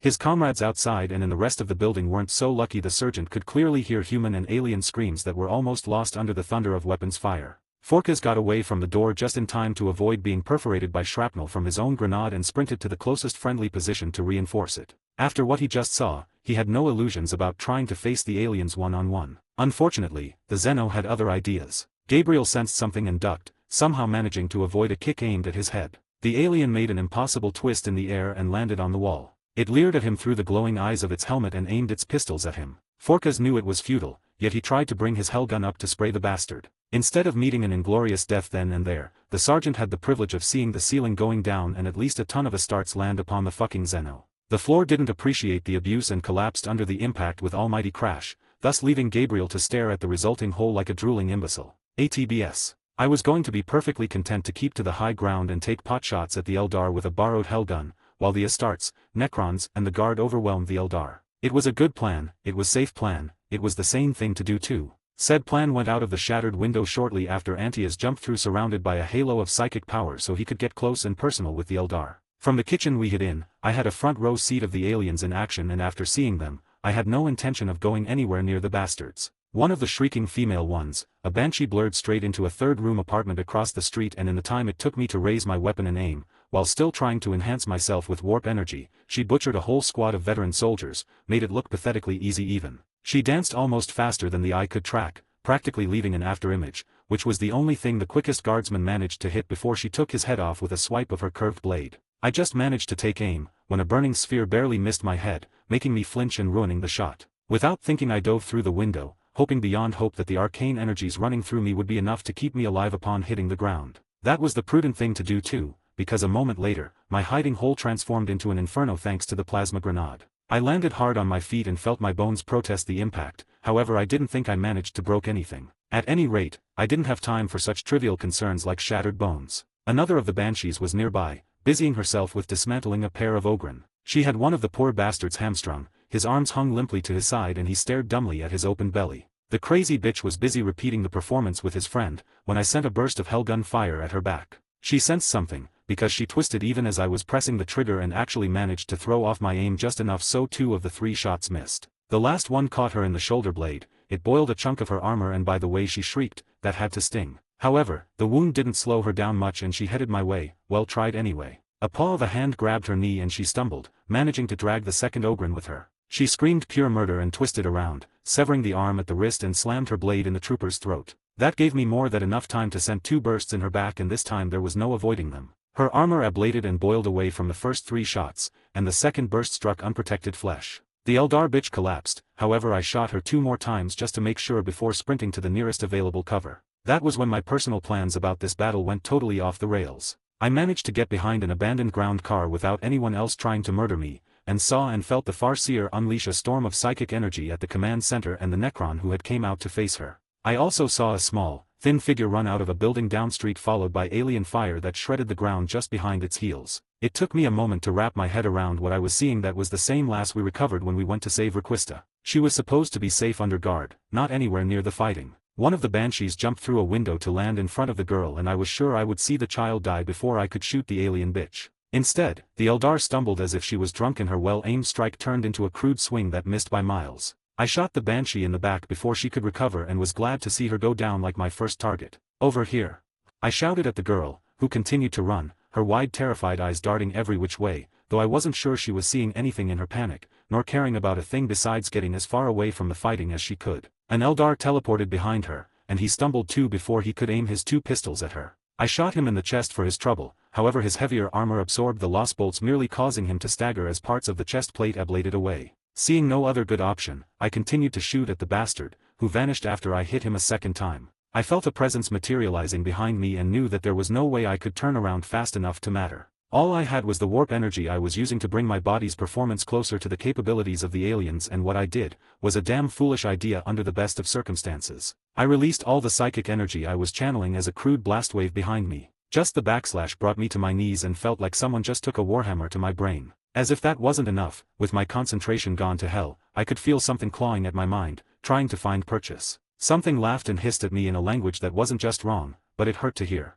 It felt as if the demon pressed clawed fingers at my skull and began slowly pushing them in, savoring every moment of it. I tried to slap it away, pushed at it with everything I had, and it only laughed harder, amused by my feeble efforts. Then it was suddenly gone, and the warp with it. I was on my back, staring at smoke-chopped skies, and I could hear someone wailing nearby. Small, cold fingers touched my face, bringing my attention to a slim figure kneeling at my side. The girl was beside me, she was babbling something I couldn't hear and trying to get my attention. The hell just happened, and what was that infernal sound? I managed to turn my head to the right and saw that teleporting bastard of an Eldar curled in a fetal position, wailing as if a horde of demons were having their wicked way with him. 37, Chapter 5 Part 3. Chapter 5, The Battle of Victory Bay. ATBS. Part 3. ATBS. Victory Bay. Cronis. This could have gone better, the Necron Lord decided. He was stuck in the epicenter of a small, localized and unpleasantly potent psychic storm. He had to brace himself, even slam his staff into the ground for a better purchase and channel as much energy as he could into stabilizing reality around him.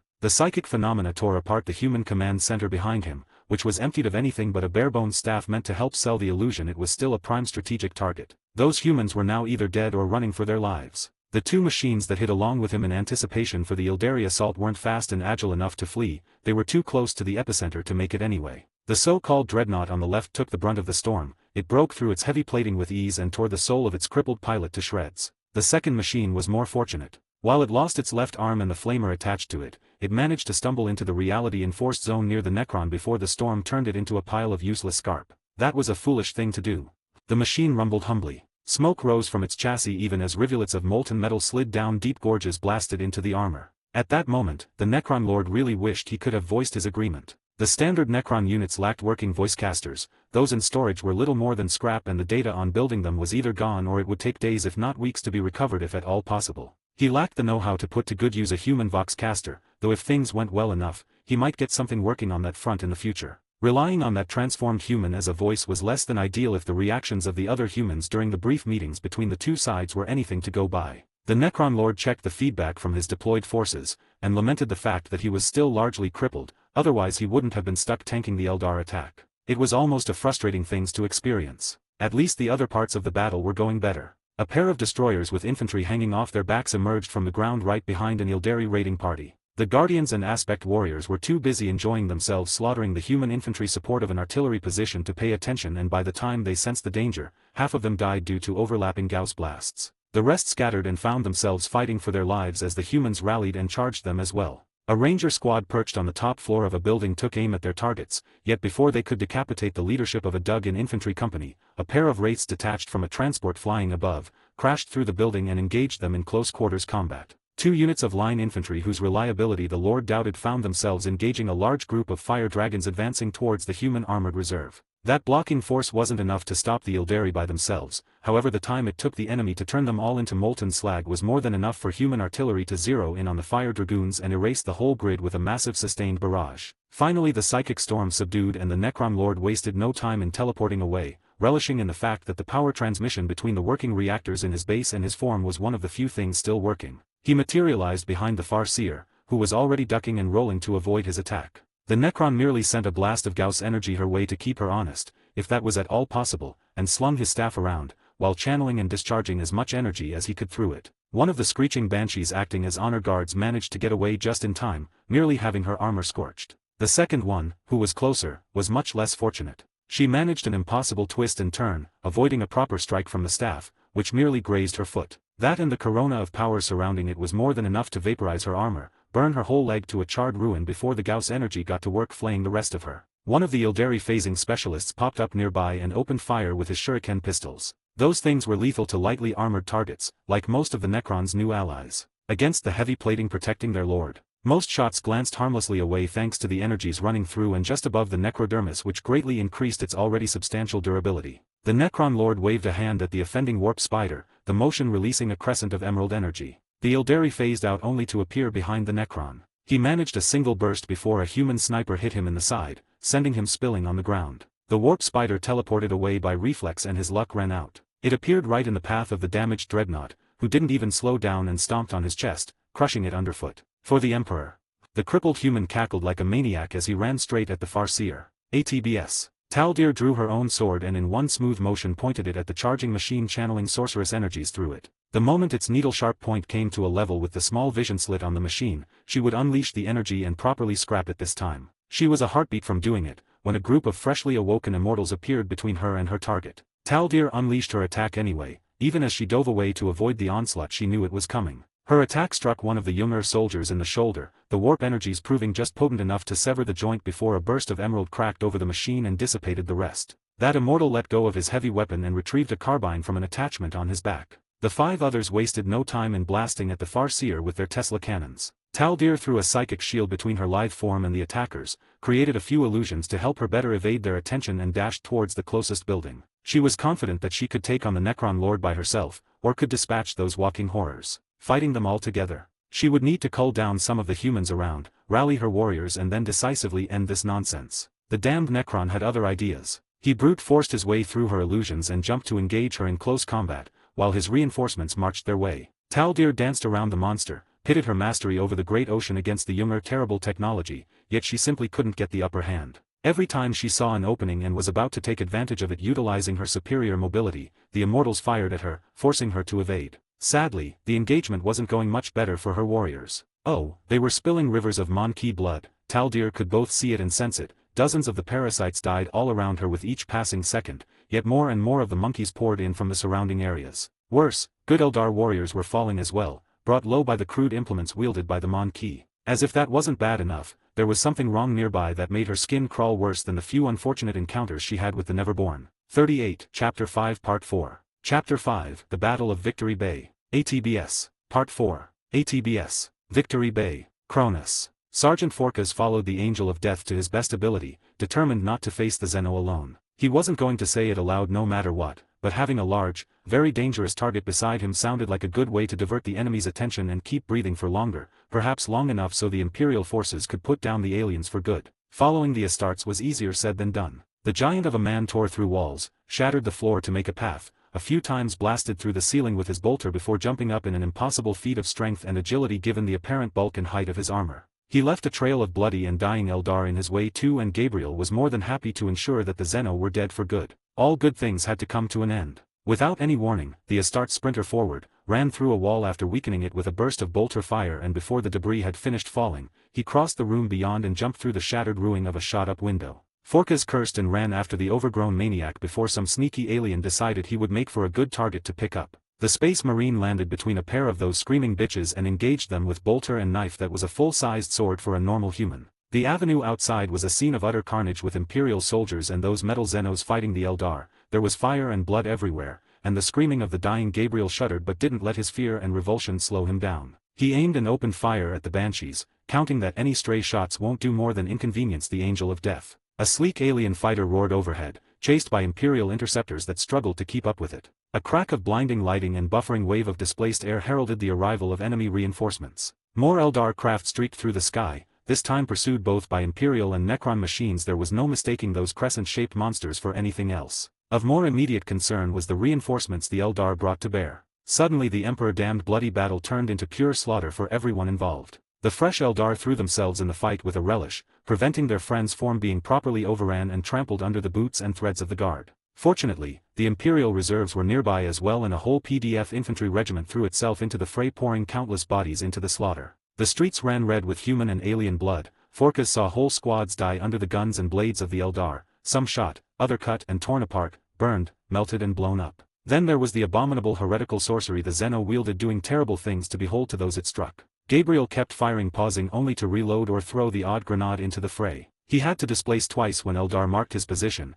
yet they were distracted by his fellow guardsmen and women, giving him barely enough time to get out of his position before a plasma grenade turned one into inferno and the second became so much kindling thanks to rapid-fire projectile weaponry. The sergeant didn't survive intact. His thick carapace armor turned away glancing hits, cracking in the process, and in 2 cases it barely held shots that passed through walls to touch him. He even felt a rib shatter, or perhaps that was the armor plate. It hurt like hell anyway. It was getting harder to breathe, but at least he wasn't coughing blood, and that was something, right? Many humans and Xeno alike below were less fortunate. The abattoir there was complete. Lost guns, multi-lasers, melta, plasma, bolters, even the threads of chimeras and a tank platoon that just arrived to provide close support to the bloody infantry. Nothing should have been able to stand against such a display of human might, yet the Eldar refused to break. They threw themselves with suicidal abandon at the guard, determined to slaughter as many humans as they possibly could before superior numbers and firepower buried them, sometimes literally. Gabriel knew war. He had faced both orcs and Tau before, but this was something else. Why didn't the knife-eared freaks break and run?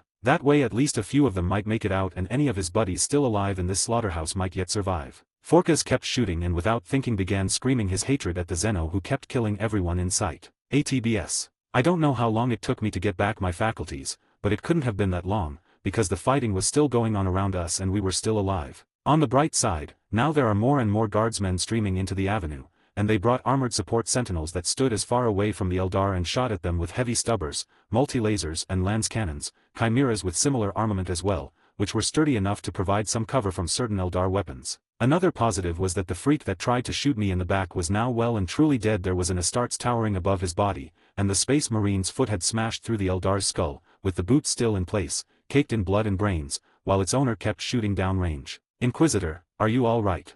A deep voice boomed loud enough to hear over the roar of the battle. I'll live.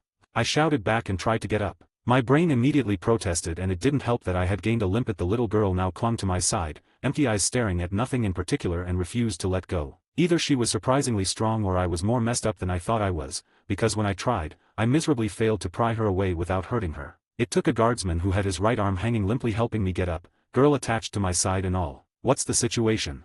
I demanded from no one in particular. The bastards are dying hard, Inquisitor.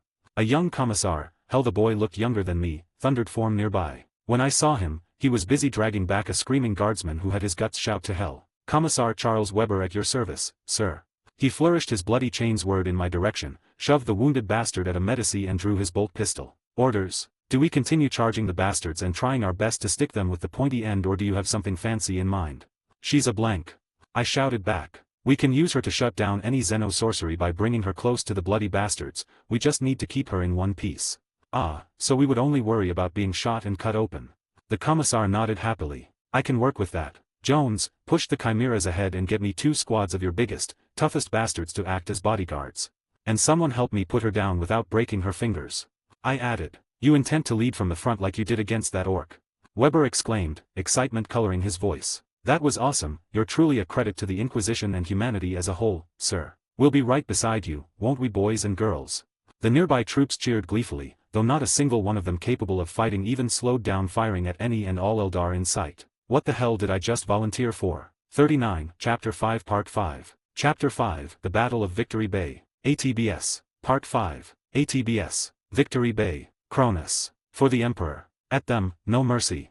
A Vox-enhanced voice thundered above the battlefield, and thousands, tens of thousands took up the war cry, their fury shaking the very foundation of the building Gabriel fought from. For the Emperor. A deep, resonating bass came from below, proving that the shaking came from someone fighting on the lower floors. The floor danced below Forka's feet, making him stumble. A deafening crash and cracking energy could be heard from below, then another one and a huge red figure exploded on the avenue, waving around a thunderhammer. Gabriel shook himself up and continued to fight. Finally he could see and sense it, the tide was turning. The guardsmen below were swarming forwards, racing on the heels of sentinels and chimeras that came down from the far end of the avenue, with a trio of Lehman Russ tanks and their infantry support slowly moving to join them. The sergeant spared a few precious moments to take in the sight, especially when he saw a familiar figure among those leading the charge. There, flanked by a command squad in the distinctive shape of a commissar, was the Inquisitor who became famous by first reigning in the Blood Ravens and then going after the Orc warboss himself, charging that ugly abomination like a hero from legend. He even got away with it, and here he was, leading another charge to break the enemies of humanity. The Emperor protects. Gabriel screamed at the top of his lungs, suddenly feeling ashamed that he had been skulking around taking potshots instead of being even more active in the fighting. He wasn't proud at all of the thoughts he had while following that space marine and using that hero as a distraction so the enemy wouldn't come after him first. For the Emperor. No mercy. Kill the Xeno. More and more war cries echoed through the battlefield. The Imperial war machine chugged along nicely, and now that it was up to speed, there was no stopping it. Eldar tried their favorite hit and run tactics, however there wasn't much space to run into that wasn't already crawling with squads of guardsmen with blood in their eyes. A Xeno craft came screeching from above the ruins of the command center and began strafing the avenue, heedless that some of its own people were fighting and dying down there. Imperial fighters were hot on its heels, however even to Forka's untrained eye in things aeronautic, they were losing ground. Lossfire rose to meet the coming Deathbringer for all the good it did. Gabriel aided his own meager firepower at the onslaught, however the Eldar fighter continued unabated and it appeared it was aiming straight at the Inquisitor, the never sufficiently damned bastard. Green lighting cracked at two locations below and a lone figure appeared between the approaching death from above and the advancing Imperial forces. It was a large Xeno, one of the Necron allies, who had to be some kind of leader. Its whole body and regalia was more ornamental compared to the a few other of its kind Gabriel had the misfortune of seeing so far. It rose its staff at the fighter and unleashed a single beam of green light and shook it left and right, following the Eldar craft. The fighter released a spread of missiles before promptly blowing up, and with a bit of luck, it would take out the other Xeno for good measure. ATBS. The Necron Lord grew more and more frustrated with every passing second. The elusive Farseer continued to evade his strikes. The Eldari managed to bring some reinforcements as well, which was a mixed blessing. While that meant crushing them in this location and eliminating their leader became much harder, those troops weren't somewhere else wreaking havoc against the Imperial mobile assets, which would be vital in winning the larger battle, not just the ongoing skirmish in the middle of the city. Nevertheless, it was immensely frustrating, especially once he lost the support of his first immortal squad to awake and enter the fray. While he couldn't get a solid hit upon the Farseer, she did manage to strike his metal hide a few times, leaving slowly healing scars behind. At least the damage he had suffered so far hadn't impaired his combat capabilities. The same couldn't be said for too many of his available units. While they did their job, too many troopers, warriors and even destroyers were damaged if not outright destroyed while clashing with Eldar raiding parties. That was less than ideal considering that the primary clash was yet to occur with the Tau just piercing the Imperial outer defenses. It didn't help that the Necron Lord found himself drawing reinforcements from the force he had been carefully gathering in order to strike the Tau from behind once they committed themselves so they could be broken in the field for good. It wasn't all bad. While the humans proved inferior individually to the Eldari as expected, there were a lot of them and they didn't flinch from throwing themselves at the enemy and paid the price for victory. They were already rallying in large numbers and soon they would have the critical mass to ensure this skirmish would be brought to a decisive end. That much was clear to the Necron Lord and he wondered if the Farseer could foresee how doomed her efforts were. Well, apparently she did and in response, she called air support. While the human aircraft were decently armored, given their apparent technological level anyway, well armed as well, they were damn slow and ponderous, something that the Eldari exploited ruthlessly. If it wasn't for a couple of squadrons of Doomsides he was able to get operational just in case, the Tau and Eldar would have had uncontested control of the air, with predictable disastrous consequences. Not a single one of them was in a position to intercept the incoming enemy air support and the Eldar fighter wasn't aiming at the Necron Lord, which gave him a tiny pause once he figured that out. It was coming at the wrong angle and he was already engaged with the Farseer in close combat. He would be able to better weather any heavy weapon strikes than the Witch. Using the sensors of cloaked scarabs and his active units in the area,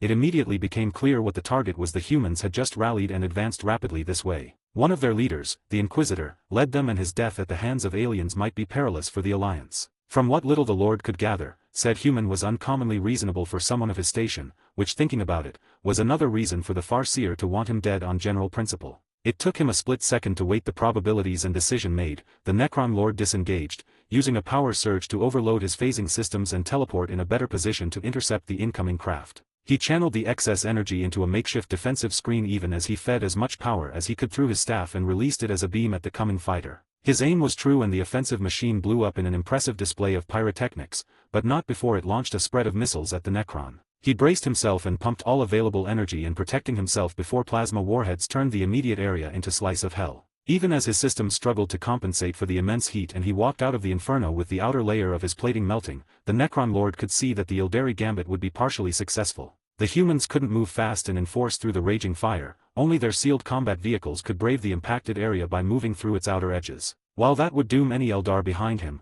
those on the other side of the fire would have a small window of opportunity to disengage, disperse and try and run for it. That was unacceptable. The Necron Lord called more reinforcements to hunt down the old enemy, despite doing so meaning that neutralizing the Tau would be slower and bloodier for everyone involved. Allowing the too many Eldar to survive would mean that they would be available to cause havoc on the supply lines and other soft targets while the allies had their attention focused at greater threats. 2 surviving immortal soldiers joined him, falling a step behind once the Necron Lord walked out of the inferno. "What is your command?" The senior one, the equivalent of a human sergeant, asked, both through the secure communication network and aloud, demonstrating that his voicecaster was very much all right. "Hunt down the Eldar."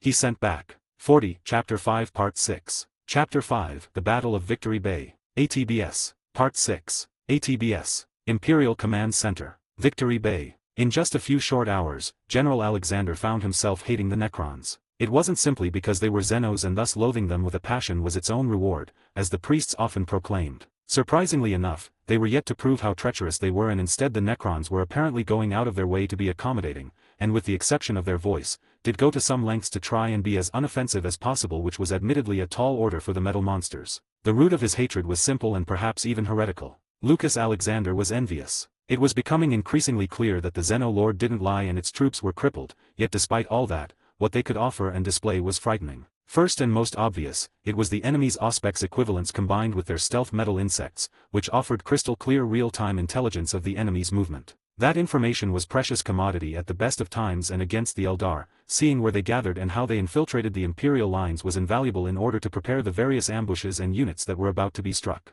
Next came the natural way the Necrons combined their various forces, which was a hard thing to do for the Imperial Guard by design. There was precious little infantry in armor regiments, no tanks to speak of in mechanized ones, and the poor bloody infantry, well, it was up to them to do and die, as that ancient saying went. The Necrons, and the fucking Tau of all people, they demonstrated how effective integrated combined arms approach was when available. Alexander fumed inside because the Guard couldn't have the same as a matter of course, because of the risk of making any traitor forces that much more dangerous. Even 10,000 years later, the Empire was yet to heal from the scars from the Great Heresy. The less said about how much better the Necron weapons were than what everyone else handed to the rank and file, the better. The way the Mechanicus adepts attached to his forces acted clearly showed how much better those things were and how much some of them wanted to get their mechanical appendages on them, while others were up in arms at that perceived heresy. When the battle began, Alexander received another reason to loathe the Necrons, especially their leader. The self-proclaimed Nameless Lord took the field personally and engaged the Eldar Farseer responsible for the current mess. Yet the fact was that while the Necron Lord was currently fighting one of the most dangerous individuals on the planet,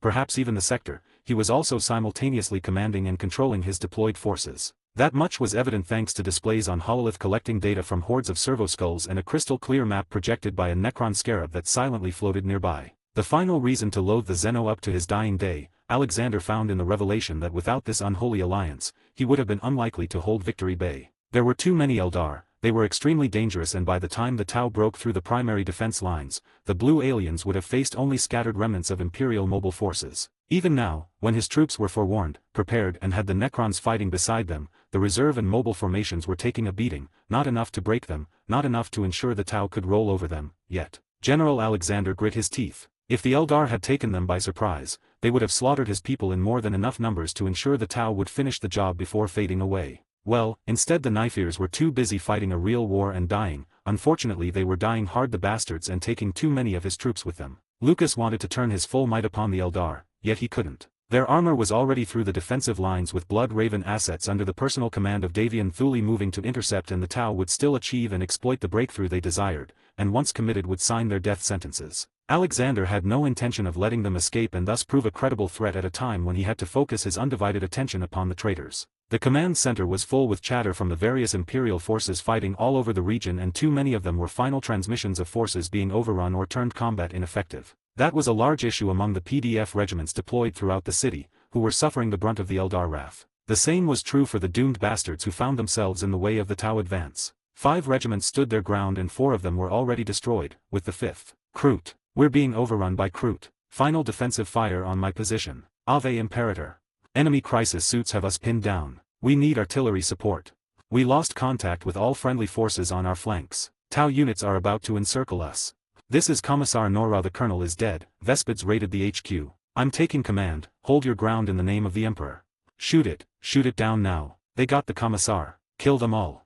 This is Sergeant Yuma. The colonel and Commissar are dead. All other officers have fallen as well. Half the regiment is already gone and we're being overrun. All available artillery, fire for effect on my position. It is target-rich environment. Ave Imperator and have a nice war. 5th Cronis Planetary Defense Regiment, signing off. And after that transmission, only silence came from the Imperial regiments between the 2 points of the breach in the defensive lines. It took 3 more minutes for the Necron display to turn that zone fully red, showing that there were still guardsmen over there fighting to the last and dying after contact was lost. The Tau were going to pay for this, their Eldar masters as well if Alexander had any say in it. If he had to, he was going to chase Taldir to the depths of the warp and back so he could put that cursed witch down himself. Very soon we'll have them where we want them. The Nekron Envoy broke the relative silence that followed the death of 5 whole regiments. According to the map, what was left of Alexander's armored regiments would be still very much out of position and would be forced to engage the Tau mobile formation that favored the enemy's hovercraft. With the artillery more often than not suppressed or moving to avoid being destroyed by the enemy equivalent, the situation appeared grim. Yet, much of the artillery park was still largely intact and whole regiments were almost in position to launch attacks in overwhelming numbers upon the Eldar raiders who were still alive. Once those pests were neutralized, the Guard and PDF units tasked with killing the Eldar would move to reinforce the defensive lines and the armored regiments. At the same time, the Necron's heavy units would enter the fray, forming the hammer that would shatter the Tau with the Guard forming the anvil. 10 minutes for the enemy to be in position, then another 5 for them to engage fully. Alexander summarized. At that point we'll be hitting the Eldar with everything we have and should have overwhelmed the majority of their deployed units. That was the plan anyway. It remained to be seen how little in common it would have with the cold, hard reality. 41. Announcement. I'm thinking about raising the amount stones for bonus chapter because so far it's been too easy for you guys and I feel like at this pace we're gonna run out of chapters too fast, so I'm raising the amount power stones for a bonus chapter to 40. Very achievable with all the new people reading this FIC, but not so much that you guys get a bonus chap every day. 42. Chapter 5 Part 7. Chapter 5 The Battle of Victory Bay. ATBS. Part 7. ATBS. While multiple armies fought for control of Cronis, calls for reinforcements raced throughout the galaxy. Captured records reveal that arguably, first to arrive was the call for help issued by Farseer Taldir. However, to her chagrin, Bealtan lacked available assets to dispatch to assist her without compromising the security of their carved world. At the time, Bealtan had been confirmed as engaged in multiple campaigns and raid across 8 different sectors. Second and third to reach their destinations were the messages sent by Captain Davian Thule and General Lucas Alexander. Those contained both calls for reinforcements considering the greater Xeno and Traitor opposition faced on Cronis, as well as clarification of orders issued to the 2 Imperial contingents that put them in direct opposition of each other. The content of those messages gained the attention of Sector and Segmentum Unitorum and Naval Command, as well as multiple Inquisitors. 2 Inquisitors raced towards Cronis to investigate, backed by elements of the Sector fleet and 8 Guard regiments available as quick reaction force. The Tau leadership planetside had already called for help long before the various armies that fought for Cronis arrived or made their presence known. The arrival of General Alexander in system prompted them to scream for assistance, and they were lucky that a Tau battle fleet carrying Commander Kais has been close enough to respond. The Necrons were perhaps the last army to manifest on Cronis. Once their leader figured out the situation and the crippled state of his assets, he sent an open call for help to any and all Necron forces that could come to his aid. Tenuous Alliances, The Cronis Campaign. By Colonel Tonea, retired. ATBS. Bridge. Rogue Traitor Vessel Lucre Fotis. It wasn't often that Amberly Vale carried herself as the experienced Inquisitor she was. Usually, it was much easier, and fun, to live as the mask of a whimsical young woman she preferred to show the world at large.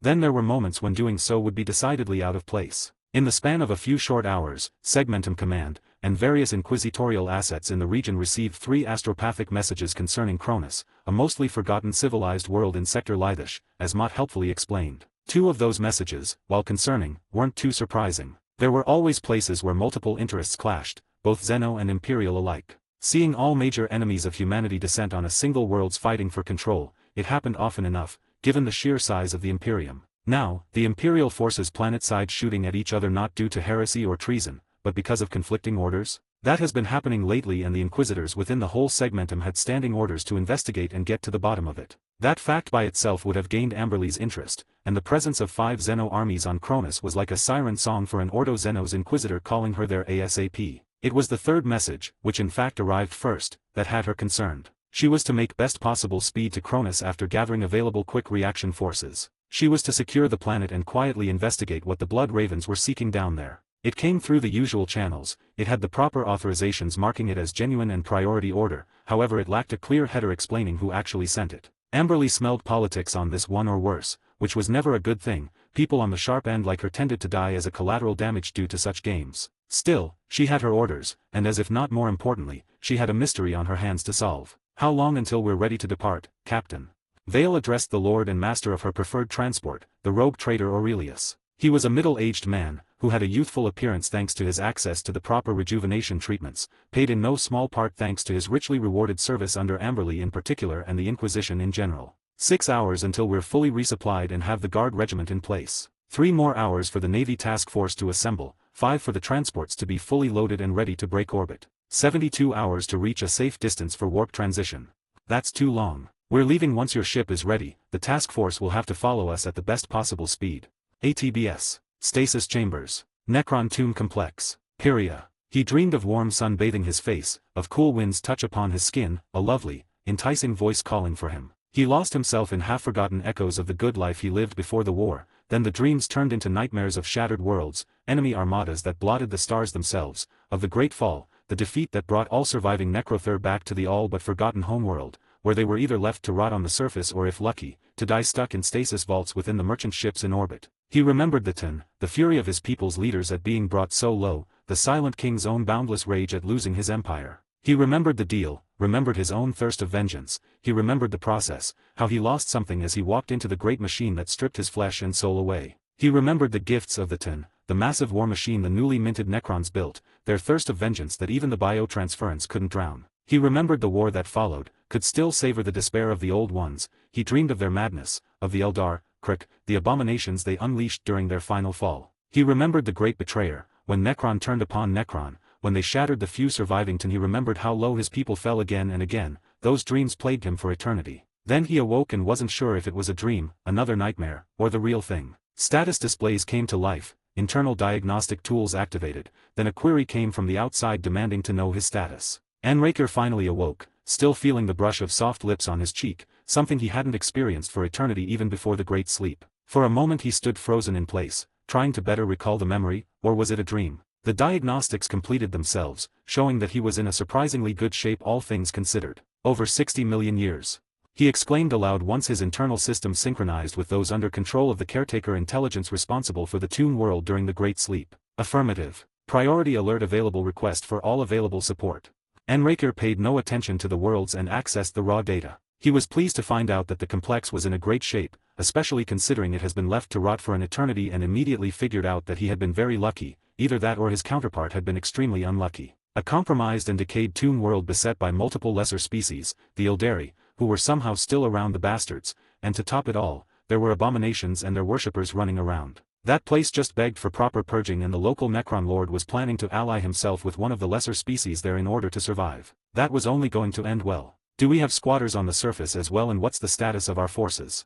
The Necron Lord asked aloud. The galaxy had obviously went to ruin without proper overlords keeping things together, something that simply had to be addressed. Gaining the allegiance of the surviving forces upon that Toon world, not to mention actionable intelligence about potential threats and the overall status of the galaxy, would be a good first step before establishing a firm plan for the future, the Necron concluded. He received a data file from the caretaker intelligence, which confirmed that there was a lesser presence on the surface, though they weren't exactly squatters. Some kind of fluffy little local critter had evolved into a lesser species that was busy trying to figure proper farming. His late wife might have liked them, or not. It has been so long she has been gone, murdered during the war between the Necrother and the Old Ones, that these days, Enraker had trouble properly remembering her. Deeming the locals of no interest, he turned his attention towards the status of his troops. 43, Chapter 5 Part 8. Chapter 5, The Battle of Victory Bay. ATBS. Part 8. ATBS. Victory Bay Outskirts. Cronis. Lieutenant Astra loved her lighting interceptor, she really did. That adamantite-clad fact did nothing to make her dearly wish she and her comrades were flying better, much better machines.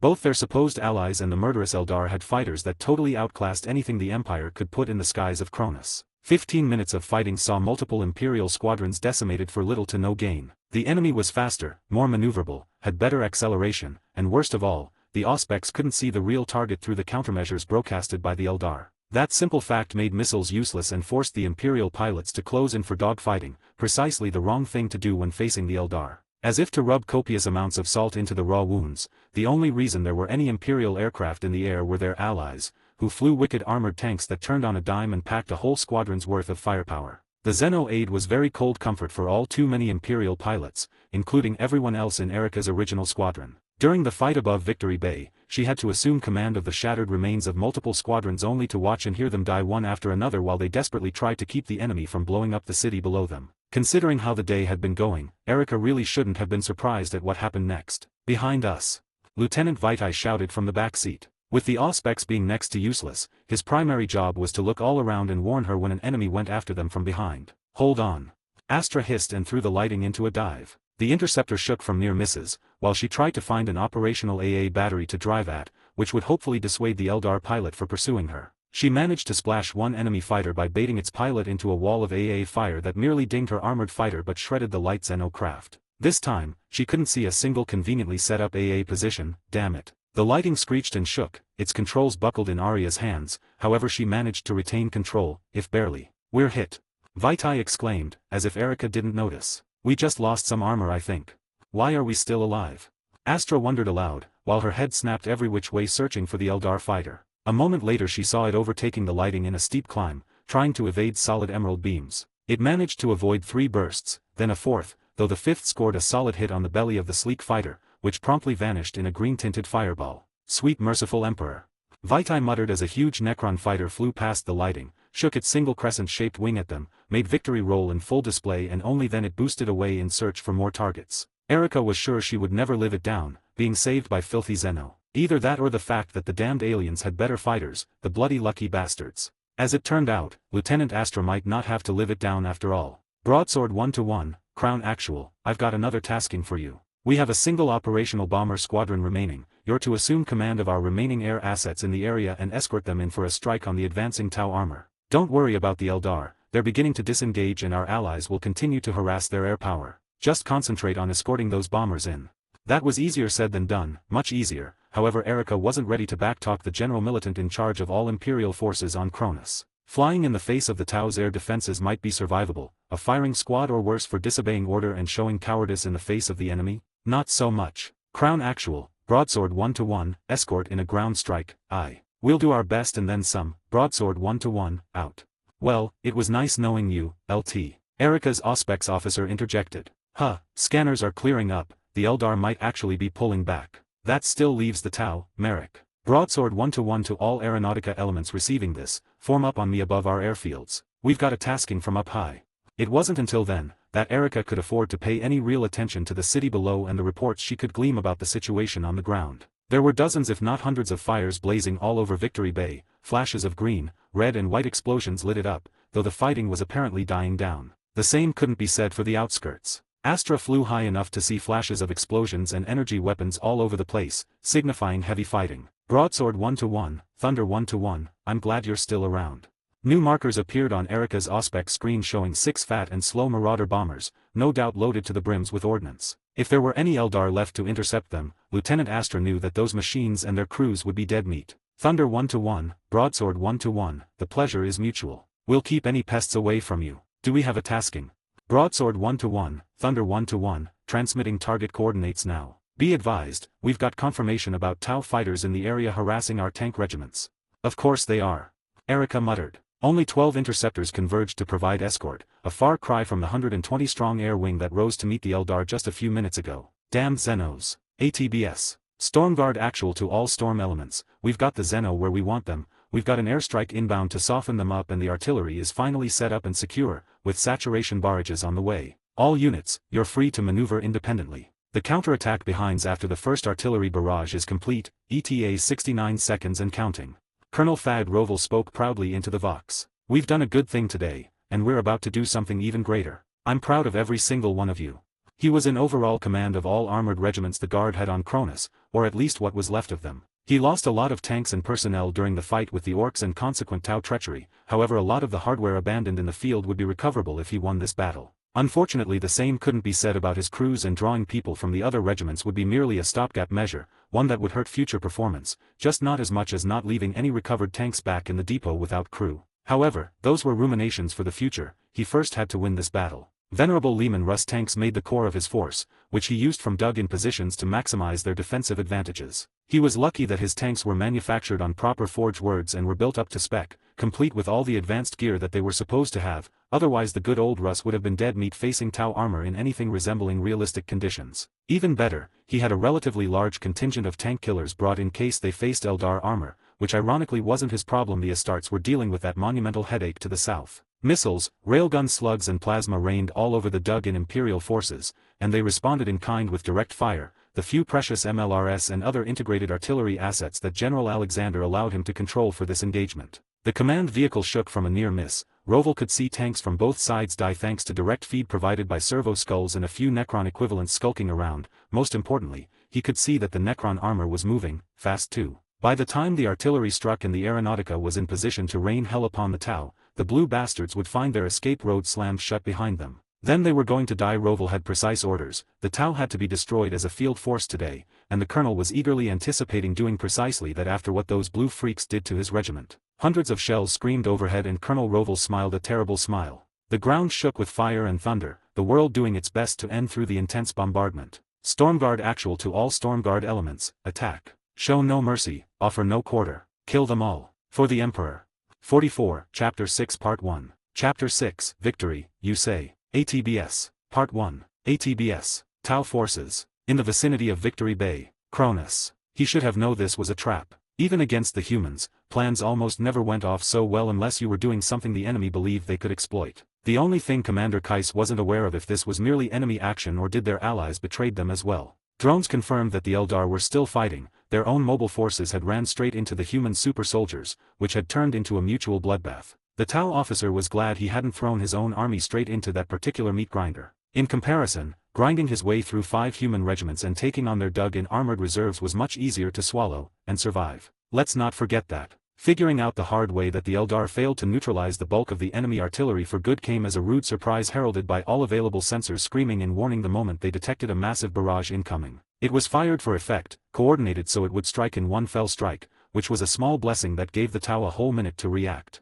All available anti-air units shifted to present as many weapon barrels as possible towards the incoming bombardment. Tanks, APCs, and IFVs raced for any trace of cover that could help them, yet most of Kais' forces were presented with the unpleasant choice of either moving to better survive the coming bombardment or keep their best armor profile aimed at the dug-in human tanks. Obviously, there wasn't a right answer to that question. Kais himself jumped into a nearly whole dug-in by an explosion and called his shield drones to him. They weaved a protective barrier that might keep him intact from anything but a direct hit, he hoped. Then the world ended, the ground erupted and broke. There was only thunder that probably deafened him despite his enclosed battle suit. Constant shocks slammed into the Tau like sledgehammers. All he could do was curl into his hole as much as his arms and armor allowed, endure and watch the battlenet shred as the enemy bombardment damaged or outright destroyed Tau units. After this, Kais wasn't surprised to see the human armor surge forth from their defensive positions. It was a good thing that every single vehicle crew that was still alive could see it too thanks to their surviving sensors and command channels. The incoming enemy airstrike they could now detect too was even less welcome.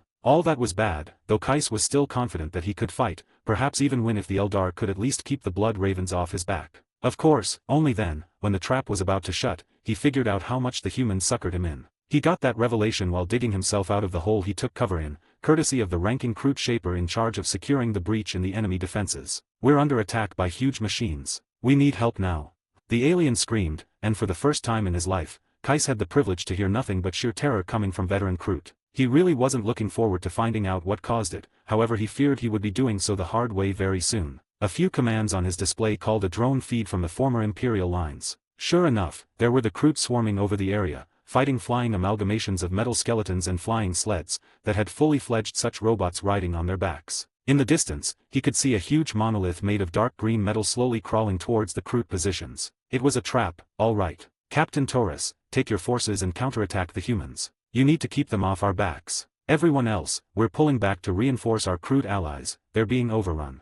Kais snapped order after order as fast as he could. He sent a priority alert to his base of operations to scramble what little forces he had left there to keep it safe so they could move in and help him save as much of his mobile assets as possible. ATBS. Balba the Shaper had 20,000 of his fellow crew to accomplish a simple task: keep the large breach in the human lines open at all costs, and if practical, begin turning the flanks of the regiments on both sides of his lines. As an incentive, his people would be able to take and keep all enemy bodies so they could later feast and evolve. He also had a whole battalion of Tau infantry and a few of their large, heavy armored suits to provide fire support. While those were useful, Balba much preferred his own fire support. The guns strapped on the Krutiks were more than adequate to deal with the humans, and he had a lot of those, along with whole packs of hounds still alive after he used them to soak enemy fire during the initial assault. The Krut Shaper had been confident that nothing the humans could throw at him would be more than an inconvenience. Any enemy attack he could absorb, then feast on the bodies of those daring challenge him. Balba might been right as far as the PDF regiments nearby were concerned. The silent mechanical killers that came from the haze to the southwest were something else entirely.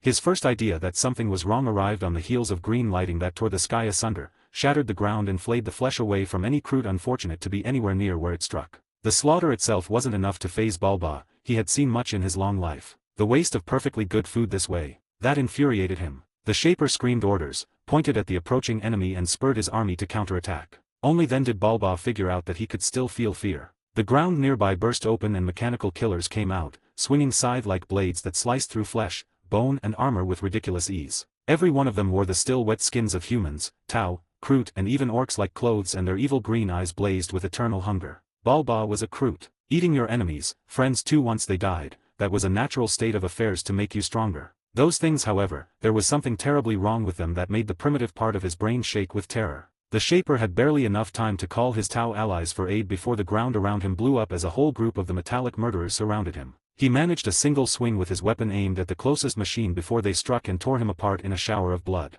The Shaper died before he could see how useless his act of defiance was, and his Krut followed suit, dying without being able to even slow down the Necron advance. The only thing that gave them pause was stopping to dispatch the small number of rampant machines that invited themselves to the slaughter. 45, Chapter 6 Part 2. Chapter 6, Victory, you say. ATBS. Part 2. ATBS. Word-bearer's base. Deimos Peninsula. Cronis. Screams, blood, delectable suffering, it all washed over Eliphaz without making a dent in his sour mood. He was supposed to bring forth Cronis to the joys of the gods, turn it into a full-fledged demon world and use it as a stepping stone to conquer the whole subsector and beyond. That was no longer the case. He was still back in the Eye of Terror, preparing his warband and waiting for the promised opportunity when a demon prince, his current patron no less, manifested and gave him new orders. The word-bearer winced at the memory. That bastard's voice still felt like claws tearing through his brain. The power it casually displayed was both infuriating and enticing. A success would open the gates for Eliphaz to become that thing's equal if not superior, so envy twisted his guts at what was not yet to be. Turning Cronis into a demon world would be nice, something to strive for once his mission was complete.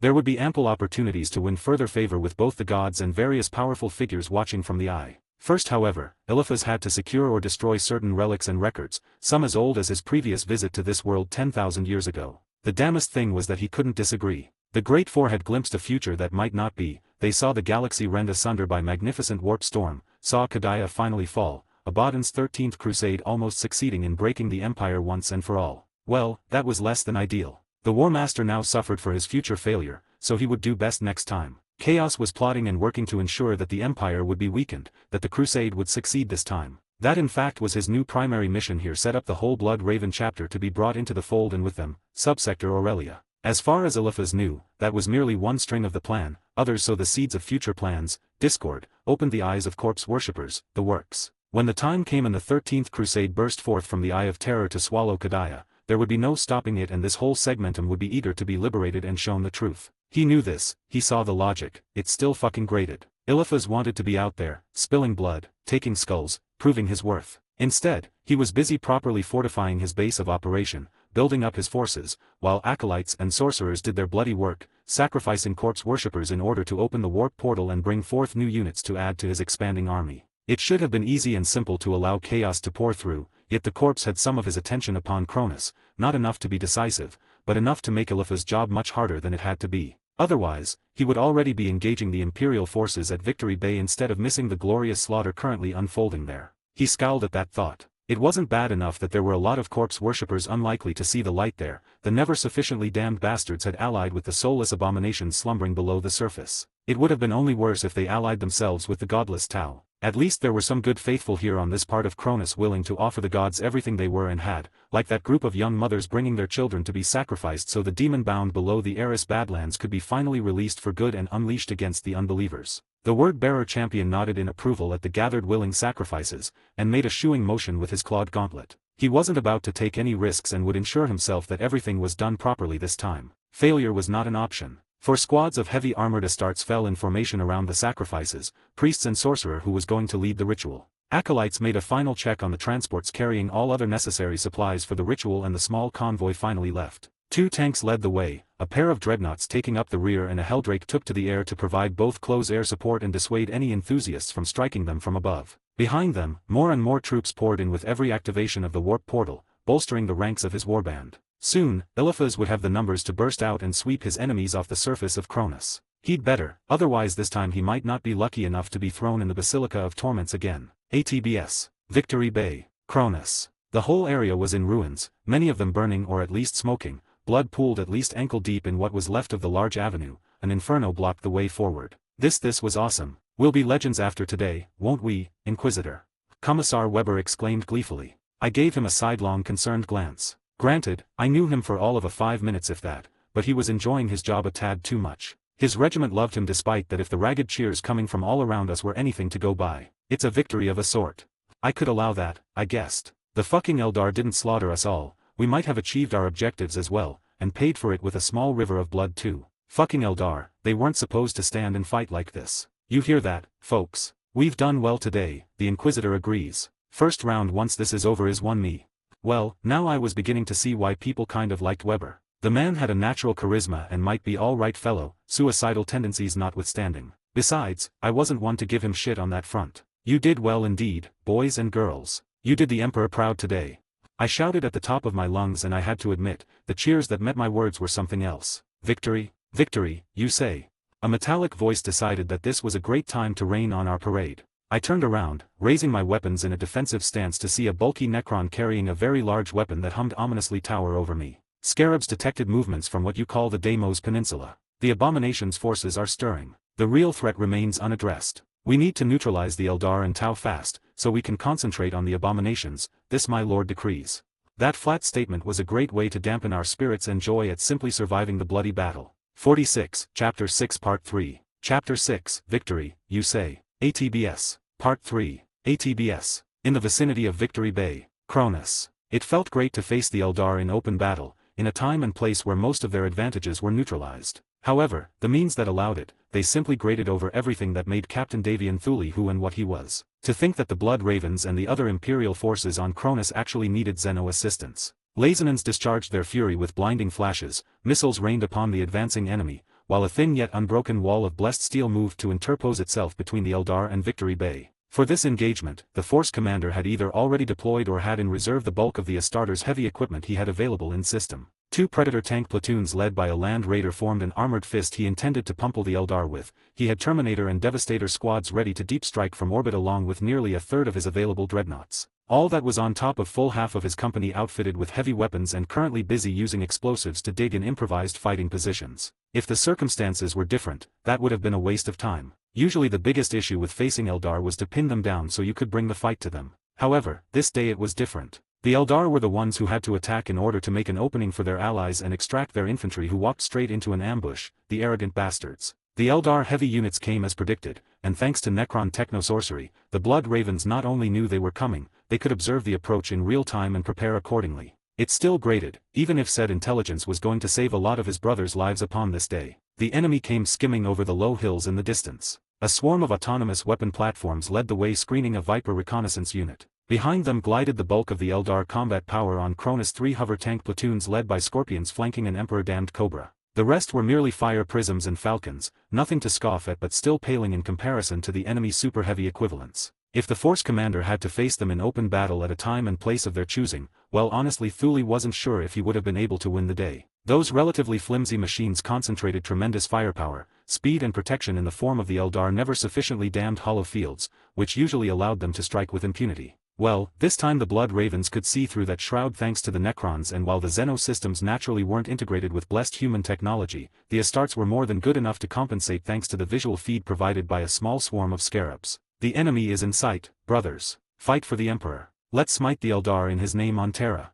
Thule thundered as the land rider he rode went to a sudden halt and opened its ramps. The force commander dashed out of the heavy vehicle, barely slowed down by the heavy plasma cannon he brought out of the reliquary for this battle, and smiled grimly as the enemy entered into extreme range. Particle beams lanced towards the blood ravens from the swarm of weapon platforms, and his brothers responded with high explosive death and loss cannons. He didn't really bother to take proper aim and discharged his weapon. Even through his heavy armor, Thule could still feel the extreme heat the plasma cannon produced as a byproduct of its operation. If there were unprotected people anywhere near him, they would have fried by the mere proximity. Wet grass ignited, the ground below the shot turned charred and cracked, and the Eldar scouts managed to get away and avoid even a grazing hit. Yet, that wasn't good enough for the Xeno closest to where the plasma impacted the ground and unleashed its full fury, creating a deep glassed crater. A wave of blue superheated gas and electromagnetic radiation pulsed outwards, igniting everything they touched. An Eldar Viper took the brunt of the explosion at its back and side, Wraithstone glowed white, electricity arced over the hover vehicle and its pilot lost control,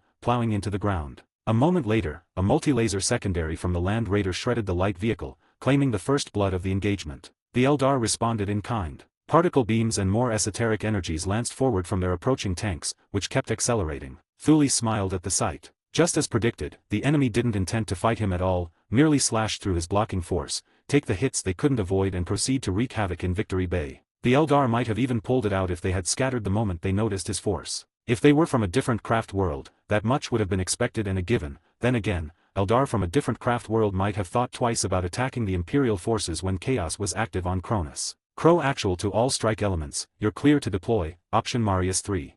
Thule called in his reinforcements. They would drop behind his line in a pattern that would maximize the time they would have to shoot straight into the flanks of the approaching enemy, who would need to slow down soon. But until then, Thule shot at the line of approaching enemy tanks and jumped into a nearby trench, still smoking from the explosives used to dig it. Missiles screamed above, launched by the handful of whirlwind vehicles he had available, only to be met with a painfully accurate return fire from the remaining weapon platform. That was all right, every platform shooting at the ordnance was one less shooting at his brothers, which was important now that they were close enough to pose a threat. The ground shook when the Land Raider unleashed the full fury of its armament at the approaching Eldar, and the enemy heavy units responded in kind. Blinding flashed and explosions erupted all over the battlefield, devastating lances of exotic energy slammed into the thick armor of the blessed machine, melting deep holes in it, which bled leaking glowing alloy. Whole Devastator squads opened fire with heavy bolters, missile launchers, and portable loss cannons. The Predators raced forward shooting all the way. 2 minutes, that was how long it took the Eldar to fly through the no-man's land between the two forces and simply force their way through the Blood Raven lines. Advanced anti-tank weapons cracked Predators, opening them with disturbing ease. Fire prisms turned whole trenches into blazing infernos that would have killed everyone in the vicinity if they were mere guardsmen. The Land Rider listed to one side, trying to keep its ruined right from being shot at, while spiting defiance with its remained weaponry. The Eldar didn't emerge unscratched from their reckless charge. It might have even worked if the Blood Ravens couldn't properly see through their hollow fields, but that was not the case today. Their whole reconnaissance element perished before they could reach the transhuman lines, the Vipers simply lacking the armor to survive the kind of effective firepower the Blood Ravens could throw their way. Fire Prisms and Falcons fared better, their armor usually allowing them to survive multiple hits. However, every strike shattered painstakingly crafted wraithbone and other, less exotic alloys, or even worse, slowed them down, so they could be more easily targeted and turned into burning wrecks. Even one of the Scorpions succumbed to a heavy strike by the Land Raider, so it could be finished off by 5 Predators that ignored everything else in order to pump as much firepower into the crippled super heavy tank as they could. Return fire blew up 3 of them, the Cobra sliced off the turret of the 4th, but not before the 5th one finally cracked through the Scorpion's armor and hit something important.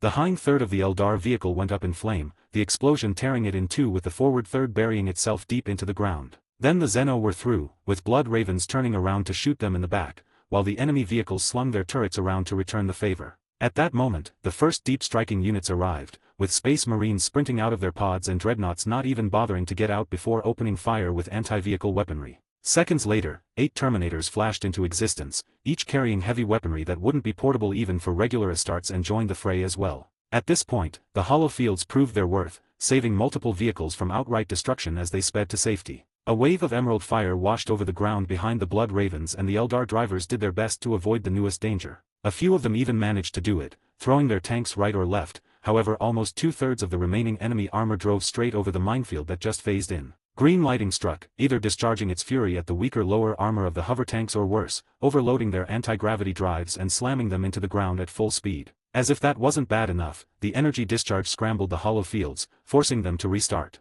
Either way, the result was the same. The Eldar vehicles suddenly became uniquely vulnerable and the Space Marines wasted no time shooting at the clearly visible targets. At them, brothers. Don't let them get away.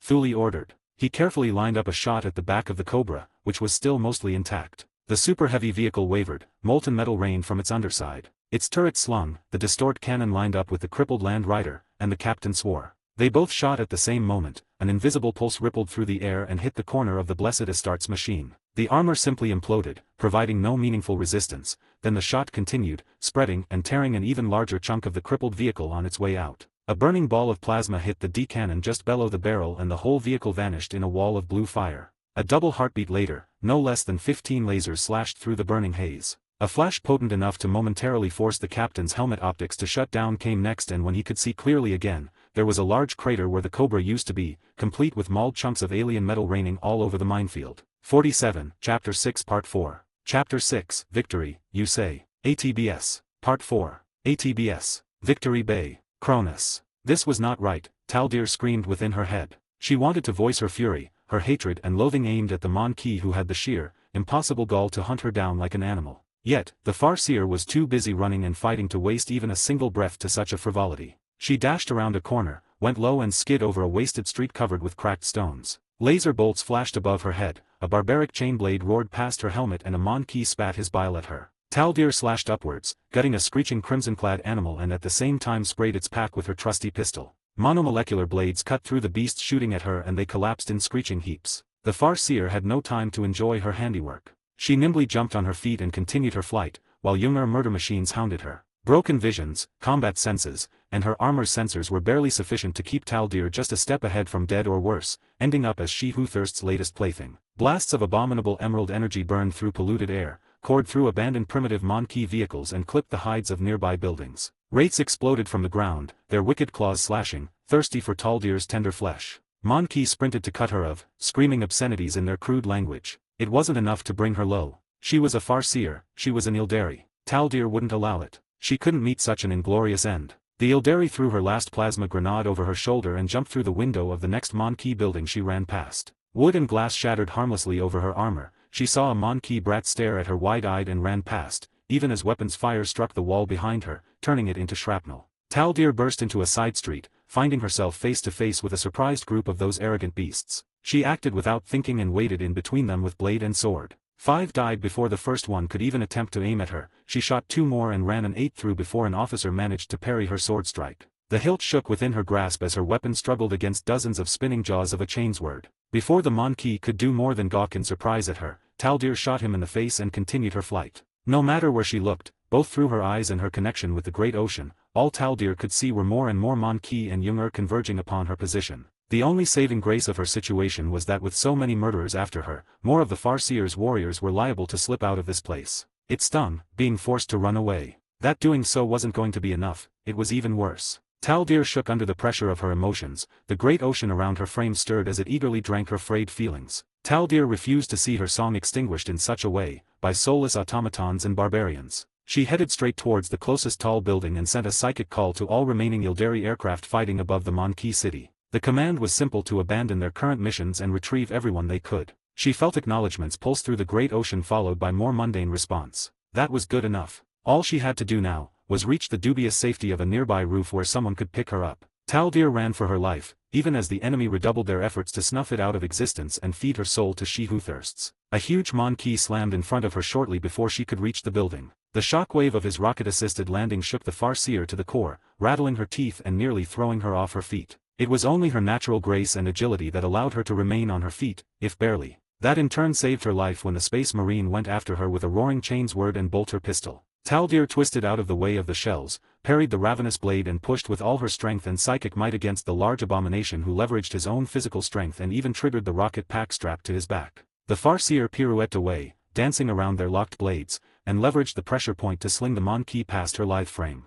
He reacted faster than any of his wretched kind had a right to and sent 2 shots her way as he twisted in midair. Taldir merely moved her head and the bolter rounds missed by a fraction even as she brought her own gun to bear and perforated the Astartes with 2 precise bursts. Before the mutated Mon-Ki crashed behind her, the Ildari already had the encounter filled out of her mind and sprinting away. There were more Mon-Ki coming to murder her or worse, there were always more of those wretched vermin. Taldir blasted her way through a solid wall, tore the ceiling off and vaulted up, gracefully landing on the upper floor where she swirled around, blade and gun reaping through what was left of a group of Monkey running through a corridor that she now painted in their blood. Another pulse of warp energy tore the ceiling above her and the Farseer vanished through the hole moments before a pair of younger warriors materialized among the carnage. She ran, while blasts of green lighting disintegrated the floor behind her heels. Taldir summoned more eldritch energy from the great ocean, tore the ceiling off and twisted, surrounding herself with a shield of purple energy, before sending a lance of pure warp downwards at the younger. She caught one in the face and blasted it away, neutralizing the murder automaton, however the second one lasted just long enough to return fire.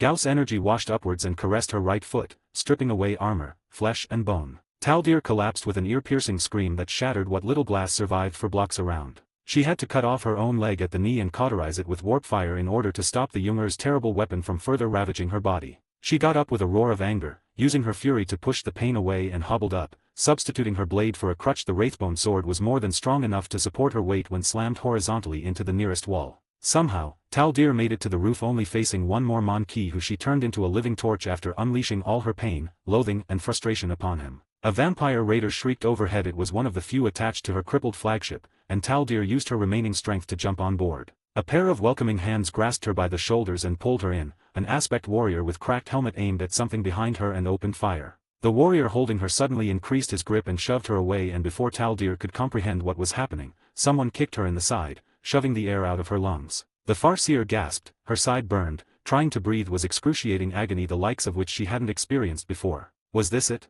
It couldn't be. She was an Eldari Farseer. The Monkey couldn't bring her down. Not now, not ever. It simply wasn't right. All Taldir ever did was what she was taught to, what she was supposed to, what was right. She should have won, brought glory to her craft world, brought it a step closer to uniting the Eldari and bringing back their empire. This wasn't right. 48, Chapter 6 Part 5. Chapter 6, Victory, you say. ATBS. Part 5. ATBS. In the vicinity of Victory Bay, Cronis. Sinister green lighting tore through the air aiming at the wildly maneuvering Tau. Everything it touched, withered, disintegrating within mere moments. The best armor the Tau had could resist the less powerful blasts, yet it couldn't stop them. They stripped layers upon layers of advanced alloys that would have given pause to even the most potent of human weapons. What those terrible weapons did to tanks and APCs was bad enough. Their effect on mere flesh was one of the most terrible things Commander Kais had ever seen. A blast stripped the armor off a crisis suit braced to provide fire support. The second hit burned away the armored suit of the pilot before searing away skin, flesh and bone until there wasn't even a skeleton left within the cord vehicle.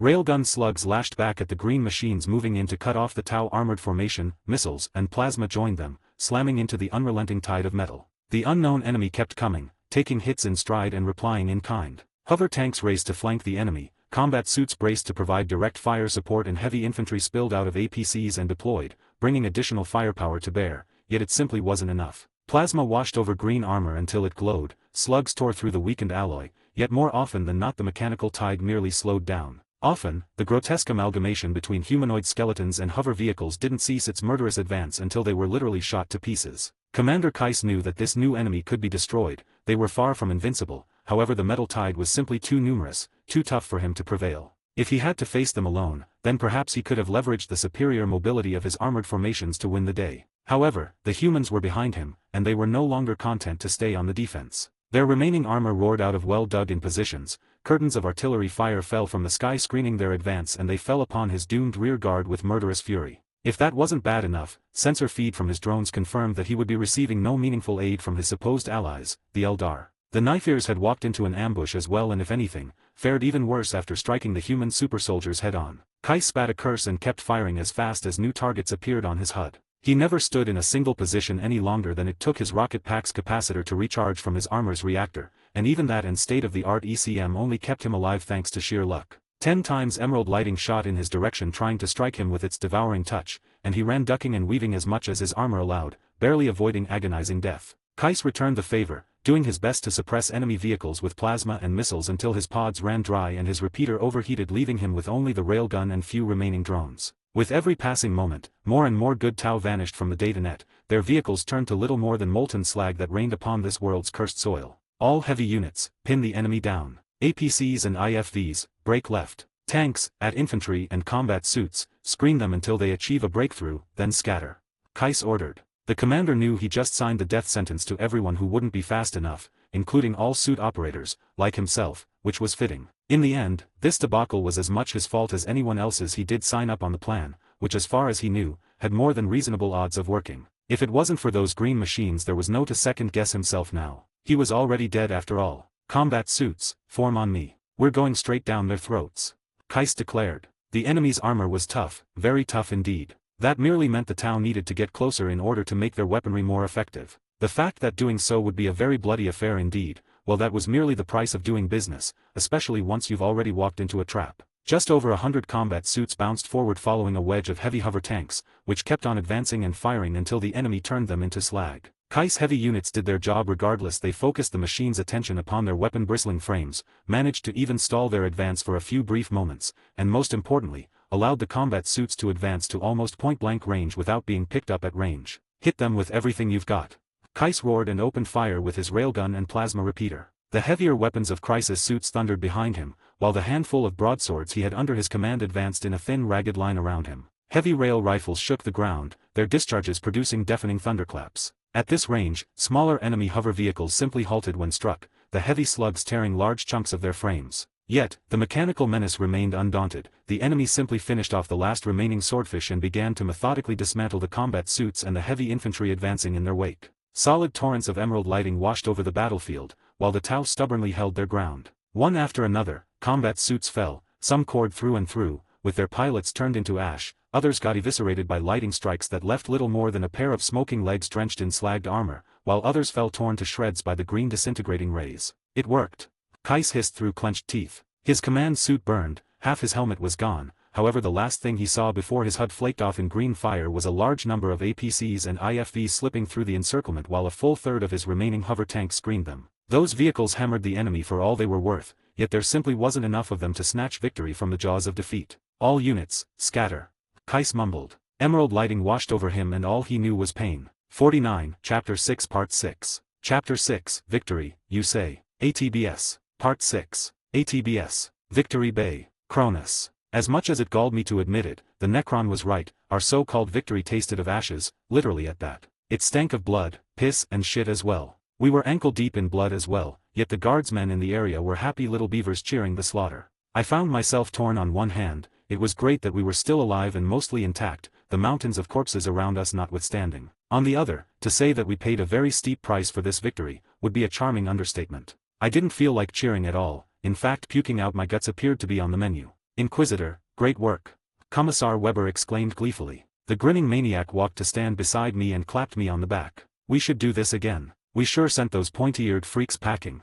Note to self, keep the crazy bastard busy and as far away from me as humanly possible. Nevertheless, I plastered the best smile I could on my face, nodded and returned the gesture by grabbing Weber by the shoulder so I could shake him. We did the Emperor's work today, my friend. You all did him on Holy Terra proud.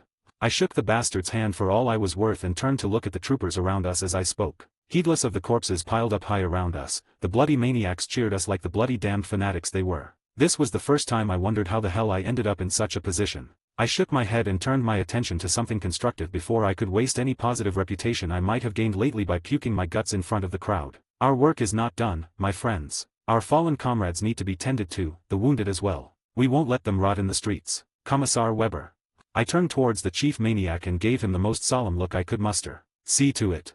I offered him a pointed nod. Weber's eyes shone with both fanaticism and admiration, before he turned towards his regiment and began barking orders. With a bit of luck, I would not cross paths with this particular walking disaster ever again. The next distraction on my agenda was obvious as well: check on the little muchkin that kept me from becoming a demon's plaything, something I owed the brat more than I could possibly ever repay. It was a debt that I might be ill-placed to honor depending on what would happen when reinforcements arrived. I knew my duty. I should be dispatching her in the general direction of Terra so she could be molded into a good little assassin for the Imperium, something that would be both an ill reward for saving me and a loss of a particularly useful asset. Well, for the time being, that was also an academic issue. We needed to survive long enough for reinforcements to arrive before worrying about what would happen then. Until such a joyful event, the least I could do was take care of the brat and keep her safe. I found the kid safely strapped in one of the uncomfortable seats of a nearby chimera, with the guards woman assigned to watch over her sitting stiffly in the seat beside the brat. The woman was pale and gripped her gun hard enough her arms shook. That made me pause. Surely, the little blank didn't have that much of an effect to everyone else around her. I thought back to the raid upon the Arbiter's HQ and winced. She made veteran Astartes uncomfortable. What that said about my lack of issues with her, I had no bloody idea. Hi there. I waved cheerfully. You're dismissed, Corporal. Thank the Emperor. The trooper muttered and practically ran out of the chimera. Well, this explained why the girl was running alone in the middle of a battle, though it certainly didn't put the sore bastards I charged with looking after her off the hook. If they were still alive, I was going to get my pound of flesh. I simply couldn't afford to have my questionable authority undermined in such a blatant way, even if it turned out to be for the best in the end. Are you all right? I asked the girl, which was of course a dumb question. Of course she wasn't. As if the fact that she has been catatonic ever since we found her wasn't a clue enough. That naturally led to another obvious issue. What in the Emperor's name was I supposed to do with the kid? Well, in theory, she might be safe-ish, as a part of my retinue, if my promotion got upheld by higher authority upon contact with the Imperium at large. That in practice meant if the first Inquisitor who arrived to help deal with the clusterfuck on Cronis believed that I would be more useful as a living asset who owed them their continued existence or not. I shoved that cheerful thought aside, while wondering where did it come from, and returned my attention to the problem at hand. Her stomach growled like a ravenous orc and she stared at me with empty grue eyes. Scratch that, one hungry little girl. At least that was something I could fix. Say what you will about the Guard and PDF regiments on Cronis, the food wasn't just edible, it was actually rather good. Now I just needed to find a MRE, feed the kid and figure out where to stash her and how to find someone to watch over her before I went to speak with the general and find out the overall butcher's bill. I unhooked the straps holding her into the seat and to my surprise found myself tackled by a small missile who hugged my side and began sniffing. Honestly, I had no bloody idea how to react. I awkwardly rubbed her back while trying to figure out what was I supposed to do. They didn't teach us how to deal with traumatized children in the Schola, the bastards. ATBS. As far as engagement with the Eldar went, this was one of the better ones. It was a given that the Guard would suffer significant casualties. It was seldom the regular soldiers of the Imperium could effectively bring to bear their numbers and heavy firepower against these particular Xenos. That said, this was still an amazing victory if all the Voxcast's Antias was getting were even partially true. Thousands of crude beasts slaughtered, the Tau armored elements broken, the Eldar tank forces smashed. It was a good day, even if as always, victory was paid with the blood and lives of good men and women. The most surprising development so far was the fact that the Necron hadn't attempted to stab them in the back yet, which only brought up more questions. Then again, the answer to this oddity might be simple. They were awaiting reinforcements just like the Imperial forces on Cronis. Antias made his way out of a half-demolished building where he ended up while dueling with a pair of wailing banshees and took a good look of the battlefield outside. Whole companies of the Guard and PDF were dead, which while regrettable was par for the course when facing Eldar. At least this time around, a lot of the treacherous Xeno perished as well. The Librarian looked around, searching for the Inquisitor. Vale's presence in the warp vanished halfway through the skirmish. Best case, he was knocked out and had lost a few more pieces, either that or he was dead or worse. Antias headed for the largest concentration of guardsmen nearby, determined to find out the truth. Without the Inquisitor around, the odds of someone doing something regrettable would raise significantly. You didn't need to be a veteran Astartes to figure out that the bad blood between the Blood Ravens and the Guard was still very much an issue, one that might flare up without higher authority breathing down everyone's necks. The Astartes wasn't surprised at the reactions of the troopers as he approached them. A lot of dirty looks, whispered curses and even the sign of the Aquila used as a warding were sent his way, not to mention how many soldiers grasped their weapons tighter. It was a far cry from the awe and hope a loyalist Astartes usually inspired with his mere presence, which was a sad, but logical turn of events. Not for the first time since stepping foot on Cronis, Antias felt like straggling the people responsible for the conflicting orders. If his dear chapter master had any sense, he would keep the Librarian as far away from himself as possible for the foreseeable future. The same was true for General Alexander's superiors in the Astra Militarum. Commissar, are you aware of the status of Inquisitor Vale? Antias demanded once he saw a man in a familiar red uniform. The Inquisitor is over there, my lord. It was telling, when even a commissar of all people failed to utter a single word of chastisement toward the lack of proper respect offered to someone of Antias' status. While there was some truth to the saying that united the empire might fall while divided it could stand for another 10,000 years, this breach of trust was simply too much and might yet prove fatal. Something had to be done about it, soon. Thank you, Commissar. I won't take any more of your time. Antias nodded at the political officer and strode towards the chimera the Commissar pointed at. To the Librarian's pleasant surprise, it turned out that Inquisitor Vale wasn't just alive but despite all odds he appeared intact. It immediately became obvious why Antias couldn't feel him through the warp as well. The Inquisitor had the blank glass hugging him, and it was still very much amazing that the young man wasn't writhing on the ground and screaming in agony. Even Antias with his greater fortitude found it hard to be in the girl's presence, much less actually touch her. He didn't want to imagine how would it feel if that happened. Inquisitor, it is good to see you intact. The Librarian greeted with a false cheer, trying not to show his unease. Antias, you're a sight for sore eyes. 50, Chapter 7 Part 1. Chapter 7, Chaotic Complications. ATBS. Part 1. ATBS. Victory Bay. Cronis. The Lord Inquisitor was something else, all right. Commissar Weber didn't know what they fed and taught baby Inquisitors in their skolas, but it had to be the good stuff. There was no other way to explain how someone as young as him managed to pull off what their resident Inquisitor did in just a few short days, not to mention that he even survived it more or less intact. The way he wasn't affected by the little blank was astounding as well. Lieutenant Groban, sort out working parties to see to our dead. Lieutenant Connor, get your medicas on the wounded. Yesterday, Weber barked orders to get his troopers moving. They were good people, especially for soldiers of a PDF regiment from a messed-up place like Cronis. When it mattered, they didn't flinch and went after the Zeno for all they were worth, something the Commissar could only approve of. He knew very well that many of his colleagues who arrived with General Alexander weren't so lucky with their own regiments. The only shadows staining his victory mood were the mechanical Zeno, those so-called Necrons milling around, and the Blood Ravens, which should have been unthinkable treason just a month ago.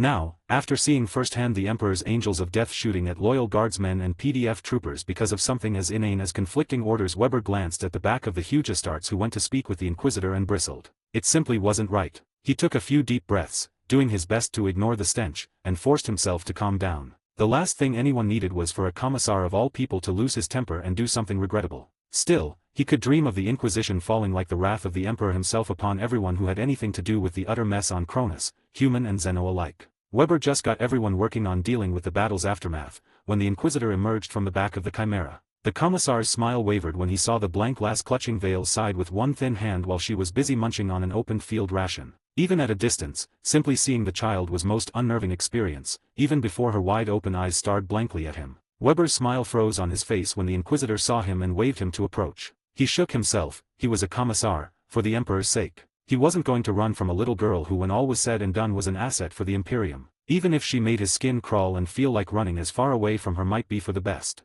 Inquisitor, how can I be of service?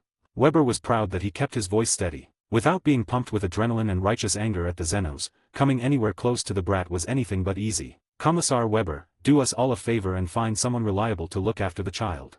Vale ruffed the blank's short hair as if it was the most natural thing in the world, something that made the Commissar's appreciation of the man rise up another notch. To think he could handle her proximity and touch without flinching, it was simply incredible. I'll see to it personally, my Lord Inquisitor.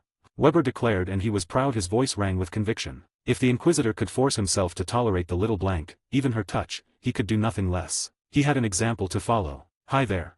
Weber waved at the girl, trying to be as friendly as he could. For better or worse, she paid him no attention and continued to munch on her meal. Huh, were those waffles? Good. I'm leaving her in your capable hands, Commissar. I'll be back to check on her once my meeting with the General is over. Take care.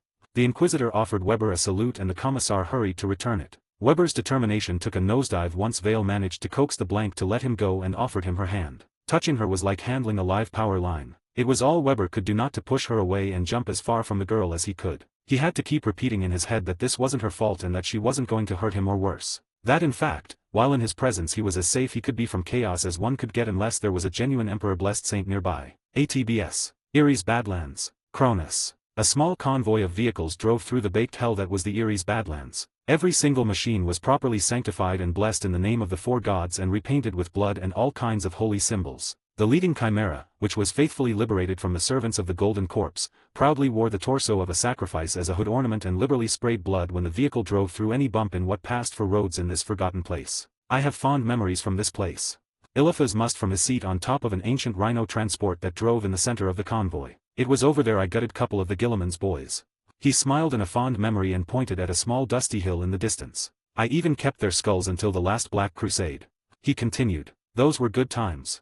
I don't care what you skull fetishists do to entertain yourselves nowadays, much less what you did 10,000 years ago. That unpleasant screech came from the Chaos Sorcerer riding beside Chaos Champion. Eliphaz narrowed his eyes at the follower of Tsianch, while the fingers of his right hand closed around the hilt of his good old Crozius. He had to remind himself that bashing in the skull of the sorcerer right now would be counterproductive, no matter how much satisfying it would be. Perhaps once the ritual was done. We're almost there anyway. Eliphaz pointed at the distance to the east. Over there. Can you feel it, sorcerer? He hungers for blood. He can sense how the corpse worshippers and the Eldar are slaughtering each other. Those blue fools too, but who cared about them? The Prince of Pleasure would reward us for every soul stone we sacrificed to him. The sorcerer nodded in agreement. The Chaos Champion looked back at the transports driving behind his ride, and smiled in approval. He could see the faces of many eager sacrifices, who had been busy carving the signs of their devotion in their own flesh and that of their children. While he usually preferred to spill the blood of the unbelievers and then feed their souls to the gods, he had to admit that there were times when there was no substitute to blood and lives willingly sacrificed for the faith. This was going to work beautifully, he was sure of it. Hi guys. I made a paid service in Telegram where you will find a great collection of fanfiction audiobooks organized and regularly updated. What you get? An unlimited access to the full audiobook library. New fanfiction audiobooks added regularly. You can play audios directly from Telegram anytime. Joining our service is available through a monthly subscription of $5. You can pay using PayPal or Ko-fi. So what are you waiting for? Send me a message on Telegram or Discord. I will provide the payment details. After the payment is confirmed, you will receive access to the private Telegram channel containing all audiobooks. If you enjoy fanfiction and prefer listening instead of reading, this library is made for you. Message me anytime to join.